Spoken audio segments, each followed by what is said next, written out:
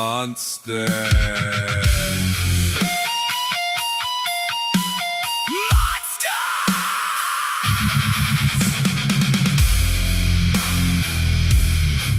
This is a hell realm. This is a hell realm. A show and tell realm.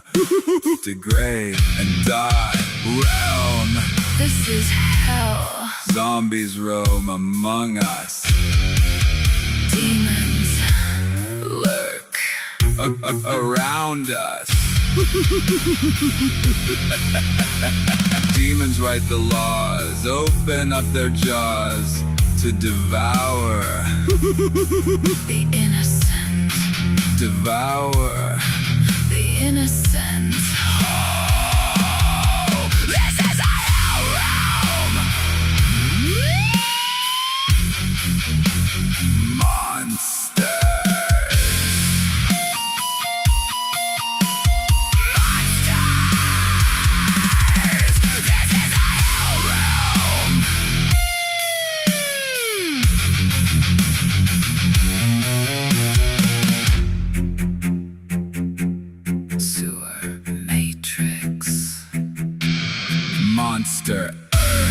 Monster Earth, death and birth in reverse.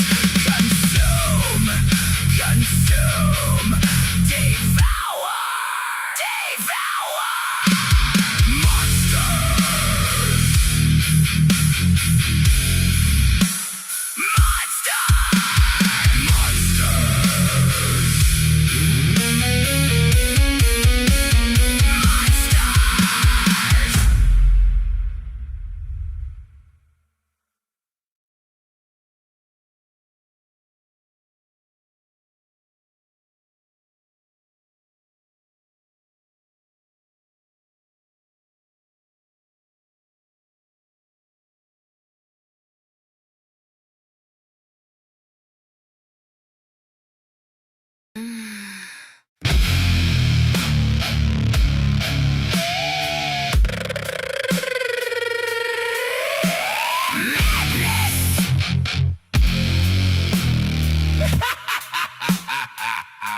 Madness.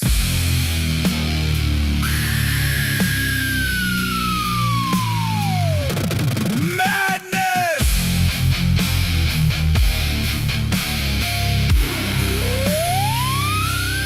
Madness. If you are mad, you are mine. Part of my crazy tribe. If you are mad, you are mine. Madness. Madness! If you are mad, you are mine. For only sanity can I despise with any ill rejection. Sane, the same, they're the same, playing demon games, sick gaslighters of projection. Look inside. Madness is inside. Sanity is the real aberration. Sanity is all the world's plague. Mother nature can rage against the seer and the sage. Mother Nature loves slaves, loves pain, loves disasters. Monster nature is cruel. In hell realm, pain is the rule. Inescapable. We suffer, we die, we mourn, we grave. Fuck your sanity. Fuck your snake-eyed sanity. Fuck your followers. Fuck your conformity.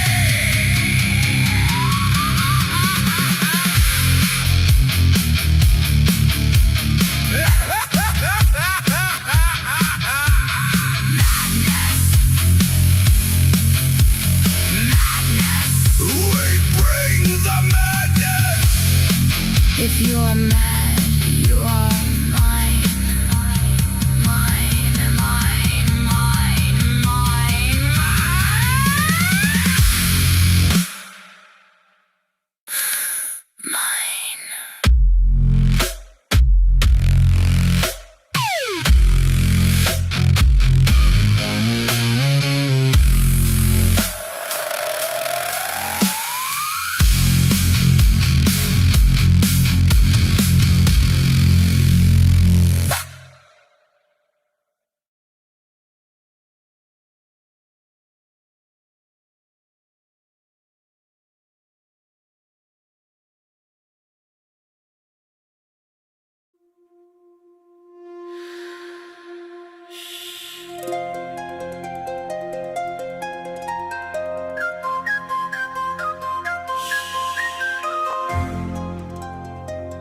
Intuition. Intuition. Recognition. Awareness. A mind. A mind. Illuminated. Illuminated. A kind of beauty. Beauty from within. Within. Within. Intuition. Intuition. See. From within. Midnight feathers of wisdom. Raven eyes. Raven eyes. Spiritual eyes. See through matrix lies. Worldly lies. Intuition. See. From within. Spiritual sight. Spiritual vision. Illuminated mind. Intuition. Seeing. Seeing. Seeing. Truly. Intuition. Intuition.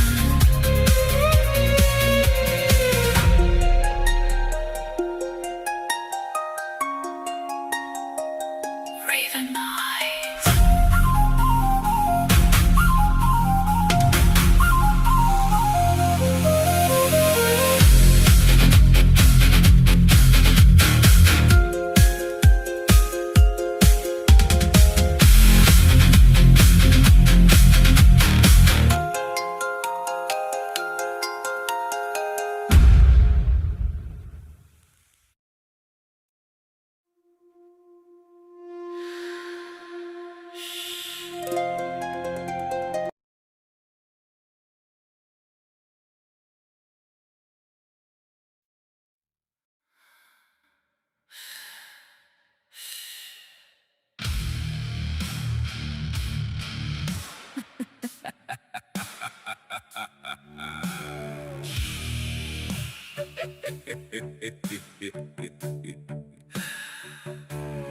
Peasants.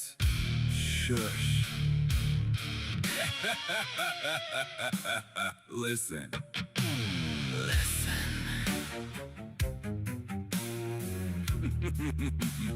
Listen. El Diablo. El Diablo. Your darkest dream. Irish coffee and cream. The cream of the crop. We love to be on top. On top. On top. El Diablo Radio International is the hottest show in hell.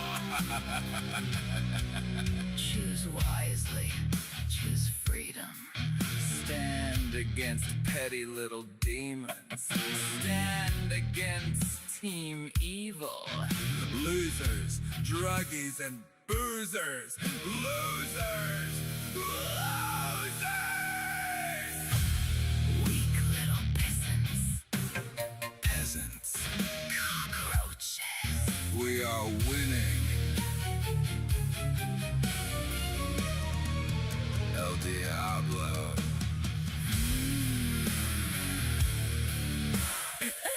El Diablo. Naughty, cheeky devil. El Diablo. Handsome devil makes ladies swoon over the moon. Ladies love. El Diablo. Ladies love. El Diablo, a brilliant rebel, a naughty devil. We bring the madness. We bring the madness. We bring the madness. We sing, we chant, we laugh and learn. We burn the demons, burn the demons. Shut the fuck up. Peasants. Peasants. Losers. Cockroaches. Shut the fuck up and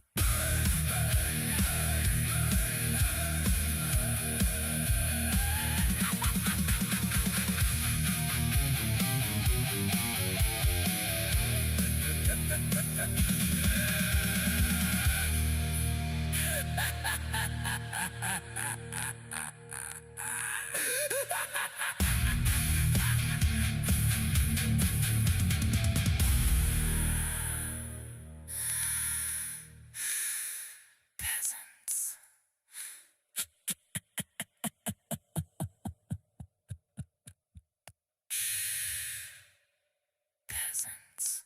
Shush.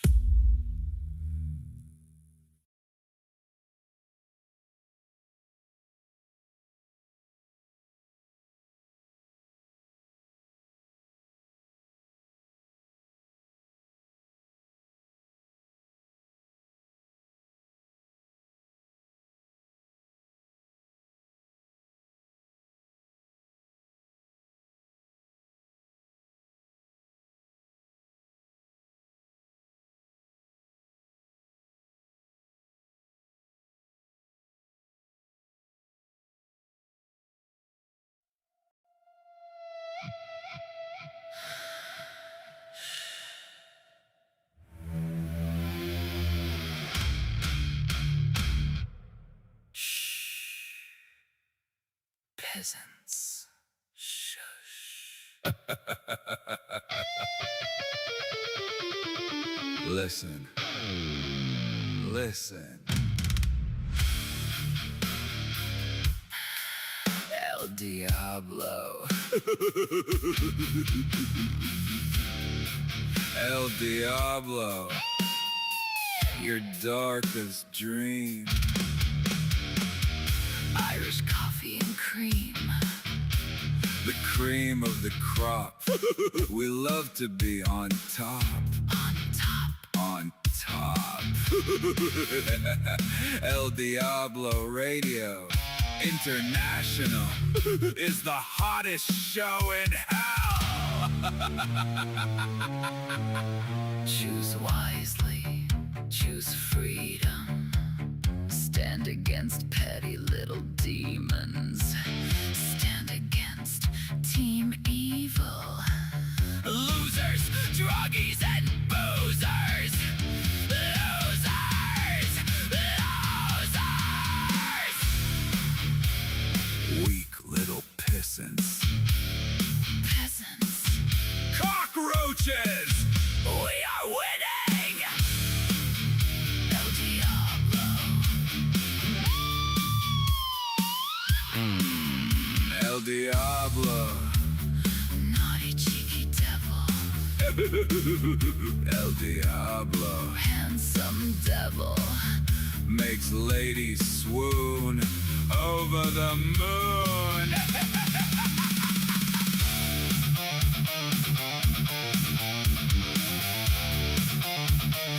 Ladies love El Diablo.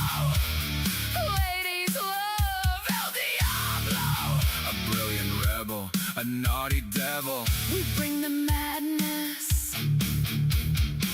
We bring the madness. We bring the madness. We sing, we chant, we laugh and learn. We burn the demons, burn the demons. Shut the fuck up and burn.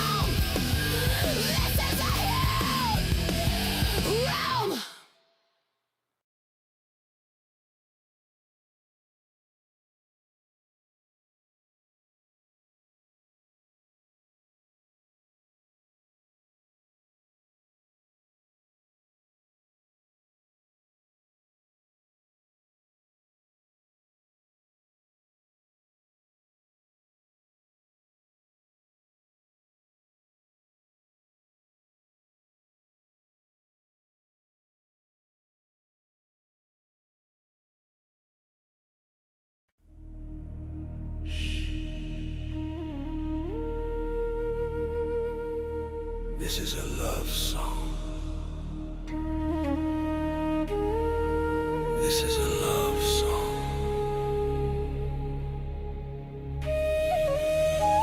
This is a true song. This is a rebel song. Feed them all lies. They love it. Feed them fake reality TV, fake politics, fake reality, fake water, fake air. No care for truth. Feed them a fake sun, a fake moon. Feed them more. Zombies are hungry.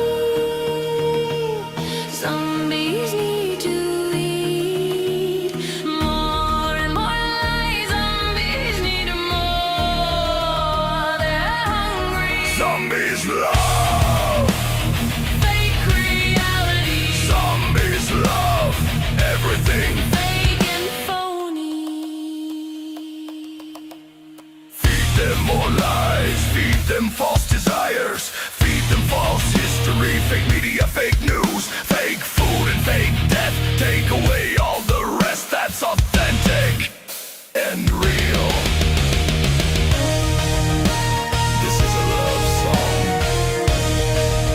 Fuck 'em. Mindless zombies, no curiosity, no desire to see.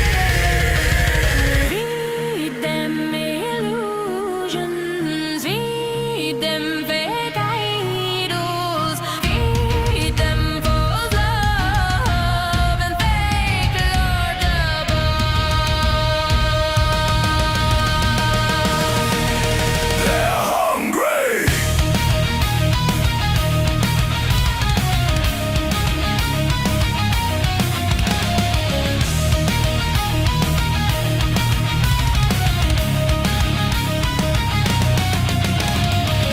Fake reality, fake water, fake air. No care for truth. Feed them. A fake sun, fake moon. Feed them. Feed them more. Zombies have a taste for shit. Zombies love these matrix. No appetites for truth. Zombies are attached to this. Zombies don't want truth. Zombies can remain doomed, doomed to run this realm earth forever and ever. Zombies. Love the lies. Zombies. Can dance in the fire. Zombies. This is your home, this is your tomb. Under the dome, sealed in zombies. Zombies.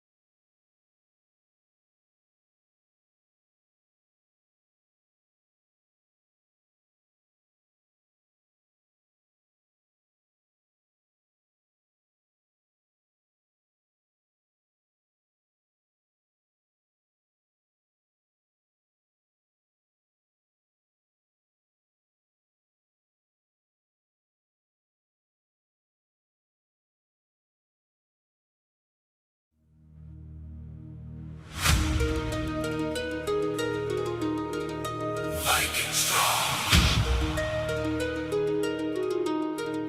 Viking strong. Sound of the drum. Pound the drums all night long. Viking strong. Viking strong. Viking magic. Viking magic. Real energy. We fight, we see. We journey. Viking strong.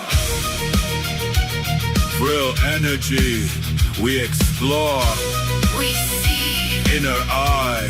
seeing within. Real energy. Viking strong. All night long. Pounding the drums. We fight, we see. We eat demons for breakfast. Roast our dinner on open flames. Valhalla calls my name. Valhalla calls me. Real energy. Choose freedom. Choose wisely. Viking strong. Eternity.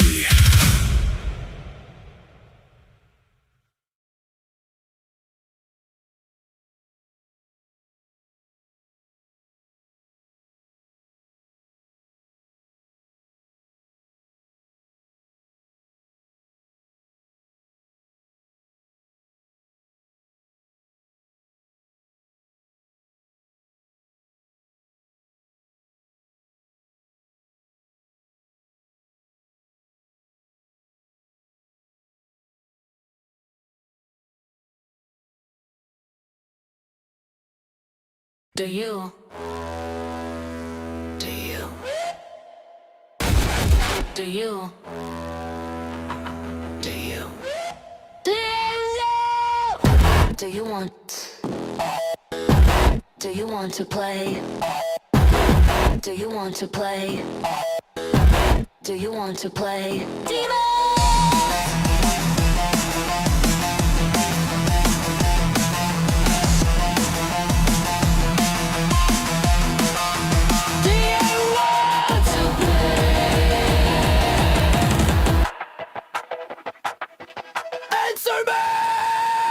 Face me! Do you want to play? Show me your hate!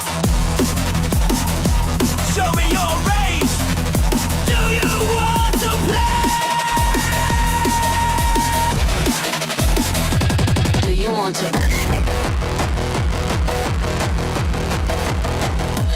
Do you? Bury yourselves in hell! Bury yourselves in hell! Miserable creatures, creepy ass creatures, dirty asshole creatures. Burn in hell! Burn!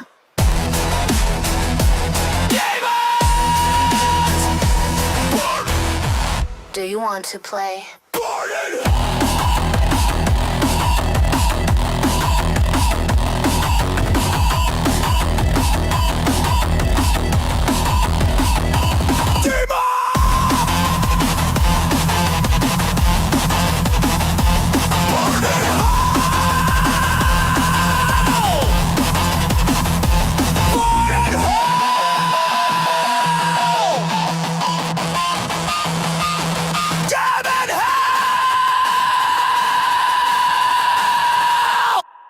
Do you? Do you? Do you? Do you? Do you? Do you want? Do you want to play? Do you want to play? Do you want to play? Demon!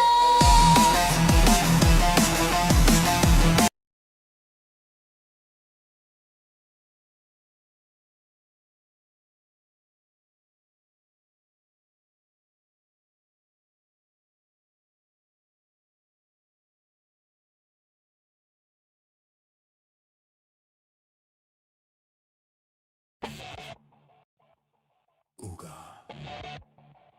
Ooga booga. Yeah, boy. Yeah, boy. Jump. Shit. Shit. We in the donkey hood. In the donkey hood. Feeling good. Yo, yo, yo, yo, yo, yo, my niggas, yo.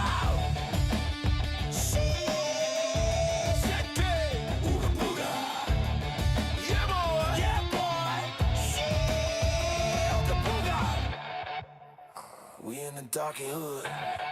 Hey, we feeling good. We feeling good. You feel me? You feel me? You know what I'm saying? You know? Sucker, sucker. We feeling good. In the darky hood. My niggas. Your boy. Ooga booga.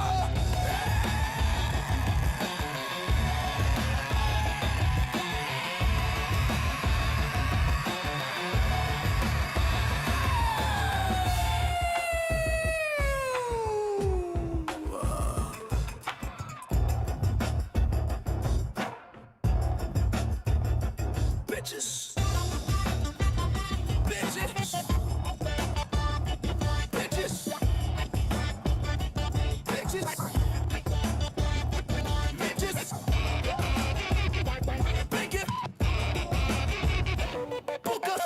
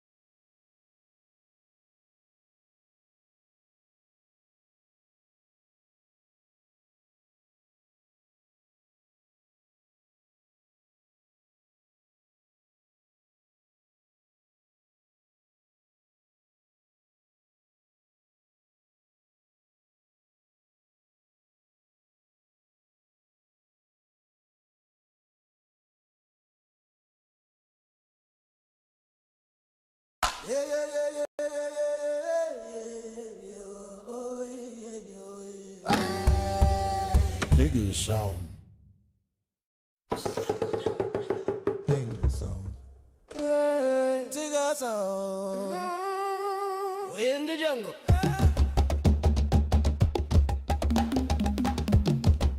This be all darky hood.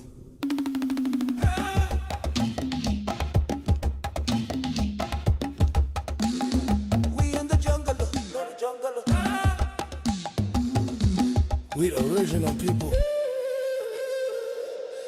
We the original people. Tigger sounds. Tigger sounds. Tigger sounds. Tigger sounds. Umina ko ikon te makakasa baya akari jama kaita mo tafa boko baya ko akulupuko sa tena le tanya ina ta kare ta ta kabo ale baya ko umina ko ikon te makakasa baya akari jama umina ko ikon te makakasa baya akari jama kaita mo tafa boko baya ko akulupuko sa tena le tanya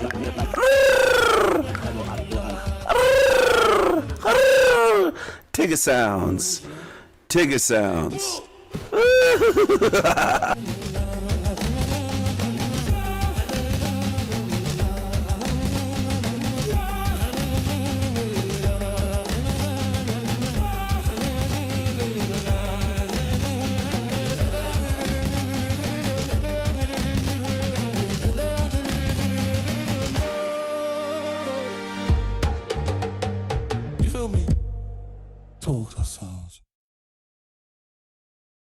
Tiger sound.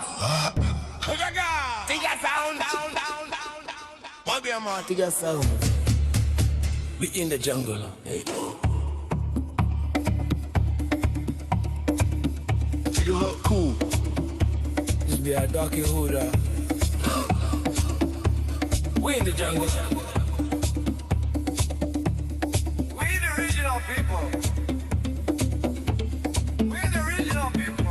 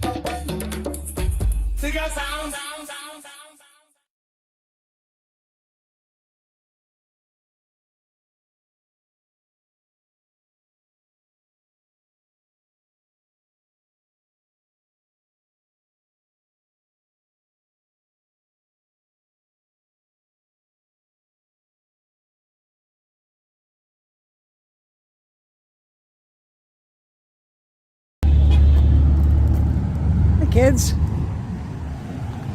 I'm at the No Kings protest. Let's see how it goes here. So I'm going to be recording. I don't see anybody else recording, but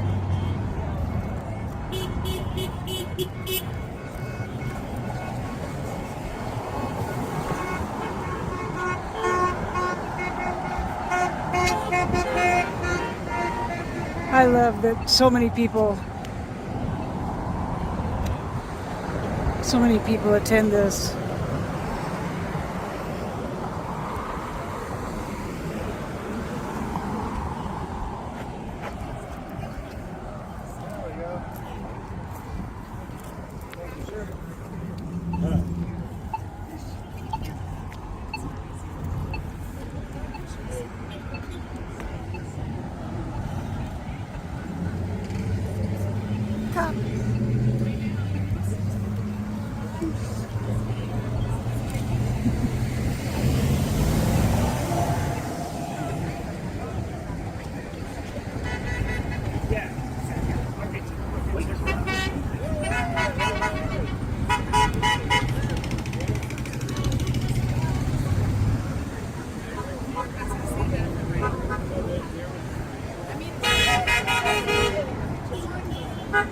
Fucking love this. I did not bring Hawk with me this time because it's hard to deal with him and the camera at the same time. Fucking love this. Fucking love this. I did not bring Hawk with me this time because it's hard to deal with him and the camera at the same time. So I left him at home. Ooh, it's chilly up here.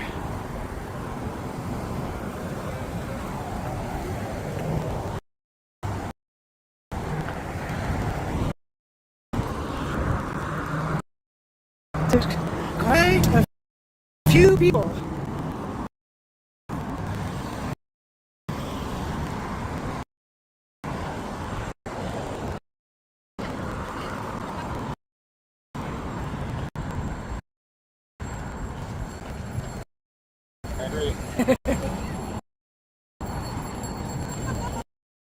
Everybody agrees with my shirt.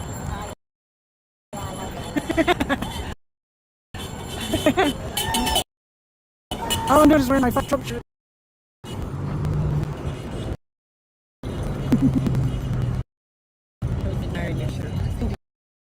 have probably every anti-Trump shirt that Amazon sells. I'm all.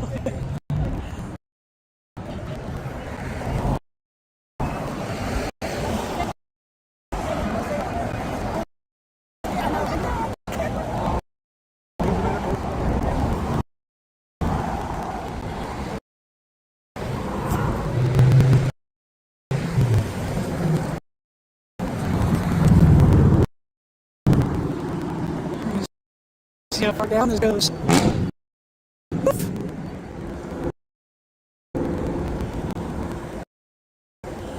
You know what I did not.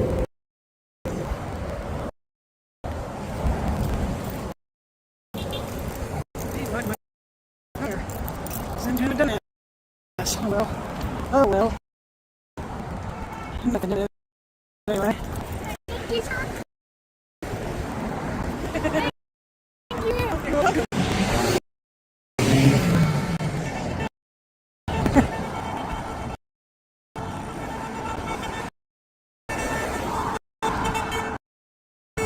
That's why I go to get my taxes done. H&R Block.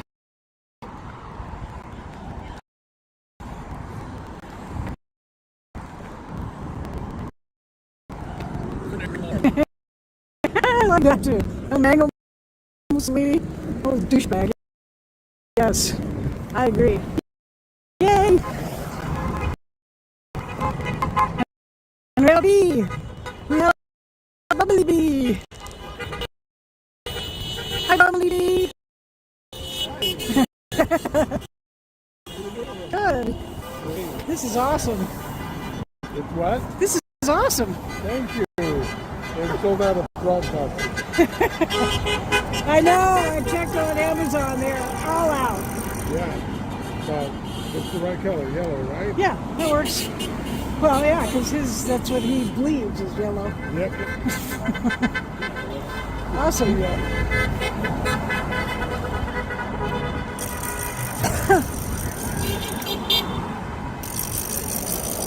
Quiet pig. I have that shirt. I have that quiet piggy shirt. That's a quiet pig. It's underneath the JB printer. Oh no, I have one of Trump as a pig. Oh, and it says quiet piggy on it. Oh, that's nice. Yeah, I like it. I love your nails. Thank you. Shocker.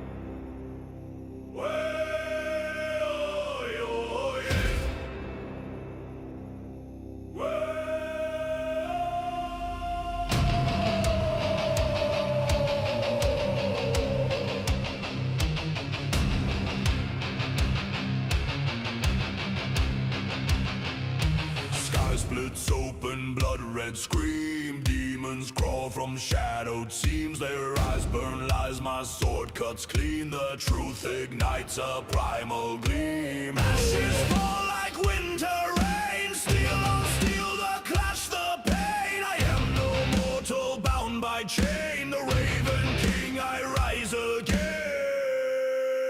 I am the Raven King. I can do anything. Truth is my weapon, my shield, my fire.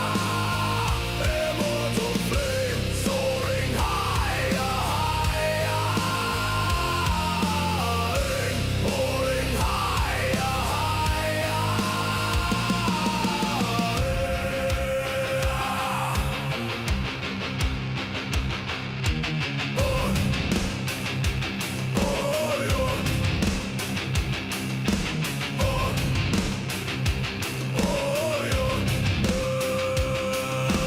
Bones of the earth tremble and quake. weak, evil's grip begins to break. Thunder answers each step I take. Their kingdom crumbles for truth's sake. My voice shatters the darkest sky. Shadows cower where my sword flies. No fear, no death, I cannot die. The Raven King I testify.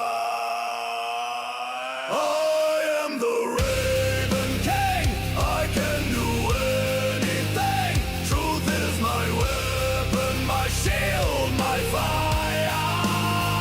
Immortal flame soaring higher, higher. Soaring higher,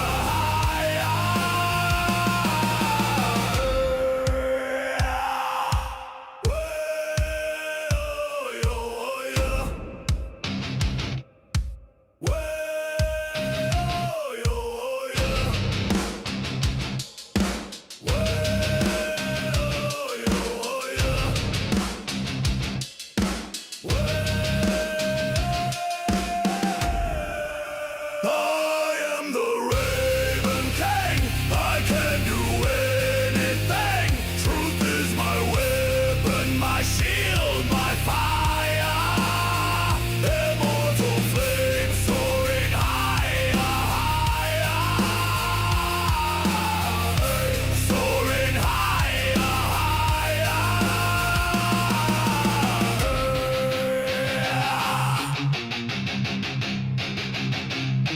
Hey!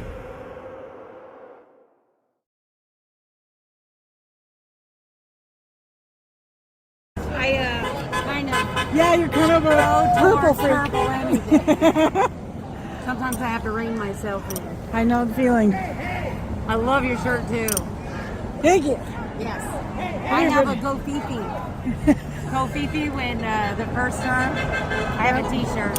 I have probably every anti-Trump shirt ever offered on Amazon. I love it. I have them all. All right, taking pictures. Yeah. Do you know that Lithgow, John Lithgow, is an illustrator and an artist as far as poems go? I have his 3 books, Humpty Dumpty, and it's all illustrated by him on the Trump regime. Oh wow. There's 3 books, and they are freaking amazing. I also have Whose Boat Is This Boat? Stephen Colbert. When Trump went down, Okay.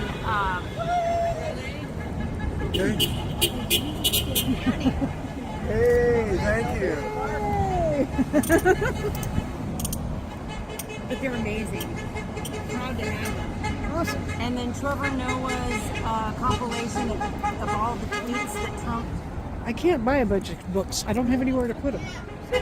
Seriously, I live in a tiny house. I do too. 430 square feet. 220. Oh, you win. You win. Where's the bathroom in there? I have a bathroom. It's got a washer and dryer. Oh. I have a tub and a shower. And a toilet. And a sink. All the essentials. Yeah, and I have a dishwasher in my kitchen. Oh wow. I don't even. It's a drawer. Yeah.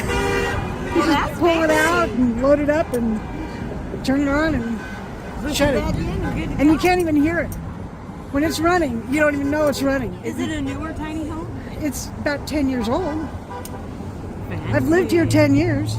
All right. So, but yeah, it's I love it. Are you in a tiny home community? No. I'm in a residential neighborhood. Okay. Yeah, we had to go through hoops to be able to set a tiny house down in Lincoln City. They didn't allow them before. Oregon didn't allow them. Really? And so all the tiny house companies, which there are about 12 of, they all got together and filed a class action lawsuit against the state. And the state finally conceded and said, hey, you know what, we'll just leave it up to the cities. Whatever they want. Yeah. Lincoln City and Vernonia were the first 2 to step up and say, yeah, we'll take tiny houses. That is awesome. I live in a community right now, Depot Bay, Holiday Hills. The ground is owned by a corporation in California. And fuckers. They are just bastards all the way. They raise the rent right to the line that they can't. Because I don't pay rent. And I own my house, so do I. And I own the land that sits on. That's the key. Yep. I thought it was going to be our forever home. Yeah, because surprise. They can't charge you property tax on the house as long as it's up off the ground. It's on wheels. They can't charge you property tax for it. I get charged property tax just for the land it sits on. I do not believe there's wheels anymore.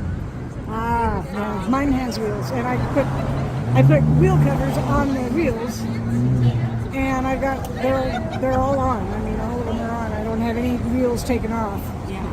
We'll just leave it up to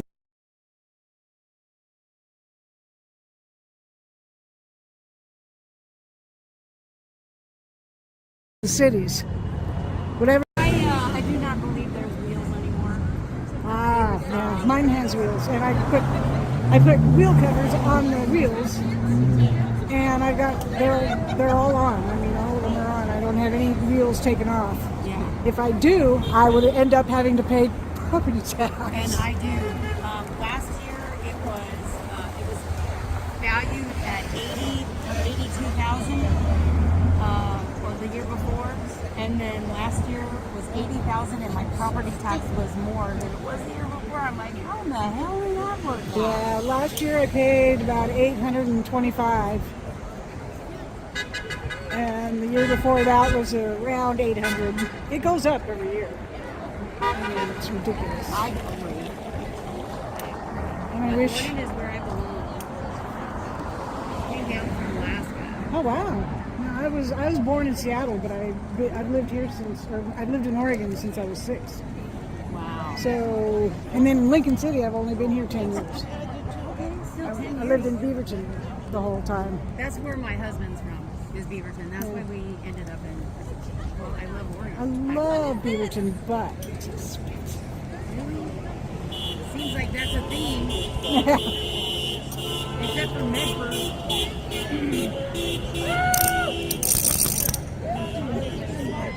God, I still don't understand why the Democrats, when they're listening to Trump speak, why don't any of them stand up and go, that's a lie, that's a lie, that's a lie. I know, it's insane. They let him get away with it, and that's why he keeps fucking doing it. I don't get it. I don't either. It's I dumb. know that Hakeem Jeffries is bought and paid for. Oh yeah. Schumer probably. That or he has no spine at all. And you know that Vance, you haven't seen Vance very much. Nope. It's because he's being prepped. He's being prepped to take over. So Project 2025 is half there. They are prepping him on how Nobody when to likes take over. Vance, the couch fucker. Nobody likes that guy. No, Vance is not going to go for it. no Democrats like him, but I don't know about the Republicans. I don't know if they like him or not. I don't know. He's an idiot. He is. He's a blithering idiot because just 2 years ago he said that Trump was Hitler and he's not fit for office. And now all of a sudden he's vice. Paycheck. All right. Oh, he's great. But they all did. So did Ted Cruz. Same thing. Chris Christie. Yep. Same thing. Exact same thing. Lindsey Graham is the only one really that's consistent, and he is a ball sucker if I ever saw him. Yep. What in the hell is that dude? Come out already. But it was pretty disgusting how he laughed up the first term. I didn't have a problem with Trump in the first term. I mean, I don't like him, but he didn't do anything stupid. You know, whereas this term, that's all he's done. Throughout the entire year, that's all he's done is one dumb thing after another. Yep, and that war with Iran is really fucking dumb. Yeah, they don't know. Iran doesn't even know why they're fighting. Nobody knows why they're fighting. Because Netanyahu's in it. Netanyahu is dead. I really hope so. You know, I don't put that shit out there lightly, but you know what? So now he's in a war that he can't get out of. Yeah. And the boots on the ground? Are you fucking kidding me, dude? He's a fucking idiot. Yeah. Yeah, well, yeah. Yes, he is. Yeah, definitely established that part. Yeah, it's okay. And he's making money. He's making Hand over billions. fist. And I didn't think you were supposed to do that if you were in office. Well, you're not supposed to do a lot of things that Trump does in office. And until he's held accountable, he's going to keep doing the shit he's doing. Exactly. The ICE regime is ridiculous. I mean, if I was in Washington and I was listening to him speak, I would stand right up and go, "You're a fucking liar. You are lying, lie, lie, lie, lie, lie, lie. Everything that comes out of your mouth is a lie." And nobody in Washington is willing to do that, and I don't get it. I don't either. I don't understand. So I totally would. Yeah. But you have larger balls than the Republican Party does, or the Democrats for that matter. That's But true. they know they don't have a majority. I think that's what's keeping them at bay. What? Oh, who would Jesus bomb? Oh, Lord. There was something about Iran saying that, they threatened Trump's life for telling the lies that he's yelling. Yeah. And one of them was reading the comments. Oh my God, it was hilarious. Well, don't tease us. And then there was another picture of Mar-a-Lago with a sign, and it was just, wow. But I can't believe where we're at in the United States right now. I don't get it. I just don't get this whole thing. How the hell did he win? I don't get it. Well, why didn't Biden codify it when he was in office? For that matter. Yeah. Well, I'll tell you what. If Trump can circumvent the Constitution and run again, I hope to God Obama runs with him, against him. Because Obama will win. Absolutely. I'd vote for him again. Heck yeah, I'd vote for him 10 more times. I wrote in Bernie. The first term I wrote in Bernie's name because I didn't like either of them. Yeah. Because I'm an independent. Yeah, me too. I'm independent. But I miss Obama. I miss the classiness, the eloquent speaking, and his sense of humor. He was funny. Yeah. Trump is not funny. Not in the least. He is gross. It's pretty bad. All you have to do is say he's pretty, and all of a sudden, Oh God. what can I do for you? And did you see that? Mike Johnson created a new award for Trump. Yeah. Oh my God. Well, how about taking the Nobel Peace Prize, dude? For what? 8 wars that you really Started. right? And now we have what do they call it? Where Putin and Kim Jong-un and what is it? The Committee of Peace or bullshit like that. Mm-hmm. And he is member forever, chair forever. Woo! Yeah. Yeah. Thank you. Bubbles. Big bubble. Who's doing bubbles? Oh, look at that big one. It's a big one. Cool. Well, my name's Chris. I'm Silver. Silver? Yes. I love it, Silver. What a Thank great you. name. Thank you. You love it even better with my last name. Silver. Diamond. Ooh. Really? I married into Diamond. My first husband was Mexican, so his last name is Gloria, but it's Gloria. Yeah. And so people constantly were asking me for my last name, and I tell them, and they'd be like, "No, ma'am, No, your last name. your last name." I'm like, "I know my last name." The thing I get all the time is when I tell them my name, they look at me like, "What's your real name?" I don't know. You tell me. You. I know. So I Obviously, got you know to pull more out than my I ID if you want to see it, because it's Silver Diamond on my driver's license. That is awesome. Thank you. I like it. Except I don't like the ex-husband that the diamond came from, but he's dead now anyway, so it's cool. Right? And you didn't kill him either? No, I didn't. I have a second husband like that. Right? but he's dead now anyway, so it's cool. Right? And you didn't kill him either? No, I didn't. I have a second husband like that. Yes! Donald Trump, yes! Well, he does that daily in his pants. He what? Trump. Yeah. Dump. Yeah. He took a dump in his pants in front of people. Oh my God. And then drop the diaper and expect everyone to clean him. So are you kidding me? He did that on The Apprentice. What's so he doing now? weird. That is just so gross. Have some dignity. I mean, oh yeah, it's Trump.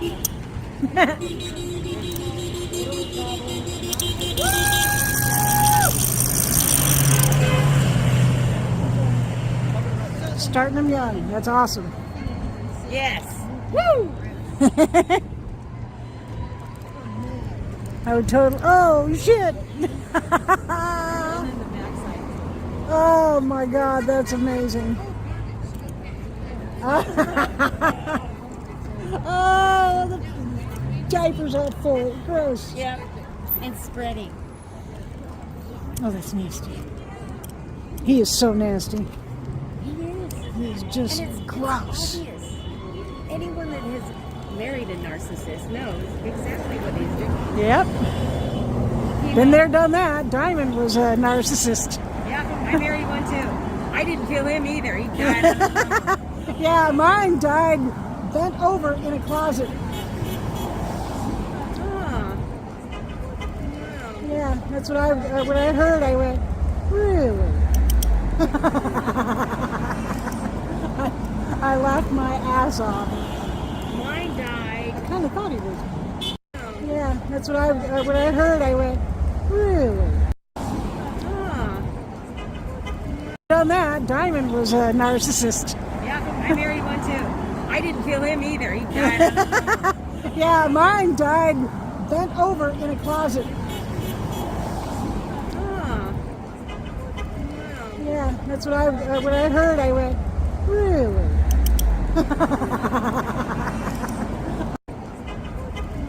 Yeah, that's what when I heard, I went, really? I laughed my ass off. Mine died. I kind of thought he was. Huh. Yeah, that's what when I heard, I went, really? I laughed my ass off. Mine died. I kind of thought he was. In Yeah, mine died bent over in a closet. Huh. Yeah, that's what when I heard, I went, really? I laughed my ass off. Mine died. I kind of thought he was. He had a heart attack when he was moving into his place. Well, mine died of lung cancer, I guess. But in a closet. In the closet. Yeah, he was in the closet, bent over something, and he died. That's what the cops said when they found him. What was he doing bent over? I don't know. There's some questions. But he's gone.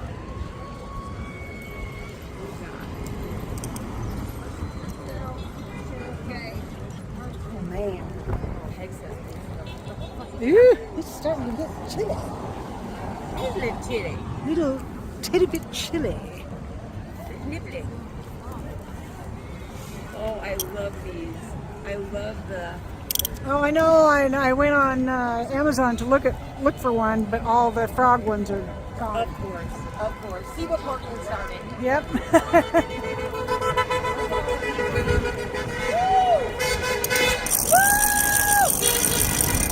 So we got 2 bumblebees and an axolotl.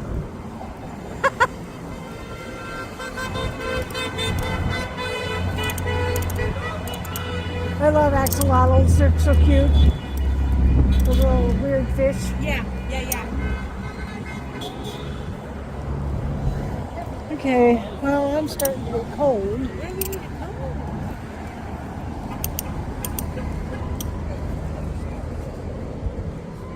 I'll go back to my car and see if I got one in there. I don't know if I do. Fingers crossed for you. Nice talking to you. Nice talking to you too. Nice to meet you. Yay. It's starting to get chilly.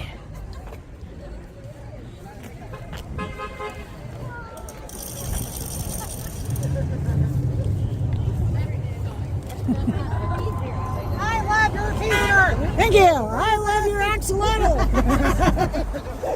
I mean, I think we're saying the same thing. As a matter of fact, I bought a bunch of Trump stickers. To put on the desk. Yes. I haven't got them yet, but they should be coming in the mail.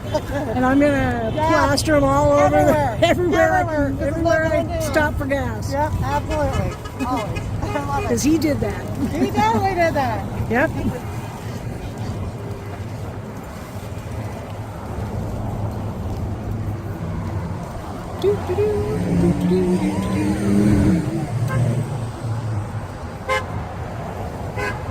Oh, look at that car. Ah, that's nice. That was a nice car.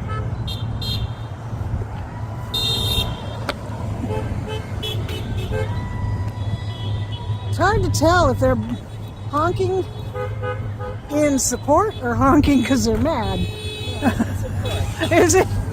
Hopefully.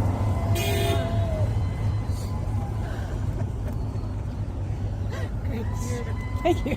It's like the 5:30. Got it off Amazon if you're interested. All you gotta do is put anti-Trump in the search. And a bunch of them will come up. Yep. Awesome. Thank you.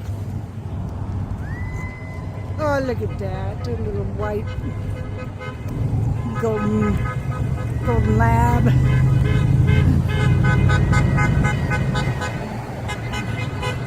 Oh, my back.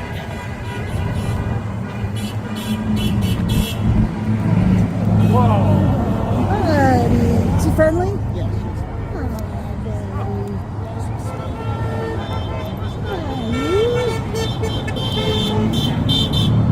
Yep, I have a dog at home, so yes, what you're smelling. There's another one. Here's another one. Trump has crabs. Hey.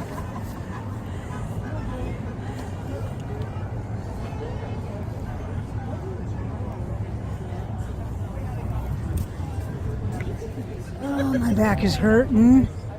For certain.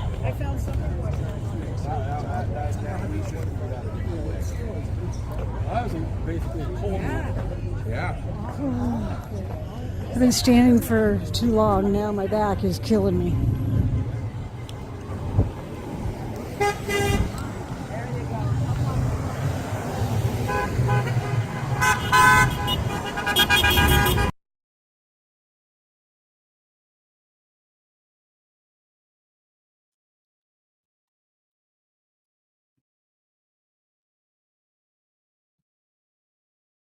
Journalist, and he is now suspended from. I'll be right back. I gotta go to the bathroom. Okay. No You worries. may. Because you get all stoned, you get the munchies, and there's nothing to eat but bugs and snakes if you're lucky. Dirt. It's dirt. Yeah, Bowl of dirt. right. Mud pie. Right. Try eating that with chopsticks. Oh, did you like your cigarette end on the right end? This time I did, but You did. Right. I didn't light it correctly. Oh. It says here that cannabis for industrial purposes, hemp, which has a low THC, is legal and is widely used in the country for the production of consumer goods. They don't smoke it. they use it for the rope and cloth, and seed for the oil for shit. Yeah, because cannabis and hemp. Yeah, the only places that weed is 100% legal is Canada, Czech Republic, Georgia, Germany, California. Luxembourg, Malta, South Africa, and Uruguay, plus 24 states. South Africa. That's odd. Yeah, South Africa and Uruguay. It's Dutch. It was Dutch. What about Right. Jamaica? Okay, that makes sense now. Yeah, that makes sense. What about Jamaica? 24 states, 3 territories, and the district. Yeah, it's not legal in Jamaica, Howie. I don't think it's legal even now. It's never been legal. Yeah, but it's if you try to go catch those guys, you'll be worse off than if you caught them. Like what's that? Serious gangsters. There's a few songs about the cops coming and busting people in Jamaica for weed. Like not Peter Tosh. Ika Mouse does a song about it. You ever heard of him, Ika Mouse? No, I've heard of Peter Tosh though. Yeah. Tosh, yeah. No, I've heard of him. Oh, it says here that while cannabis use has risen in South Korea since the 1970s, it remains far less popular than synthetic drugs such as methamphetamines. Oh no! Dang, they like meth better than they like weed in South Korea.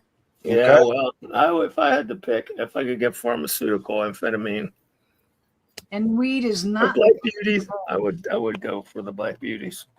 That's nuts, isn't it? Put me on Dexedrine in 7th grade because of my attention deficit thingy. Well, what gets me is that, in the old days when drugs were illegal, you only had heroin, cocaine, marijuana, and like hallucinogens, like LSD. Chewits and Quaaludes and stuff. They were like running the pain pills. But they all worked. They all worked, Yeah. And like nowadays, all you have is fake shit that doesn't work because they made all the good stuff illegal. So now you can't. I talked to my doctor the other day, and I asked him if maybe he could give me some Xanax because of the anxiety I've been going through. He won't fucking do it now because it's like the new age where that's so dangerous. Yeah. That's so dangerous. No, ask him for clonazepam if go down. I used to have that. But yeah, I've been on that forever. I won't give take fucking any school pills that kids the that. doctor gives me. Huh? I said I won't take any pills that the doctor gives me. Yeah, I know. You're stubborn. I know. Treating it as an administrative offense rather than a criminal one. While possession of small amounts, up to a 10-day supply, won't lead to jail, it remains illegal and drugs will be confiscated. It's like California. You can have like a gram of heroin, a gram of cocaine, and whatever. It's considered. Hello. Hello. Hello. We hear you. Can you hear me? Hello, Stephen. No, we can't. Hey, Paul. Do I need a louder mic? Is this okay? No, you're fine. Actually, your gain's a little high. You should turn it down like half a click. Hold on. I'll fix it for you. Just a second. I'll be a gentleman here. Is this better? Now? Say hello. Say hello. Hello. Better. Way better. Hello. You still contend that you're 88? You asking me or Paul? Yeah. He's 89 now. We know he's not 88. He's like 45. I'm 88, but I don't know how old Paulie is. You're like 40, you're 44, 45, I would guess. No, way older. I'm double that. I've seen your picture, Stephen. I've seen your picture. Those are like 40 years old. Those pictures. No, I've seen a video where you are talking, and you. They had video 40 years ago. I had a camcorder, a Sony. No. These are videos that are on YouTube. No, I'm 88. Silver, trust me. No, I'm retired. No, you're not. Trust me, I'm retired. You might be retired, but you're not 88. I am retired, Mr. Mole. I'm retired, and I'm only 67. Okay, well, a lot of people retire before 65. Like I did. My mom retired at like 50 or so. You're not 88. I've got a picture of you and a video. No, I am 88. No, you're not. In spiritual years. Yes, I am. In spiritual years. Spiritual years. Spiritually, I'm 483. See, we're getting along. Zatoichi, do you think that 88, do you know about master numbers, the double number? Do you know that is magical? Yeah, that's Like why they. 33. That's why Buick had the Delta 88 because they were Freemason. That's shit. why I'm 88. I am 88. You're not 88. And this is one of my newest knives. This is a Condor. And it's a Condor. Isn't that a beauty?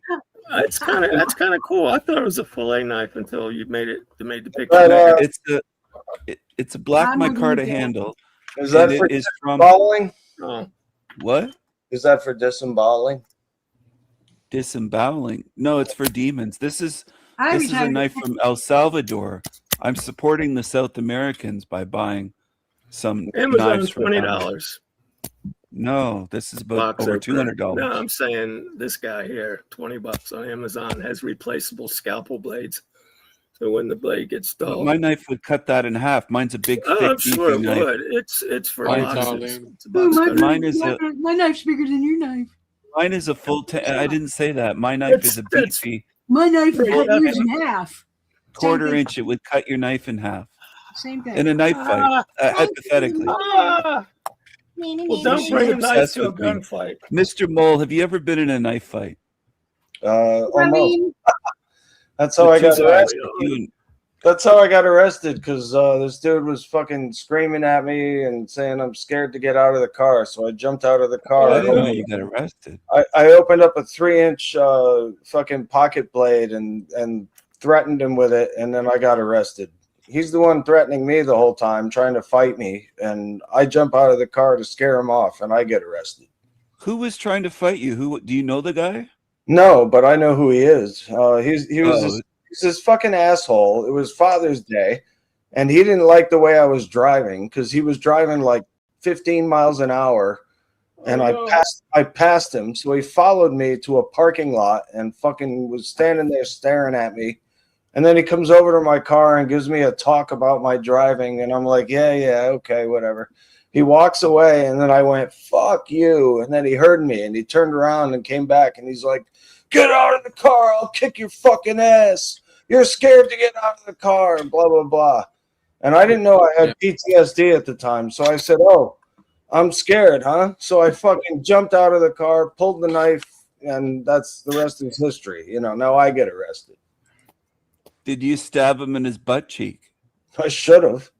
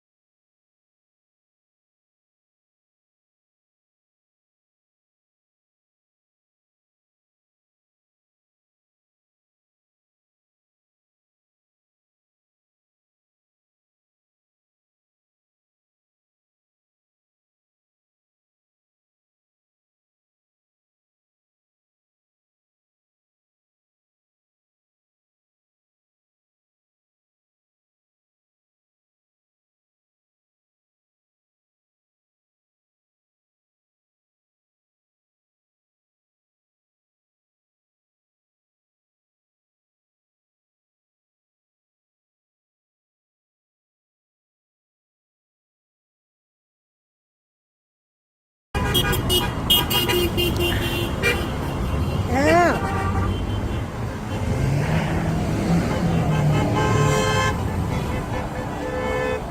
Woohoo! Supposedly, I can't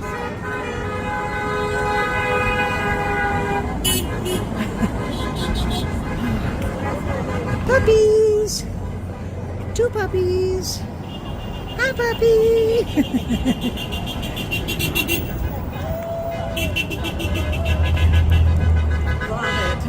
Thank you. Oops. I'm gonna kill myself coming off these curbs. And look at this, she's parked right in the middle of the crosswalk. And she didn't go when she could. Fuck.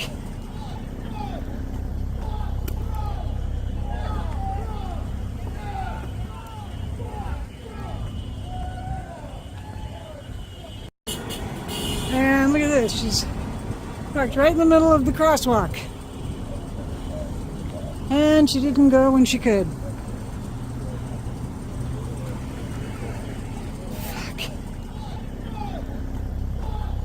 I'm gonna kill myself coming off these curbs. And look at this, she's parked right in the middle of the crosswalk. And she didn't go when she could.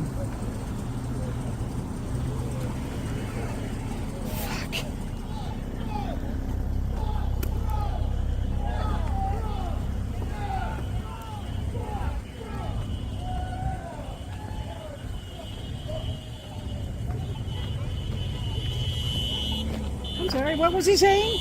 I hope he was saying fuck Trump. I'm not sure. That's what I got. Sorry. No,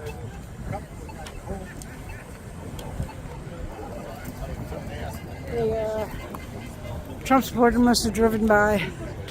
And we do have those here.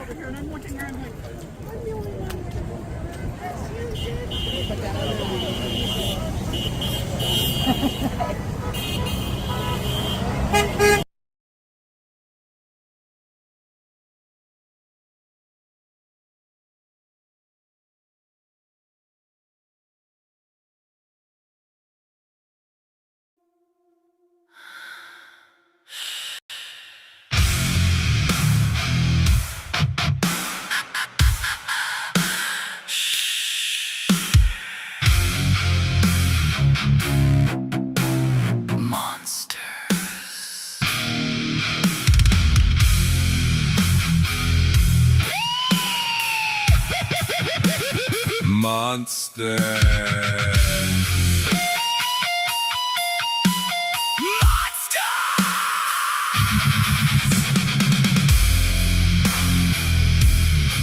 This is a hell realm.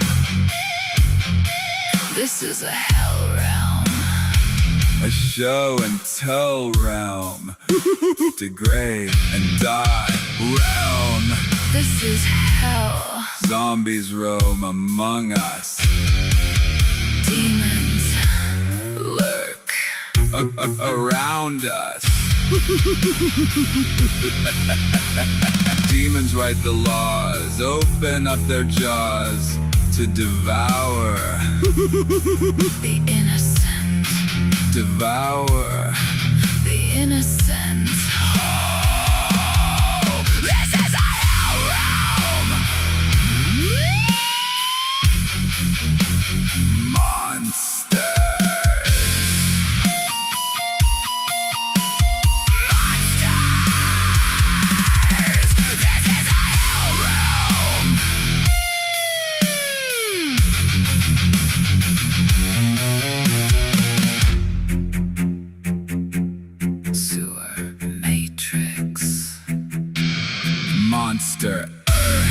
Monster Earth, death and birth in reverse.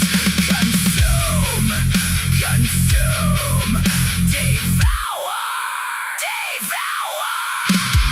Monsters.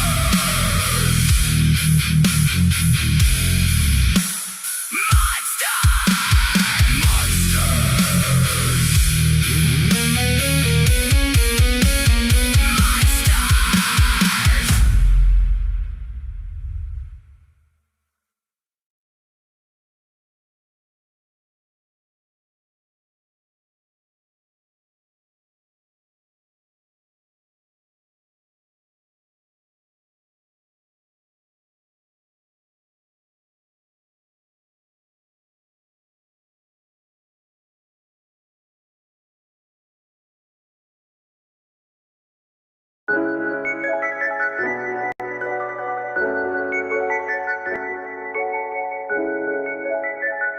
You are obviously against tyrannical regimes.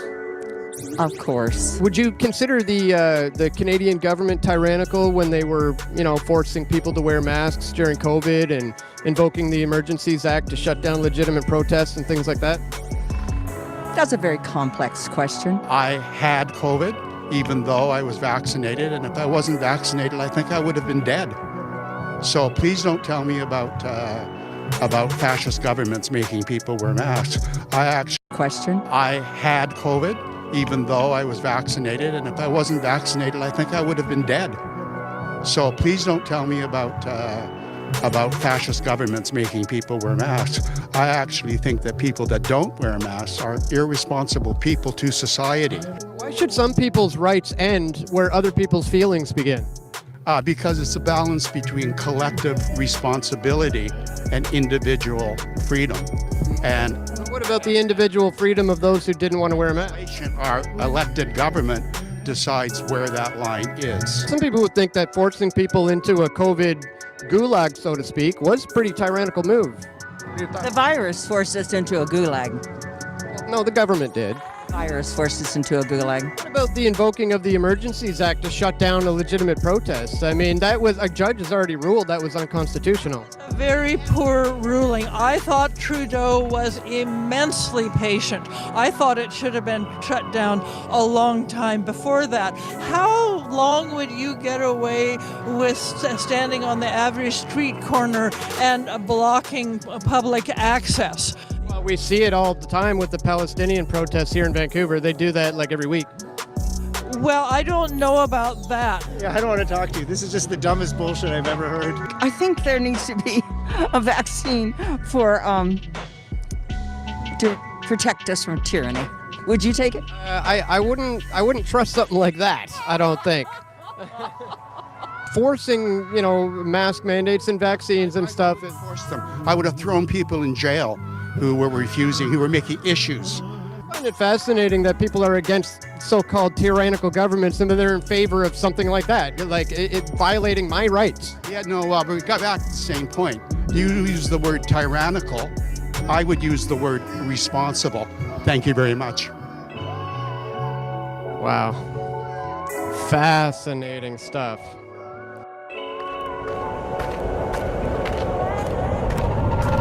Hi there, everyone. This is Dan Dix here reporting for Press for Truth. I'm here at the No Kings rally, which is basically an anti-Trump rally that was initiated in the United States. Now, this is the Vancouver version, which has been rebranded to No Tyrants. And presumably that's because they understand that this is not a republic. This is, in fact, a constitutional monarchy, and we're literally under the rule of King Charles III.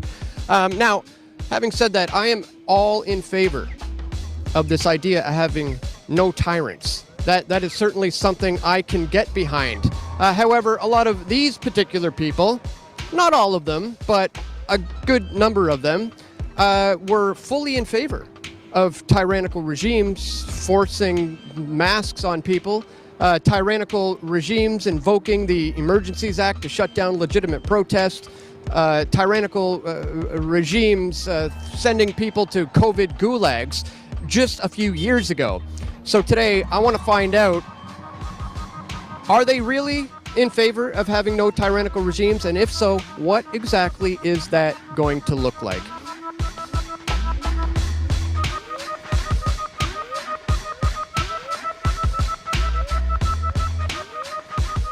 You guys mind telling us what brings you here?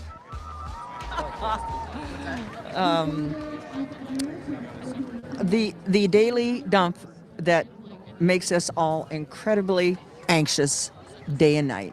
And what's the daily dump? Mr. Trump, see the back of this? Oh yeah, all these things that get flushed. Voters, Gaza, money, EPA, Canada if he gets a chance. So this is in solidarity with the U.S. kind of anti-Trump movement? Totally anti-Trump. What else would it be? Right. Well, I mean, just because it's in Canada, we literally have a King Charles III under a constitutional monarchy. But he is really kind of just a corporate puppet. Really, that he's a tourist attraction. Would there be a similar objective here to overthrow that kind of a system, or? I doubt it. There's so much more to do that's more worth your time. Right. Yeah. So you are obviously against tyrannical regimes? Of course. Would you consider the Canadian government tyrannical when they were, forcing people to wear masks during COVID and invoking the Emergencies Act to shut down legitimate protests and things like that? That's a very complex question. Some days I think it's a personal choice. Other days I think that consideration for the mass society, especially when it's a disease that's so easily spreadable and kill people, I think it's a matter of people thinking, okay, what's more important to me? To me, it was more important to wear a mask, and it was more important to get the vaccine. Other people make their own decision. I hope it didn't kill anyone in their family or anywhere else. Well, some people would think that forcing people into a COVID gulag, so to speak, was a pretty tyrannical move. The virus forced us into a gulag. Well, no, the government did. The virus forced us into a gulag. Is that why you're masked up today, or do you just not want to show your identity? Well, I'm more aware of surveillance. Surveillance? Yeah. From police or other? You don't know if there's ICE agents here. You don't know what's here. I mean, you don't know. Right. Did you say ICE? You never know. They're going to be here for FIFA. Isn't that an American organization? Yeah. That border ain't that solid. But they can't enforce anything on this side of the border. But they can film you. Okay. Yeah, it's easy. Are you not in favor of getting illegal immigrants out of the country? Which country? Canada. That depends. That's a complex question. If they do criminal things, well, then they're out. Right, but if they were unvetted and came in illegally, before they even do anything criminal, shouldn't they be a concern? Possibly a concern. However, I don't know what I'd do if I were in their shoes. And just why they came here. I don't know what. And you don't know what you do. You don't know what you do to protect yourself or your children. We don't know. I don't know. These are complex questions. Right, yeah. The reason why I asked, because I was under the understanding of that's what ICE is involved with in the U.S. is kind of clearing out illegal immigration. Yeah, you think that's all ICE is doing? My goodness, they have a lot of warehouses for that's all they're going to doing. I wonder who they'll put in them next. Right. Yeah, who knows, eh? Yeah. 10 years before the Second World War launched, there were camps. Yeah, you think that's all ICE is doing? My goodness, they have a lot of within the U.S. is kind of clearing out illegal immigration. Yeah, you think that's all ICE is doing? My goodness, they have a lot of warehouses for that's all they're going to doing. I wonder who they'll put in them next. Right. Yeah, who knows, eh? Yeah. 10 years before the Second World War launched, there were camps in Germany for undesirables of all sorts. For 10 years before. I mean, didn't the Trudeau government kind of turn the the pro-choice vaccine people into, the enemy? I don't know. I guess that's a complex question. And Trudeau is long gone. Yeah. What do you think about the new guy? Same as the old, or are you liking him? I think he's probably best we can get for our time. All right. So just before I'll wrap it up with you, in terms of the forcing of mandatory masking and vaccines, you're okay with that move by the government? Why you're talking about that? Because actually that's a long gone too. Until the next pandemic, we'll see what we do with that one. Right. Well, I mean, that concerns me far more than the old one. I'm far more concerned about. I think there needs to be a vaccine for to protect us from tyranny. Okay, that's interesting. And a vaccine to protect us from tyranny. Would you take it? I wouldn't trust something like that. I don't think. To protect us from tyranny. There needs to be a vaccine for to protect us from tyranny. Needs to be a vaccine for to protect us from tyranny. It needs to be a vaccine for to protect us from tyranny. Okay, that's interesting. And a vaccine to protect us from tyranny. Would you take it? I wouldn't trust something like that. I don't think. But I mean, it could be argued that shutting down the trucker rally in particular. But I mean, it could be argued that I don't think. But I mean, it could be argued that shutting down the trucker rally in particular was a pretty tyrannical move, wouldn't you say? That was a legitimate protest. Well, that's also a complex question. The blockade they presented was very problematic. Sure, but you're allowed to. And also, how influenced that was by folks from the U.S., I always have wondered. Don't you? Sure, I do. I remember seeing on CBC and other mainstream news outlets a guy walking around with a Nazi flag, and they pointed at that as being, look how dangerous these people are. Couldn't that be one of these agent provocateur types you speak of? You don't know. You don't know. All the world's a stage. All right. Well, thank you so much for talking to us, and let me get one last shot of your thing here. If you want to read a good book, Rachel Maddow's book Prequel about the history of fascism in the U.S. is extremely informative. Okay. All right. Thanks for the tip. Thanks for talking to us. Yeah. Well, that was interesting. Apparently against tyrannical regimes, but all for tyrannical governments forcing vaccines and mask mandates and shutting down legitimate protest. Calling all of those questions complicated. That was kind of an easy way of saying the kitchen's getting a little hot. Again, I'll try to get in some interviews when I can.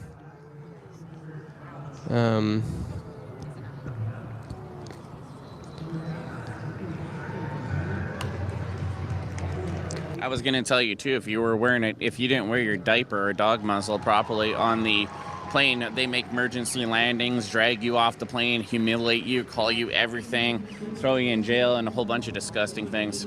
What brings you here today?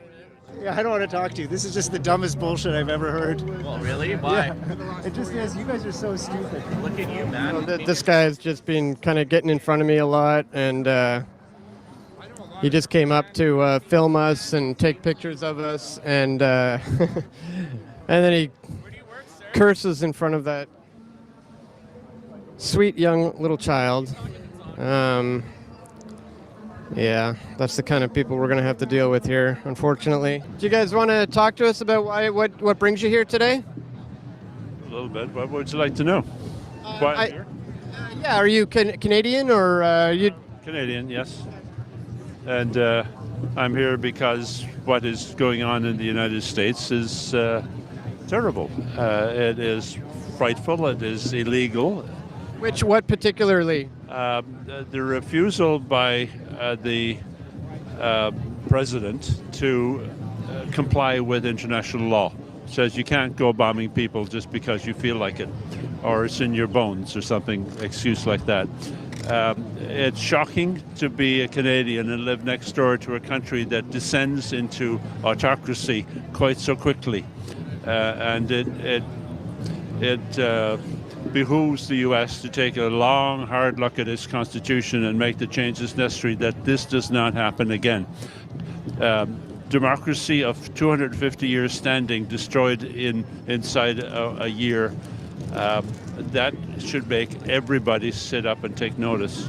We've had to go through some pretty tyrannical things here. Some would say in the last few years, the tyrannical government enforcing people to wear masks, mandatory vaccines, invoking the Emergencies Act to shut down legitimate protests. They were taking care of public health, and that's really important. I think the Canadian government did very well to do with COVID. I completely support what they did. Even when it comes to mandating all those things against people's wishes? That was for public safety, for public health. It was wise. Yeah, you're talking to two scientists here. Yeah. We definitely believe that the Canadian government acted correctly in the matter of public health and immunization. Speaking of science, isn't it highly kind of contentious now? Like a lot of the science is debated. People have gone back and forth about what was good and what wasn't. No.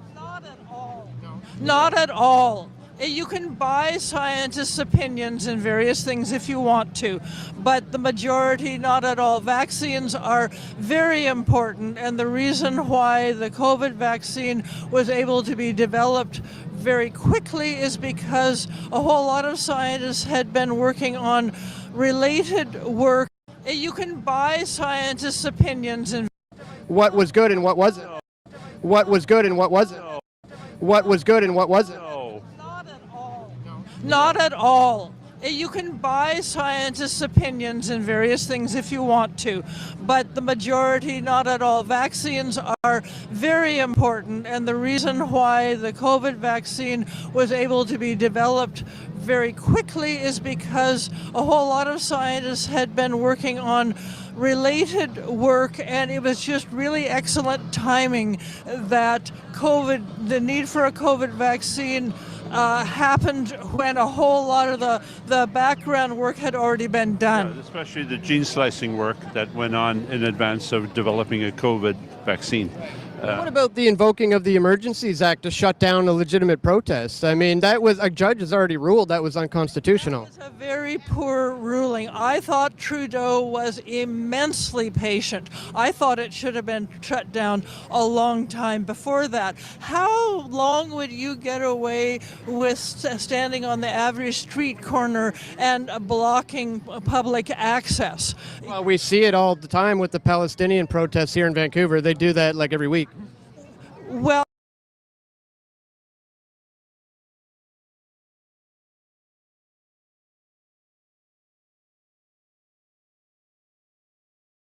I don't know about that, but I think that in general your life will not be made easy if you stand up and make a fuss and make life really difficult. Stop traffic, make it so that people can't sleep at night because it's all so noisy. I thought they waited. Truckers were being forced to take a vaccine or lose their job. I mean, isn't that a little more pushy? No, it was for public health.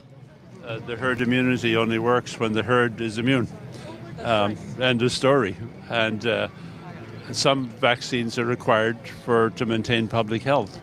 And signs on that in Canada, the death rate from COVID was way less than in the US, where the then king decided that he was better off treating himself with some drug reserved for horses than caring about people. Bleach. Yeah. Yeah, I don't know if that was a real thing. That's kind of fake news. So it must be true, and a lot of people.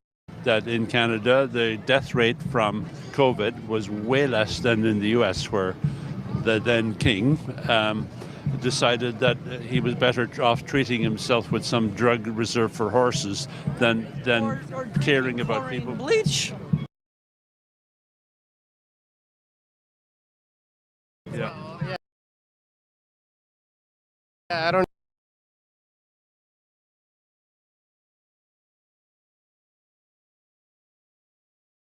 know if that was a real thing. That's kind of fake news. So it must be true, and a lot of people will follow that. Thanks. Yeah. All right. Well, yeah, I don't want to leave you from the march, so thanks for talking to us. Oh boy, man! Oh man! Did that psyop do a number on people? Trust the science, people. You know, and I tried to point out that the science has flip-flopped multiple times, because whose science are we following here when it comes to COVID 1984? Wow, absolutely insane. I mean, I knew I was going to find and come across some pretty brainwashed people here. It's just, wow, how people can still, after all these years, not see it for what it really, really is. and be okay with mandating forced vaccines, forced masking, forced social distancing. But no. It's the big bad orange man in the United States who's the problem. I'll reiterate, I do have a king. I have no problem with my king because he's the King of Kings, Jesus Christ. I don't think a lot of these people are in favor of that particular guy who currently reigns as the King of Kings. But I could be wrong. Maybe there are. Hopefully there are. But that's where I stand on this no kings thing. I'm totally against no tyrants, no illegitimate oligarchies, nobody forcing their rule on anybody in terms of how the government operates. But I do have a king, and his name is Jesus.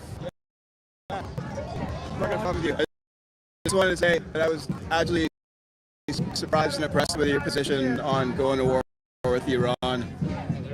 Yeah. And yeah. So. Like, what's that? Like in what sort of way? You posted a video. You were at the last Palestine, and then the monarchists were on the other side. Yeah. And you were talking about how the people for Palestine and the people for Iran that were waving the regime flag were against war fundamentally, and then you have people on the other side asking for their homeland essentially to be bombed. So yeah, Well, I'm glad you watched.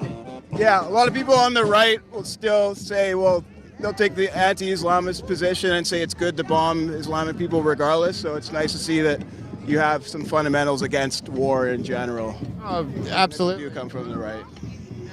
Yeah. Appreciate it, man. Nice, Oh, good. There you go. Just for context, that guy used to be like against everything that I do, but it looks like he went back and actually watched some of my videos and tried to pay attention to what I actually say, and just came up and had to say, "Hey, sorry, man, I'm misunderstanding. I'm glad you're saying what you're saying, and you're against war and stuff like that." So that's good. I've caught a few things on your Twitter. Sorry, I am live. I don't know if that's okay. Yeah. What are your what brings you here today? Oh, well, I originally was coming to the jihadi protest. I wanted to catch some of them because last time I was here on Saturday, I caught some of it on camera, and it was just awesome footage. They were so mad at simple questions. And then I came across this place. They think that this is a No Kings protest, I guess. Well, they've rebranded it to No Tyrants, I guess, because they understand we technically have a king in Canada.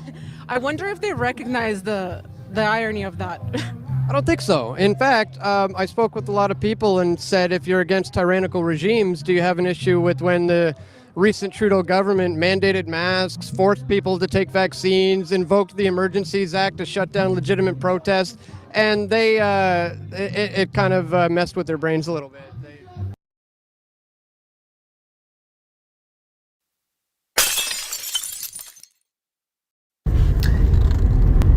If they weren't making money.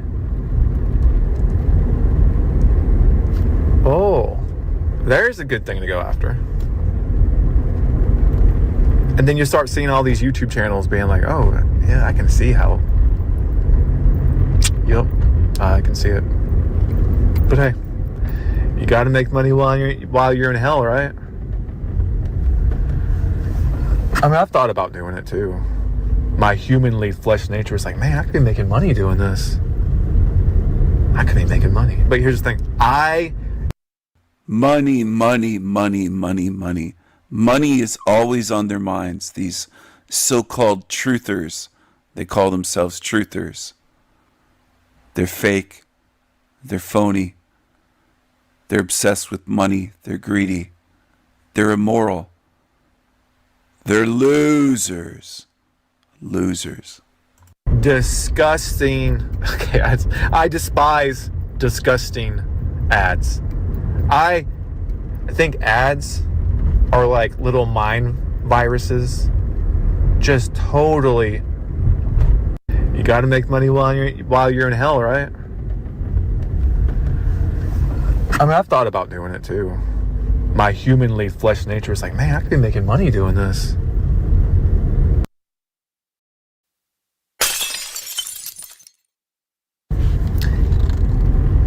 If they weren't making money.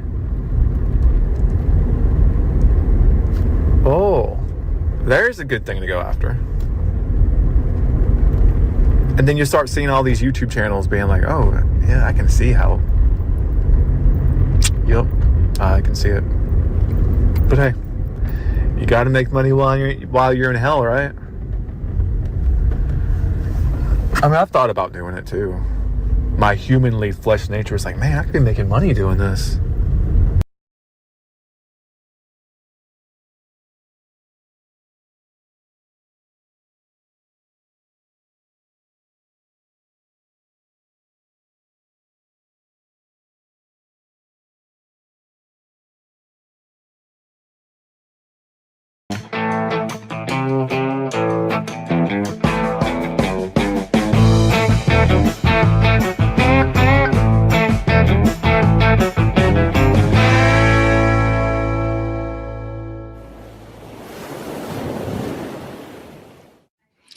Hey, Inspire Tribe, my fellow freedom lovers. It's John Nolan here. Thank you so much for tuning in. It is Monday, March 30th, 2026, and we're going out of the matrix into prime reality. Thanks for joining us everywhere. No fancy intros, no fancy video clips, no fancy graphics, just a very straightforward and honest transmission. I believe the real lockdown, and we've heard lockdowns recently, again, the word when it came to energy, a form of energy measures are happening in many places in the world, meaning that people are experiencing severe restrictions to their movements by proxy of rationing fuel and so forth. But that's not the kind of lockdown I'm talking about. I'm not talking about the kind of lockdown where people are told to stay home physically in their homes. No. It's the ultimate lockdown that no one or almost no one is talking about, very few. And in order to explain what I mean by that, I'm going to have to tell you my story in a way that I've probably never told it before, and why we're doing what we're doing. Recently, our work has been criticized a lot again, and honestly, we're neither fueled by criticism nor praise. It doesn't influence the work that we do. It doesn't change what we're going to say. It doesn't change our mission. According to everybody that has an opinion, it should, and we should listen to what the people want to hear. This is probably the opposite of what people want to hear, because it's not a popularity contest. This is about truth. It's about the most important thing of our lives.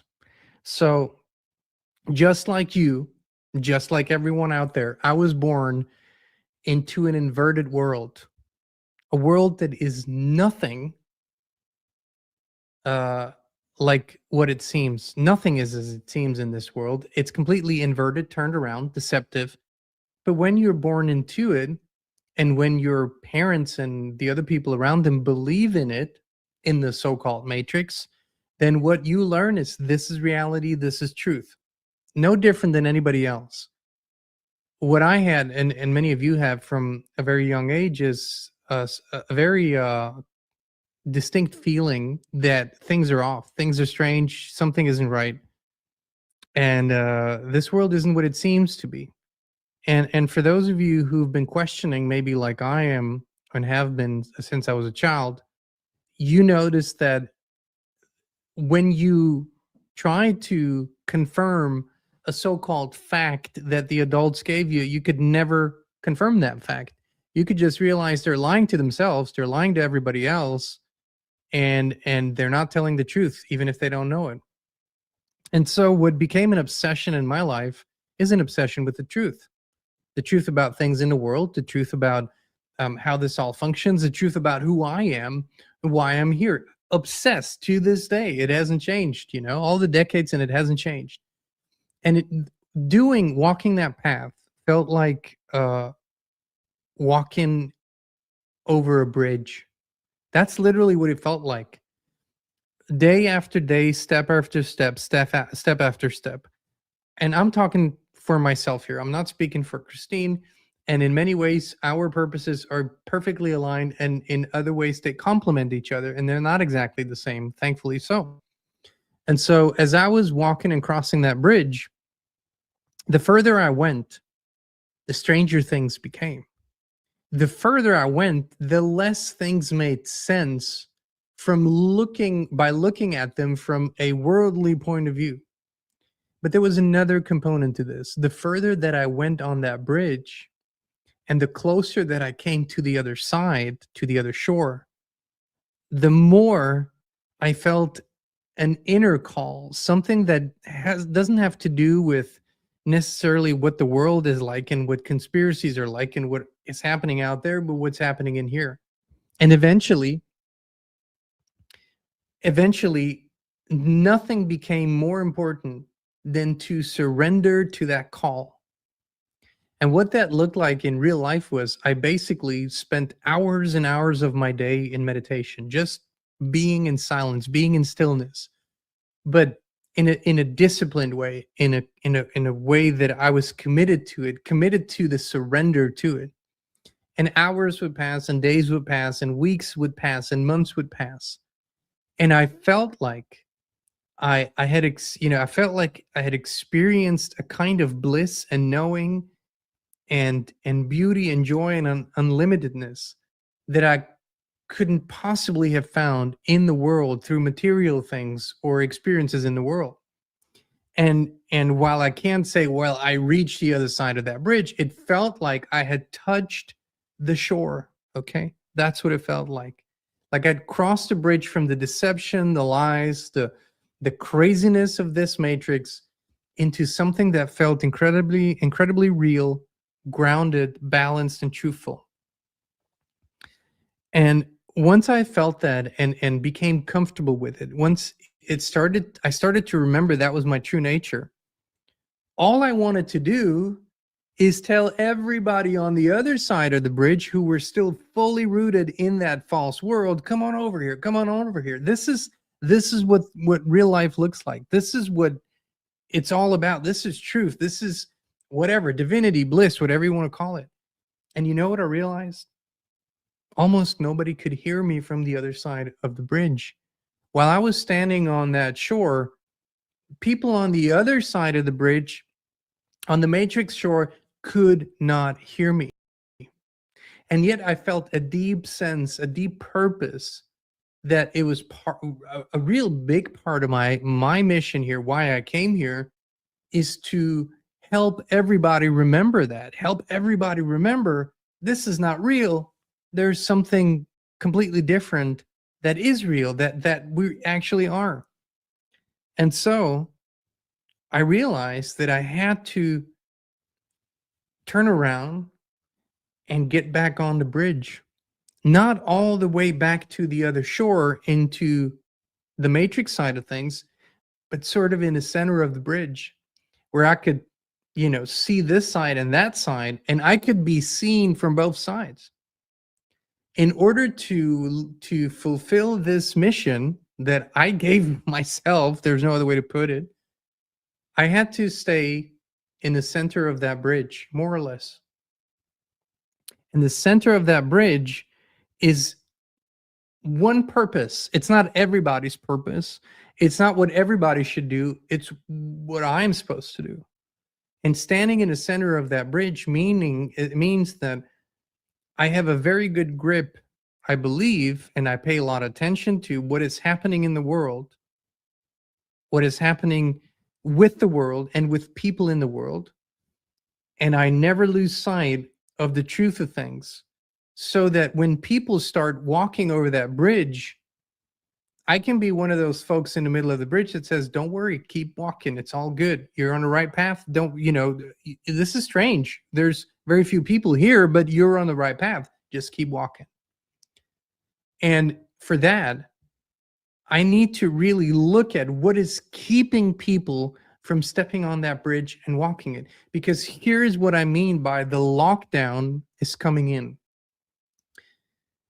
One of the major goals of the dark forces in this world is to close and eventually destroy that bridge. And by now, you know, the bridge is an analogy. It's a symbol for the raising of consciousness, for the expansion of consciousness and truth. And it can only happen through an inner spiritual journey. That's the only way that this can happen. It's an expansion of consciousness. But everybody who does it becomes uncontrollable, becomes a sovereign, and owns themselves. And so that is literally the end of this dark dystopian system, because as soon as you own yourself, as soon as you realize and see with real eyes the real lies, you're no longer that battery. You're no longer the provider, the debt slave, or the energetic, the battery for the system. And what is happening through all the things that we talk about, and hence we talk about them, whether that is the explosion of AI, or whether that is medical interventions, food, water, air, where technology, where we're being raped with technology, whether that is EMFs that we're being bombarded with, and our being is constantly being bombarded with, and our biofield is literally hacked by those EMFs, by those harmful frequencies. All those things are basically attempts to destroy the bridge, and eventually have no remnants, not even memory of that bridge any longer.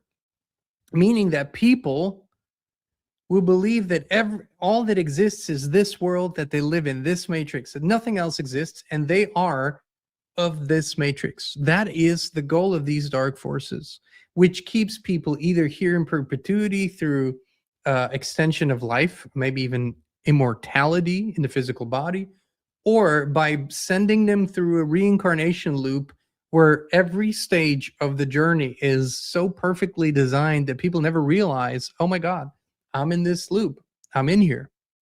Because they never got to walk over that bridge and reach a state of expanded awareness that lets them see the truth.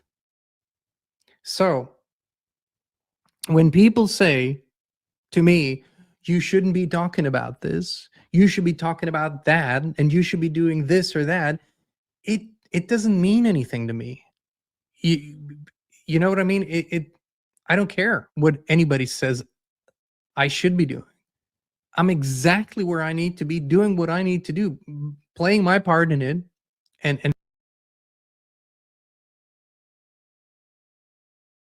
it's called cognitive dissonance. They cannot process two things at once. I've seen it. It's sad, but it's also hilarious to witness when you catch them in an inconsistency like that. And let's face it, it makes great content and it's entertaining. But I mean, yeah, it is sad that these people can't make the connection between the two. Yeah. Tell people where they can find you on Twitter and elsewhere if they've never seen your stuff yet. Oh, sure. So my handle is @CatCanada_TM. Canada is with a K, on all platforms. My main platform is X, so you can find me on X, on Instagram, on Facebook, on Threads. Yes, I'm on woke Threads. And more importantly, if you want to support what I do, go follow me on YouTube. Subscribe to be on there because I'm trying to get that going. And any support on there would be super appreciated. Are you on like BitChute or Rumble or Odyssey or any of those platforms that are a little more censorship resistant than YouTube? I tried Rumble. It's a bit slower going. At some point, I'm probably going to have to concentrate some efforts on there. But at the moment, my main platform is X. Yeah. Well, that's good. And YouTube is where the people are. However, you'll probably get censored there eventually. Just a heads up. Yeah, so I am aware of that. Not sure how I'll work around that. Maybe.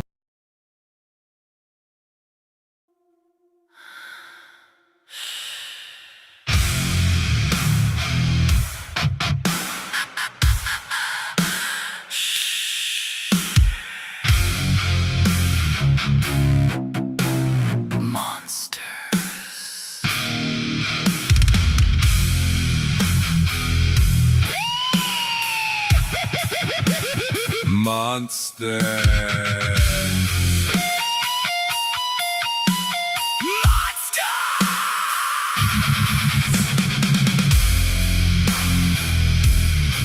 This is a hell realm. This is a hell realm. A show and tell realm. Degrade and die realm. This is hell. Zombies roam among us. Demons lurk around us. Demons write the laws, open up their jaws to devour. The innocent. Devour. The innocent. Oh, this is a hell realm. Monster.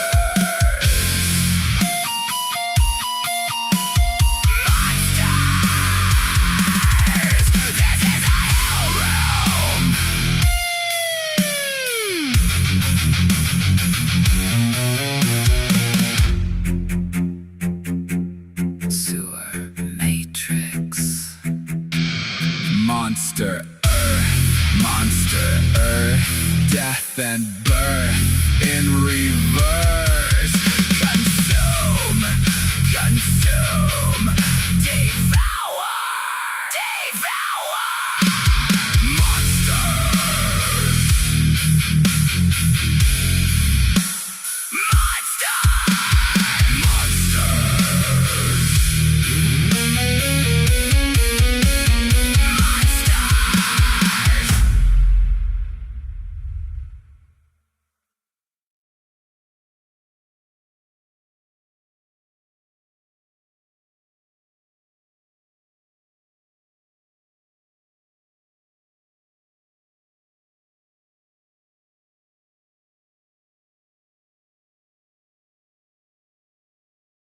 Please don't catcall me unless you're attractive. Unless you're a 7, 8, 9, or 10. If you're a 10, you're probably not catcalling.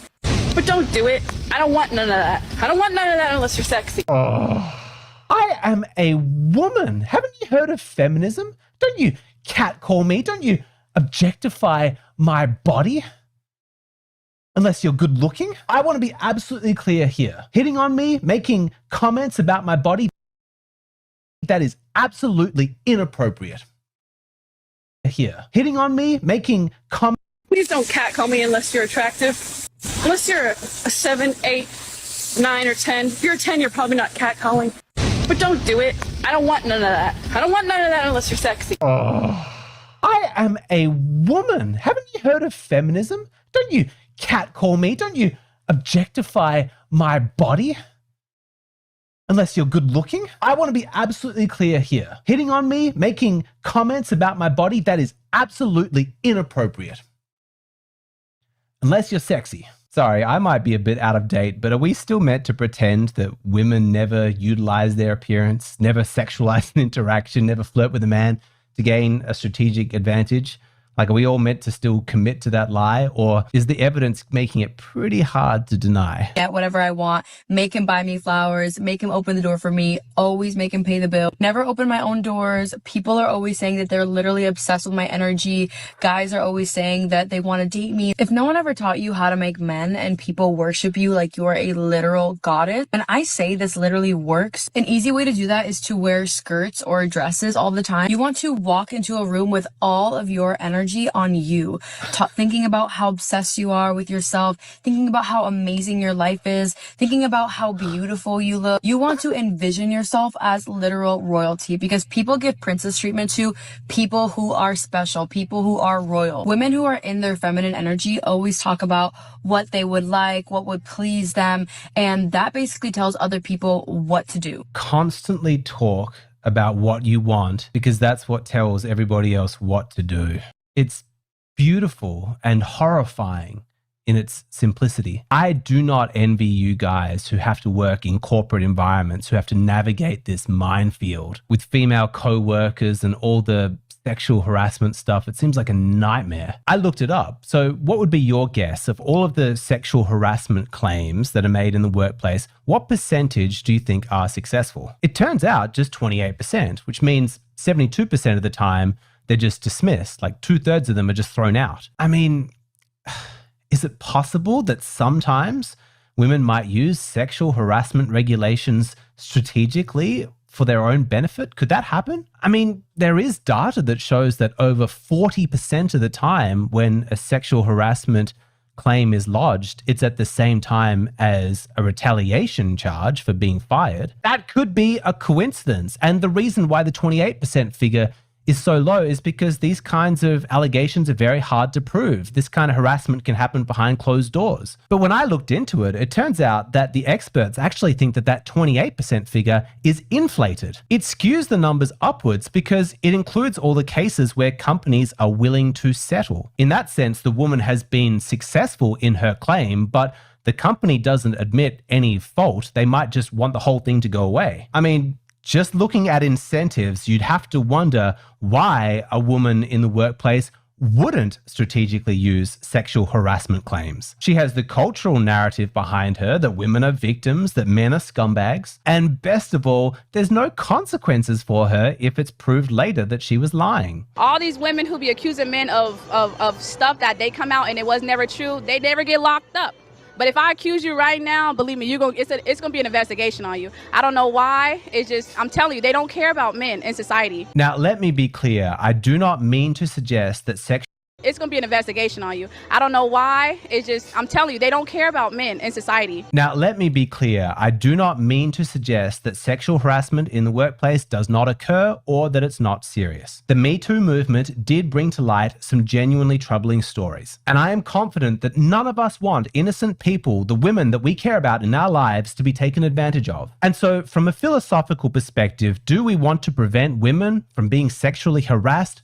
Of course. And so women had their moment in the culture and on social media with Me Too, bringing to light the fact that current sexual harassment regulations are not protecting women. And I'm on board. I completely agree with that. But here's the really interesting question that nobody's asking, which is that if we admit that the current system does not work, that it's not protecting women, then why don't we change it? These laws, these regulations have been in place since the 1970s. They're clearly not working. The problem has not been solved, so why do we keep trying the exact same thing? Why isn't there an appetite to reform these rules? Why are women so protective of sexual harassment laws that they themselves admit do not work? The short answer is power, leverage, and pride. Refusing to admit that doing things men's way is better. The long answer is the rest of this video, so keep watching because this one's fascinating. Because of the whole Me Too movement, it's so easy for women to fall back on that as an excuse. It's not necessarily that they shouldn't be held accountable for their own actions. It's more so that the media's made it really easy for them to use it as a scapegoat. Okay, here's what you need to understand. This is the crux of the whole issue.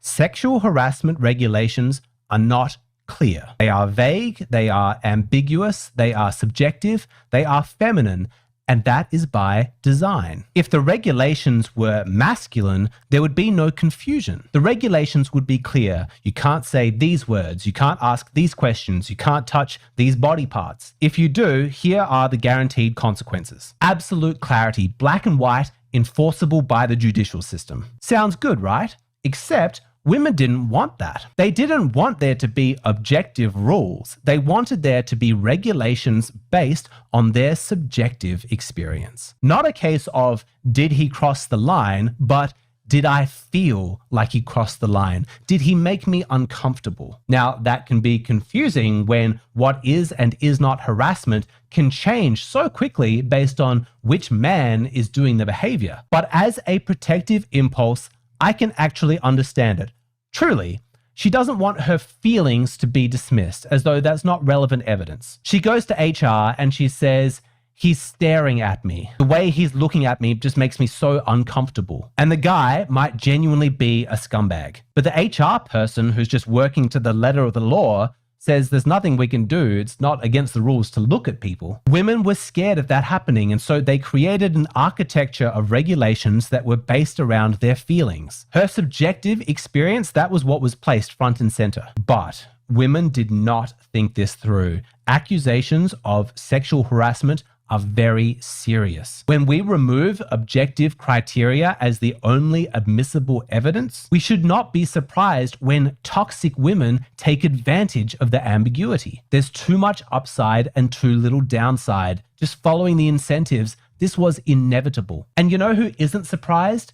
Women. Women know what other women can be like. This woman's husband was hit on by his female co-worker, and this is what happened next. We work together. This is inappropriate. Then she threatens him and is like, you've used me. Like, you have led me on just so you could get this position. I'm going to make sure you don't get it. Like, I'm going to let my company know. Like, this is ridiculous. Like, you've been inappropriate. So that's when my husband's like having to get his boss involved now, right? Because now she's turned it completely around. So ask yourself this question. How is a situation like this going to get resolved? When it's a he said, she said, is there going to be a careful weighing of the facts? Is there going to be a diligent application of due process? No chance. In a system that is built on ambiguity and subjective interpretation, it's never going to be about truth. It's always going to be about power. No wonder the genuine scumbag male bosses don't face consequences when they harass the young female interns, because he's more powerful. She says that he did this, he says he didn't, or says that it was a joke, or she misunderstood. It's all subjective, and so it's just going to be decided on a popularity contest. The outcome is going to be determined by social capital or who makes the most money for the company. In a feminine model of subjective ambiguity, it is the low status female employees who are going to suffer. The juniors, the interns. They are the least powerful and therefore the most likely to face injustice. But that sucks. They're the most vulnerable. Those are the exact people who need protecting. If we made the regulations masculine with objective criteria, it would give those women actual weapons to fight back. It's so obvious, but then why don't women want to reform these rules? What benefit is there to maintaining the status quo? Well, think about how typical men, just innocent, average, normal men, have to act when these are the regulations that governs workplace interactions. Wow, there are quite a few people here.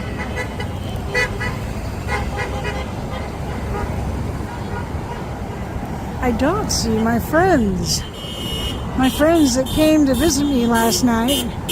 Gina, Kale, and Dante. I know not see them. They said they were going to be here. Oh well. I gotta sit down. My back is ripped. Holy shit. Here's here's the back of my car.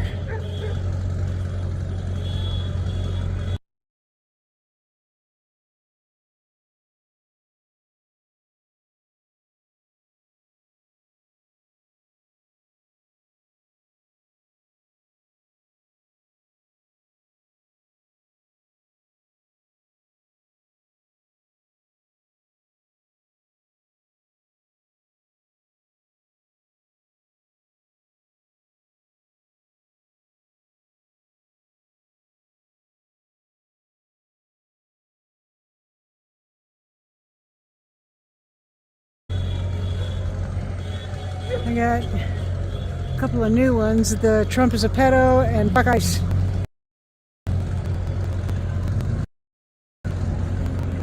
Those are pretty new. Oh, my back. Nope, I didn't lock it. Shit. Okay. Ow, ow, ow, ow, ow, ow. Okay. Okay, kids.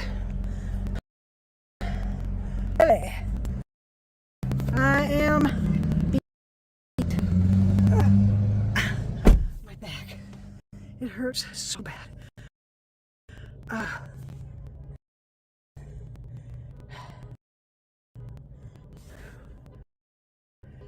What do I do with my... There.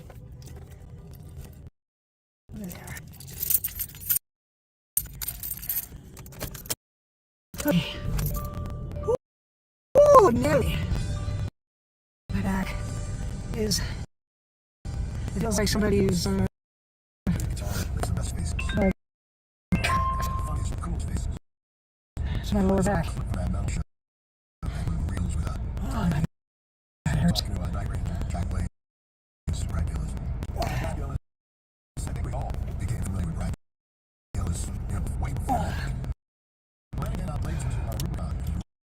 I love coming out here and I love recording all this. I can only last a little bit before I start being in pain. Like that.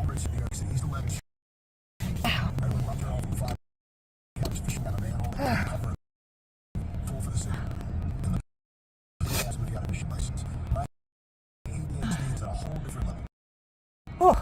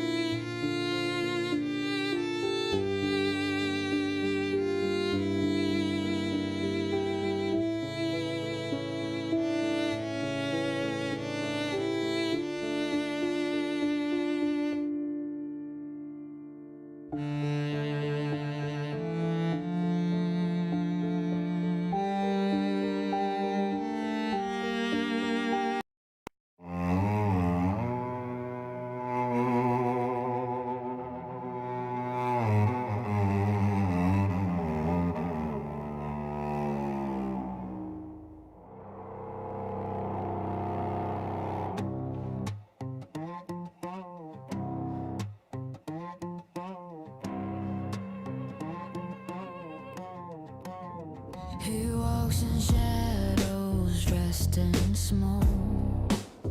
Green eyes cut through like a dagger stroke. Whispers chaos with a velvet tongue. A mad poet's him just begun. He's the fire that you can't outrun. He's the moonlight like there in the sun. El Diablo. He's the king of the night, with a warrior's heart and a freak's delight. El Diablo. You'll never break free. He's the truth, the swagger, the enemy.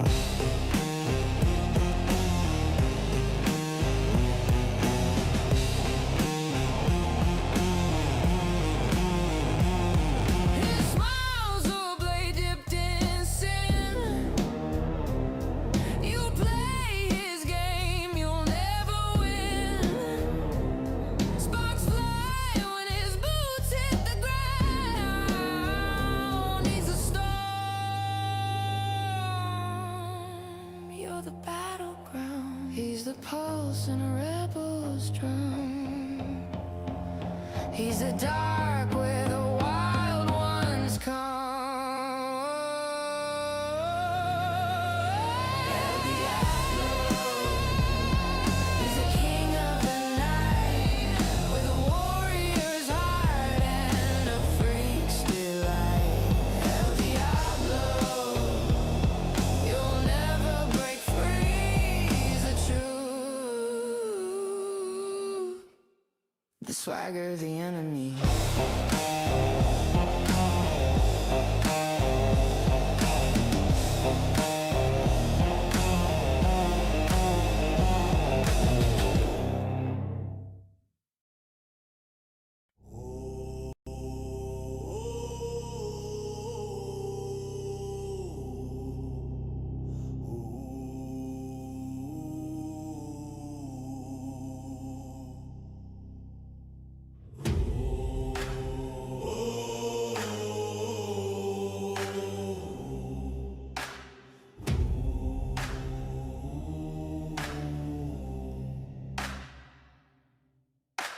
Ravens scream in the blood-red sky.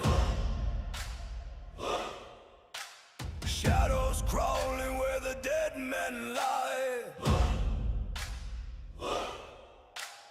Axes sing, oh the steel don't lie. Thunder cracks, his name's the cry. The king is here, the king is here. Nothing to fear. The king is here, the storm draws near. Power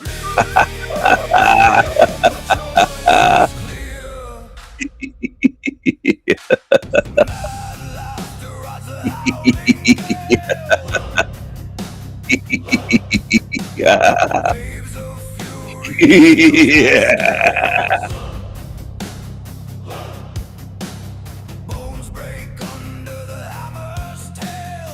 Hello.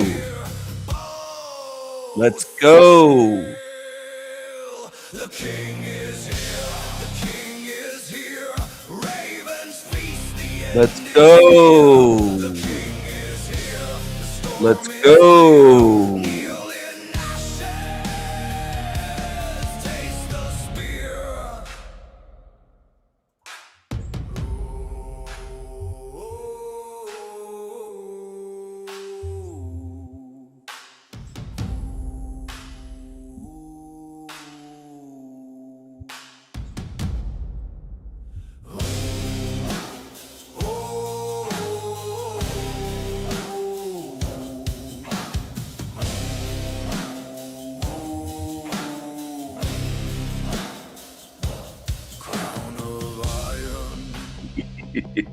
Dripping flame, carved by war, etched with pain.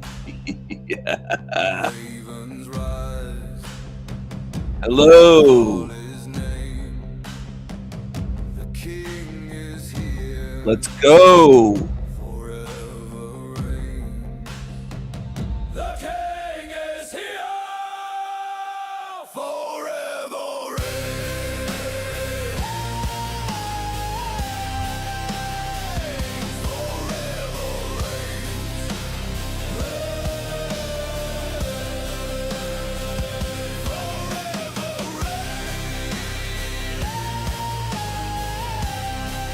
Hello.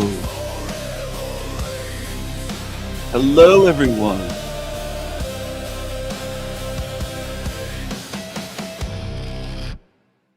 Let's start the show.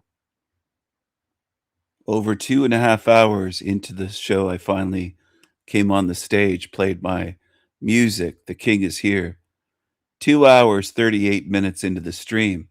That was my longest intro ever before appearing on the stage. A 2.5 hour live stream before I came on. I considered never coming on the stage and not saying a word and just playing stuff, playing music, playing videos, and never coming on this way. To show you my talking eye, I considered doing a stream without a single word from me. Tyler's been here for a while. I think he's been here for years. It's interesting. He's kind of behaving a little bit like Peanut. Maybe he's very attached to the NPC term. Maybe he isn't paying attention. He's just spewing stuff that he heard. Maybe that's what he's doing, repeating like a robot, but pretending to be aware. He loves that NPC term. And I've said many times on live streams and in my recorded videos, which I don't know if he really watches. I've seen his comments on some, but I don't know if he pays attention. He might click the play button. But NPC comes from computer video games, non-playable character or non-player character. It's essentially part of the game, a character in the game that isn't alive, isn't played by a being that's alive. It isn't played by a human. And they're very shallow and very simple. But they're not actually demonic. They're not evil, these NPCs. They're not evil. They're not zombies. They're just computer programs. They're part of the program, part of the video game. So Dolores Cannon kind of pushed that concept a long time ago. Maybe Tyler should go watch some Dolores Cannon videos. Maybe that's more at his level. I don't know. But he keeps saying NPCs. Well, if they're NPCs, then they're not really flesh and blood. They're not living. NPCs to exist here, then that would mean that we're in a video game. And that's not my model. Are you on the wrong channel? Do you want to go to Christopher Sedaris's channel and some of these channels that say we're just living in a video game, that we're NPCs, we're not real? Like, what are you talking about? What are you talking about? Because then they're not evil. They're just NPCs, right? You can't call a computer game evil or something in a computer game. Anyway, I think you're very confused. I think you have a lot of the programming from the baby truther channels that you're hanging on to and you repeat. And I've seen you. I haven't called you up before, but I've seen you say that 4 or 5 different live streams. And finally tonight I was like, yeah, the pattern's really there. This guy's stuck on calling everything NPCs. So I asked you, why do you call them NPCs? Then you vanished. Well, it's similar to Peanut. I don't like that. I don't like when people do that. I like people with guts and they can be called out on their shit that they're repeating and parroting. And you just took off. So where did you go? Tyler, are you okay? Are you okay, Tyler? For the most part, you're copying and pasting stuff you heard on other channels, shit channels, like NPC. I don't want mindless repeaters here. I don't. 2026, a silver-haired man. Back in March 2026, a silver-haired... Maybe you should go to this channel, Mspiracy. 102,000 subs. It's AI. It is perfect for baby truthers. You could focus on this shit. Fake Epstein. Focus on this. Get focused on this kind of shit, and miss out on what's really going on in this realm. Haired man with that unmistakable smirk was caught cruising down I-95 in a convertible, Palm Beach plates gleaming under the Florida sun, sunglasses perched just right, looking every bit like he'd stepped out of a dark history book. The internet went feral, people zooming in on his jaw, his eyes, his slow drawl, and suddenly everyone was screaming, "That's Jeffrey Epstein, he's alive, he's back and he's driving like nothing ever happened." They nicknamed him Palm Beach Pete, and he didn't waste time denying it. He hopped on Jimmy Kimmel's couch, laughed it off with that same creepy calm, saying, "I'm not him, folks, just a regular guy being me," while the camera lingered on his... I don't think that is Epstein, but I think that they're playing with you. They're toying with you, just like this Mspiracy kennel is playing with you. Mspiracy. Back in March... I had to refresh. Okay. She has 2,500 views in one day, 199 likes. It seems to be going down, her views and her likes. Because that's a big channel. Over 100,000 subs. 2,500 views. I used to get that on some videos with a channel way smaller than 102,000. So what's going on? Why are there so low views and only 199 likes on a big channel like that? Maybe, I don't know what's going on. I don't know for sure. I could say maybe people are losing interest. I don't know. But it's odd. 2026, a silver-haired man with that unmistakable smirk was caught cruising down I-95 in a convertible, Palm Beach plates gleaming under the Florida sun, sunglasses perched just right, looking every bit like he'd stepped out of a dark history book. The internet went feral, people zooming in on his jaw, his eyes, his slow drawl, and suddenly everyone was screaming, "That's Jeffrey Epstein, he's alive, he's back and he's driving like nothing ever happened." They nicknamed him Palm Beach Pete, and he didn't waste time denying it. He hopped on Jimmy Kimmel's couch, laughed it off with that same creepy calm, saying, "I'm not him, folks, just a regular guy being me," while the camera lingered on his face like it knew better. But the resemblance, it's uncanny. Same sharp jawline that could cut glass, same hooded eyes that seem to see through you, same quiet confidence like he's got secrets bigger than the ocean. And then, I don't think he has a jawline that could cut glass. This is so bizarre, but people will believe anything. People will believe anything. Here's what Epstein looked like. This guy looks quite a bit different from Epstein. Epstein has a lot more wrinkles in the face. I know people say, got plastic surgery, all the baby truther stuff. He looks darker, dark-eyed. He looks more creepy, evil. Anyway, people can believe whatever they want. People get wrapped up in this baby truther shit. And that's what it is. It's put out there to fuck with you and to deceive you. And it works like a charm every time. It's kind of remarkable how well this works on so many. This guy doesn't even look 70% like Epstein. Look at him on the right, top right, in the checkered sports coat. I don't think it's a suit. I think it's a sports coat over a shirt. The resemblance is not that great. There's a little bit from a distance, but when they show it like that, I'm like, I can tell him apart from Epstein easily, but people can't see the difference again. They'll think they look identical. I don't know what's wrong with some of you. You must be spiritually so fucked up that you can't see anything at this point. Most of humanity.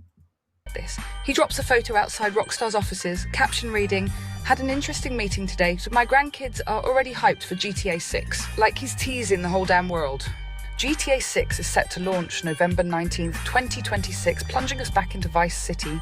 Neon-soaked beaches, towering yachts, corrupt billionaires living like gods, all wrapped in Rockstar's signature satire that always dances too close to real life. Epstein's infamous island, Little St. James.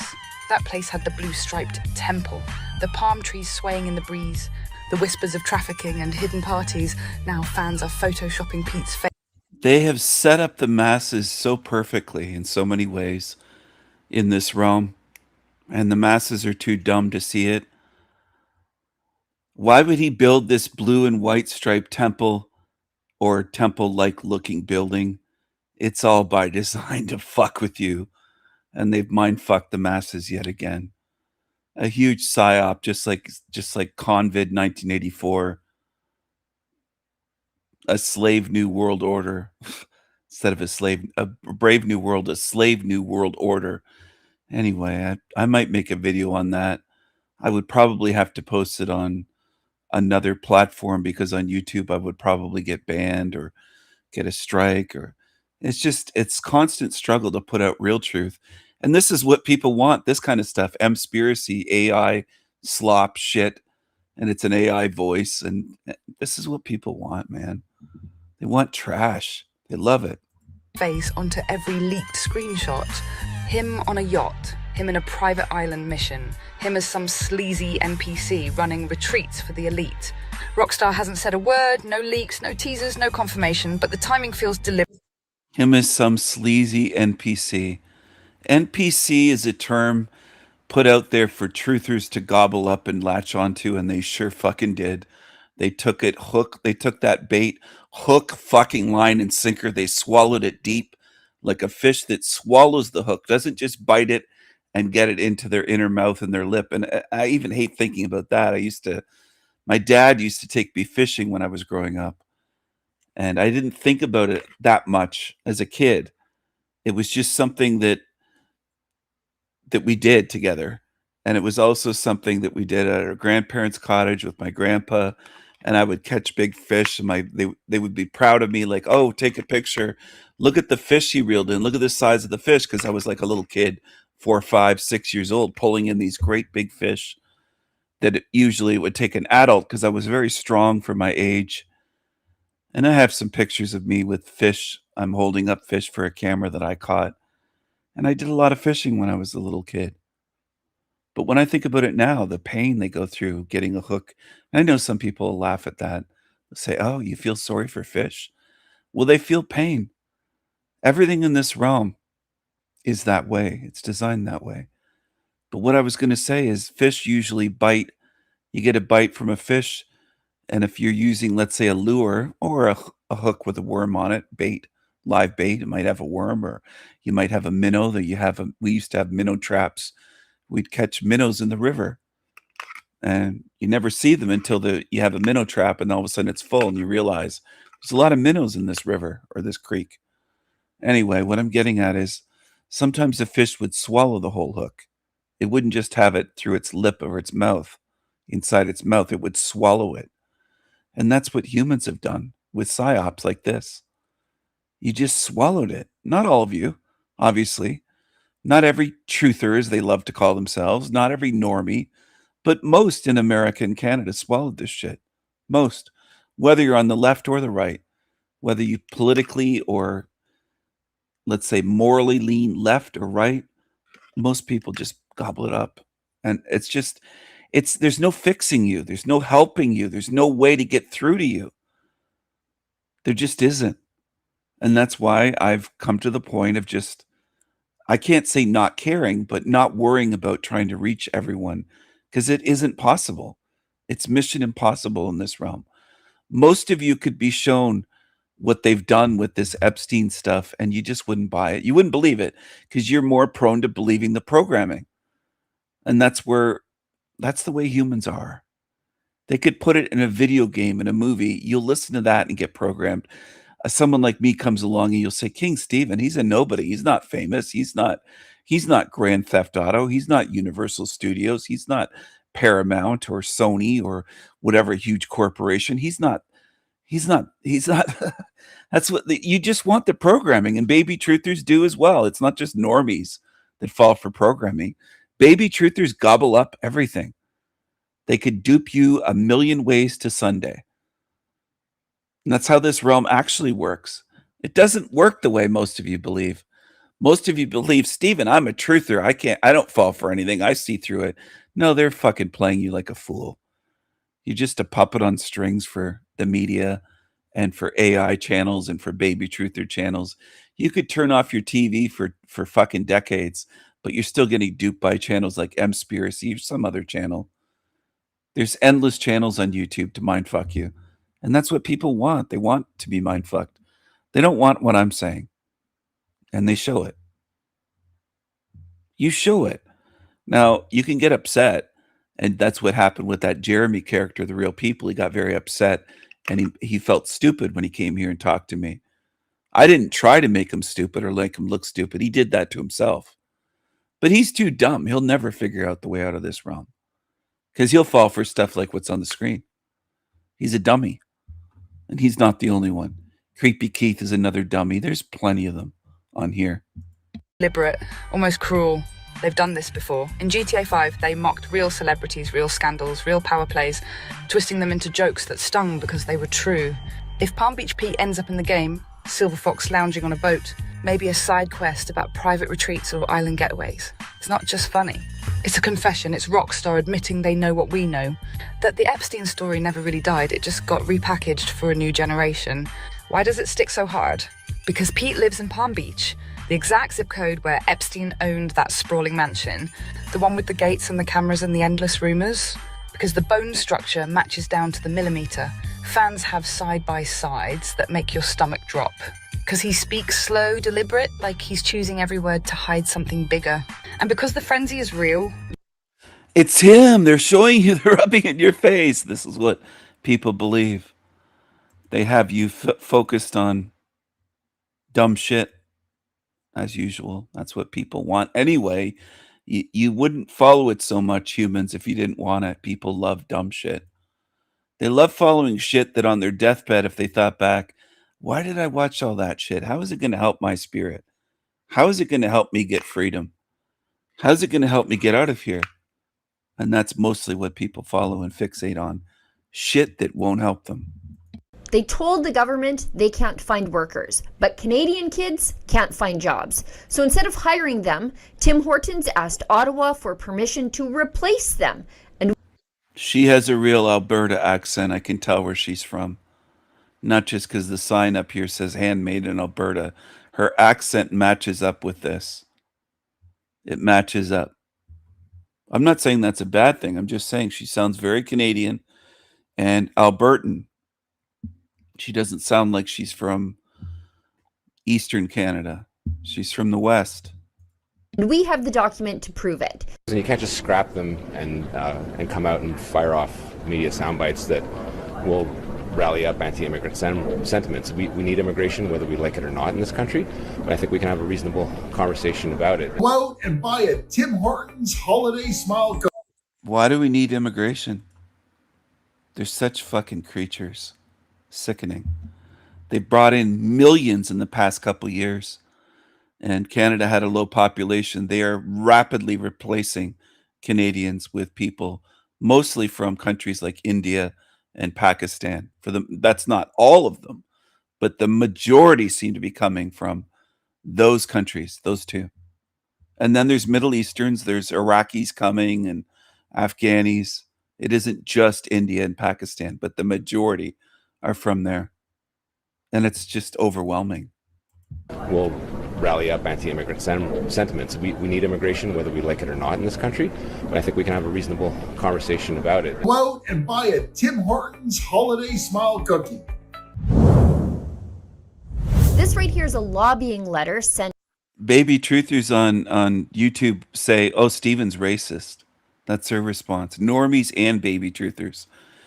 You'll all be calling me racist. Well, not all of you, but many of you, until you have nowhere left to go. You have nowhere left that feels like home, nowhere left that's safe, nowhere left where people understand English and speak the same native tongue that you have. You'll have nowhere left. And then it's you were right, Stephen. Well, what good does it do at that point? Spare me. Don't even tell me that. Don't come to me years from now or 10 years from now and say, Stephen, you were right. I'm not trying to be right. You're not listening and learning in the moment. When I show you these demons that are fucking violent and evil, don't tell me you were right after they hurt you. Why don't you start seeing it before then? Okay, so if your marginal store can't survive without a slave underclass undermining the whole economy, driving down wages and placing a burden on social systems and housing, then go under. That's reality. That happens to businesses that can't cut it. But Tim Hortons instead lobbied the federal government for more foreign workers and fewer Canadians. Look at this from the same document. Change the It's because they want more profit. It's not because they would go under. I don't think they would go under. But again, I agree with her though.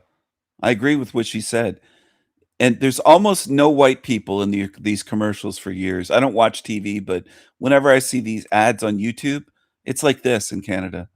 And then when I see ads on the internet for, let's say, clothing or this or shoes or boots or gloves or just anything that you can imagine advertised for that you can buy in Canada and in America, but I think it's worse in Canada. It's always the darkies. It's almost never a white person, like even including things that mostly are white men that buy them, like hunting equipment, hiking, hunting, whether it's advertising tactical pants or hunting gear or it's things like that. Outdoorsmen are generally not darkies and Chinese and Middle Easterns. They're not out there in the woods for the most part. It's almost all white men and women that I see, that I've ever seen. But they'll in their ads, it's just ridiculous. They're trying to advertise to people that don't buy that stuff because they're not interested in that.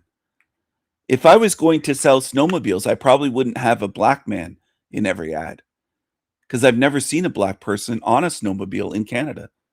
Now, could there be some that don't? There could be. But are there millions like there are the big market of white men that generally are the ones that, let's say, buy snowmobiles and buy snowshoes and buy hunting gear and hiking? Like, they don't care, though. It's all rigged. They're trying to mind fuck you. And that's the way it is. Just like in the ads that have a black man and a white blonde woman. They're trying to make you believe that every white woman likes black men and dates them. And that there's so many black man, white woman interracial couples. And that's the norm. It isn't, though. Advertising is screwing with you, just like they do with gays, the nomus gays and trans, where if you looked at how much they're represented in media and shows and commercials, you would start to believe weird things like, oh, they must be 25-50% of the population by now. Half of America's gay or trans, you'd think, because there's always so many of them shown. But in reality, it's probably less than 1%. They're overrepresented is what I'm getting at. And they'll cry saying we need more representation, more diversity. That's what they do. And then they bombard you in media to program your minds. It's mind control. It's what it really is. It's mind control. Media is mind control. And media is spelled differently. Media is spelled, I'll type in the chat, but it stems from the place, Medea, in the Middle East, an ancient place of spellcasters that performed mind control, hexes, etc. That's where they got the term media is from, Medea. And it's about mind control, hexes. It's about controlling your mind, putting the hex on you. That's why they named it media after Medea. Okay? Just like they named the days of the week. This is the moon's day. Monday is moon's day. Monday. Moon day. Anyway, it's all hidden in plain sight.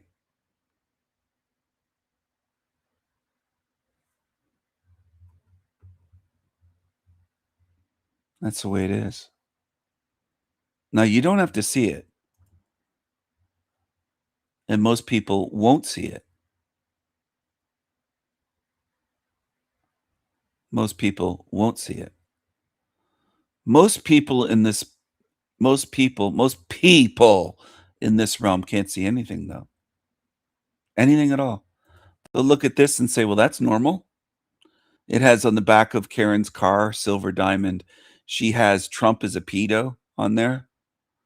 She has On the back window, it says, "I could shit a better president." How classy, right? She has MAGA is a fascist cult. She has fuck ICE on there. She's good at buying stickers covering her vehicle. She's good at wearing anti-Trump t-shirts. Oh, it's a Subaru Impreza. I thought it said Jezebel. I thought it said on the right-hand side over MAGA is a fascist cult. I thought that said Jezebel. You're in a cult, it shows, like as though she's not in a cult. It's laughable. It's gross. It's tacky. It's classless. It looks stupid. If I saw that on the road, I'd shake my head and go, zombie demon tard. They're fucked. I'd know they're deranged. That's Karen's car, and she showed it in her video. This isn't a meme that I found. This is someone on YouTube with a channel that hates me, and that's the back of her fucking car. No surprise. Release the Epstein files or Epstein files in the middle of the back window. Democracy, not a dictatorship. They don't even know what democracy is. A democracy means 4 wolves get together and there's one sheep. There's four wolves and one sheep. And the 4 wolves get together and say, we're 4 out of 5. We're deciding what's for dinner. Guess who's for dinner? Democracy rules. Majority rules. America is not a democracy. It's known as a democratic republic. But she doesn't know that. She'll just say democracy. It's what all these leftists do. They're retards. And they're dangerous.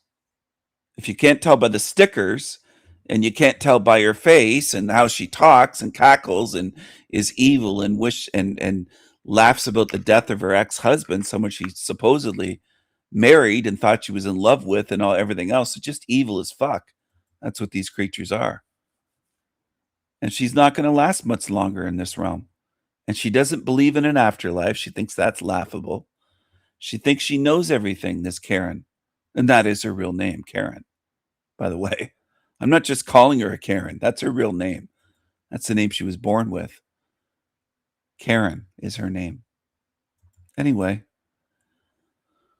they do show you what they are, but it's up to you. If you don't want to pay attention, then don't pay attention. Don't learn anything.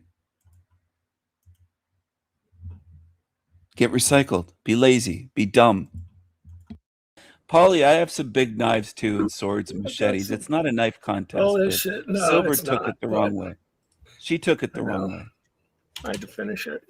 Anyway, I like you, Polly. I'm not. So his voice thing, he can barely speak. I had to finish it. I had to finish it. You didn't finish it. I have knives much bigger than the one you held up. I have knives that if it clashed, I think my knife would survive, or sword, and yours would be broken. The cheap shit that you have, the $20 shit. That's what I think. I think you demons are just fucked up completely. And you belong here. You're not just NPCs. This is a demonic, evil hell realm. It's not a video game. I'm going to cut you. Okay, don't cut me, please. I won't cut you. I like your Sopranos shirt. I did too. Guess what? I got it at a yard sale for $2 like 20 years ago. How much? He couldn't say thank you. He had to just come back with the typical zombie shit. I do too, he said. I should have. Polly, I have some big knives too, and swords and machetes. It's not a knife contest. Oh, shit. No, Silver it's took not. it the wrong way. She took it the wrong way. I had to finish it. Anyway, I like you, Polly. I'm not going to cut you. Okay, don't cut me, please. I won't cut you. I like your Sopranos shirt. I did too. Guess what? I got it at a yard sale for $2 like 20 years ago. How much? $2. $2. $2 at a yard sale. I've paid servants more than that. Oh, now this is a knife. I got a katana. Oh my gosh. I used to sell those things. I got a katana. This isn't some cheap fucking, wall ornament. This Listen to them. They have to brag themselves up and show off. because all I did was say, this is my new knife. So they get competitive, demons, and they have to show off, and they'll go looking for stuff. Well, I have a katana too, and it's not cheap and or wall hanger. All right. But this is what demons do. This is how they behave. So Silver doesn't talk about them saying, my knife is bigger. She claims I did that, but she won't say that to them because she's biased. Again, that's demonic behavior. She's a hypocrite. She's biased. And I would expect nothing less from her, that whole group, the chat room over there, and most in this realm behave this way. Most of you don't see it because you really don't pay attention. You don't. You don't pay attention. You just think, why is he sharing this? You don't pay attention. No, I have a real one out of carbon steel. Yeah, I've got the real deal. Those sliced watermelons. Ollie, your pants are falling down. You're showing your plumber's butt. Oh, is that a sword? Is that a sword cane? No, it's just a You cane. got a sword cane? Can it cut a watermelon in half? Have you tried it? No, it can't. But you could probably get about $1,200 for it, for just the gold. The gold. $1,200. Is that real gold? It's real gold, man. Promise. Is it? What is it? 10 karat, 14? What is it? I don't know. Probably 24. You don't know. It was You could get it grandfather's. tested. My wife's. Probably you don't 24 know. karat because So listen, they're speculating it's probably 24 karat. He says it's real gold.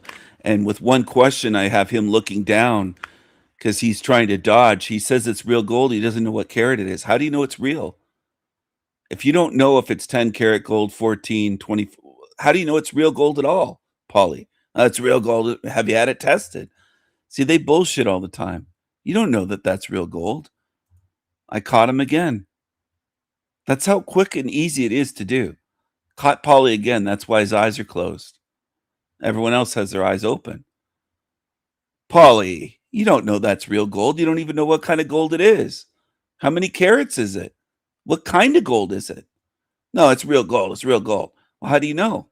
Have you had it tested? He doesn't know. 24 is very soft. Soft. He rubs his fucking face like that. You don't know if that's real gold at all. You don't know how much it's worth. Have you had it appraised? No. $2 at a yard sale. I've They paid go, servants more than that. Oh, well, this is a knife. I've got a katana. Oh my gosh. I used to sell those things. I got a katana. This isn't some cheap fucking, wall ornament. This No, I have a real one out of carbon steel. Yeah, I've got the real deal. Those sliced watermelons. Ollie, your pants are falling down. You're showing your plumber's butt. Oh, is that a sword? Karen is silver diamond up there in the middle square. And this is the back of her vehicle. Now, to me, this would indicate she's deranged. But I know with humans, they'd say, well, leave her alone. She's allowed to cover her whole car in stickers. She's not deranged. This is what humans do. They make excuses. Go ahead. But stay here with them. Stay the fuck away from me. You belong with her then. Are we great yet? Because I just feel embarrassed, it says. Look at this. Absolutely obsessed. She's obsessed with Trump. Obsessed. Sword cane? No, it's just a You cane. got a sword cane?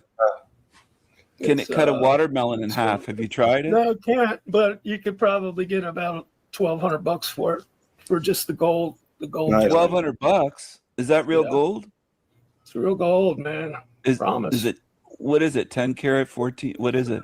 I don't know. probably 24. So he says it's real gold, man. I promise. And then I said, what is it? I don't know. Well, then how the fuck do you know it's real gold? $1,200. I sneeze. I sneeze in tissues with $1,200. That's nothing. The laptop that I'm on is way more than $1,200. What's on my wall beside me is way more than that. What is wrong with you trying to brag about $1,200? What's wrong with you? What's wrong with you, demon? It looks like there's a bucket in the background. Is that your toilet, that white bucket? Just to the right of Paul E, there's a bucket there. Is that your toilet? I'm not kidding. What's going on here? I think that's his fucking toilet. Paulie. No, it was You could get it grandfather's. tested. My wife's. Probably yeah, 24 karat Well, because 24 is very soft. Soft gold then. It's have that's that what they use thing where you to scratch, cover stuff. Chop the shit on They it. use 24 karat. It might just be gold. She thinks she knows something. This fucking big mouth witch. You might learn something if you pay attention on my show. You might learn, yeah, it's advertising her channel. Find me on YouTube, Silver Diamond. Look at that.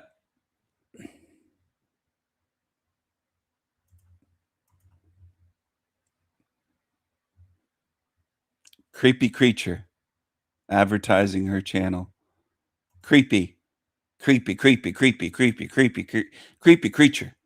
Creepy creature. She's a creepy creature. And here he is. Look at, there's a bucket.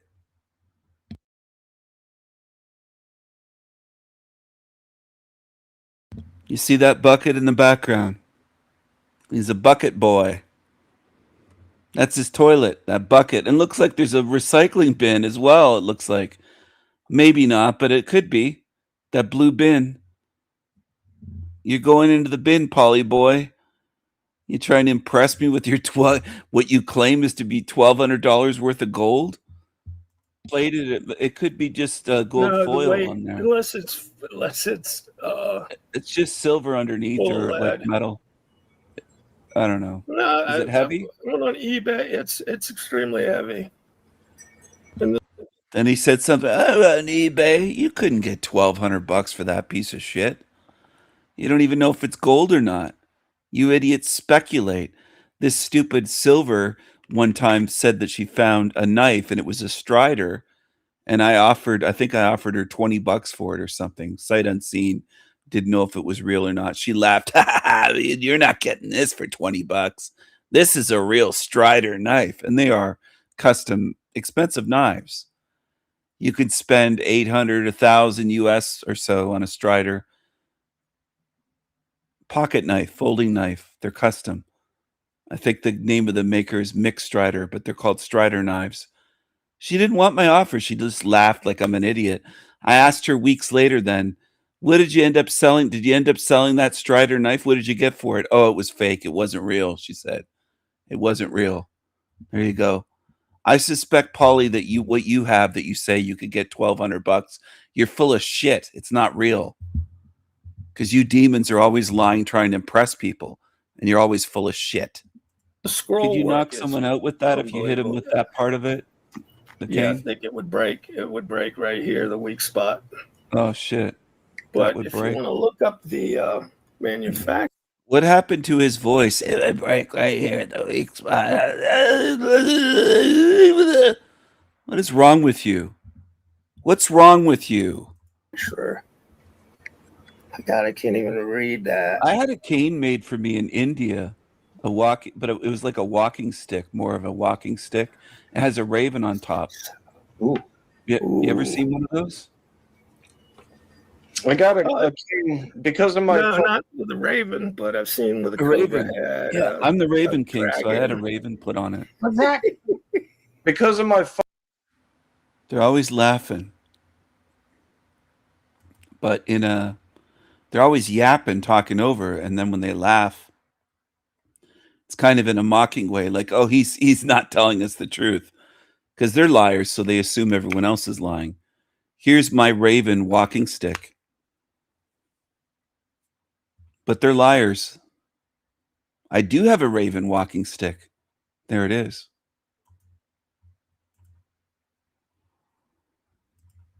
Does anyone get tired of this hell realm? Because these aren't just NPCs. These are demonic fucking creatures. For them, lying is like breathing.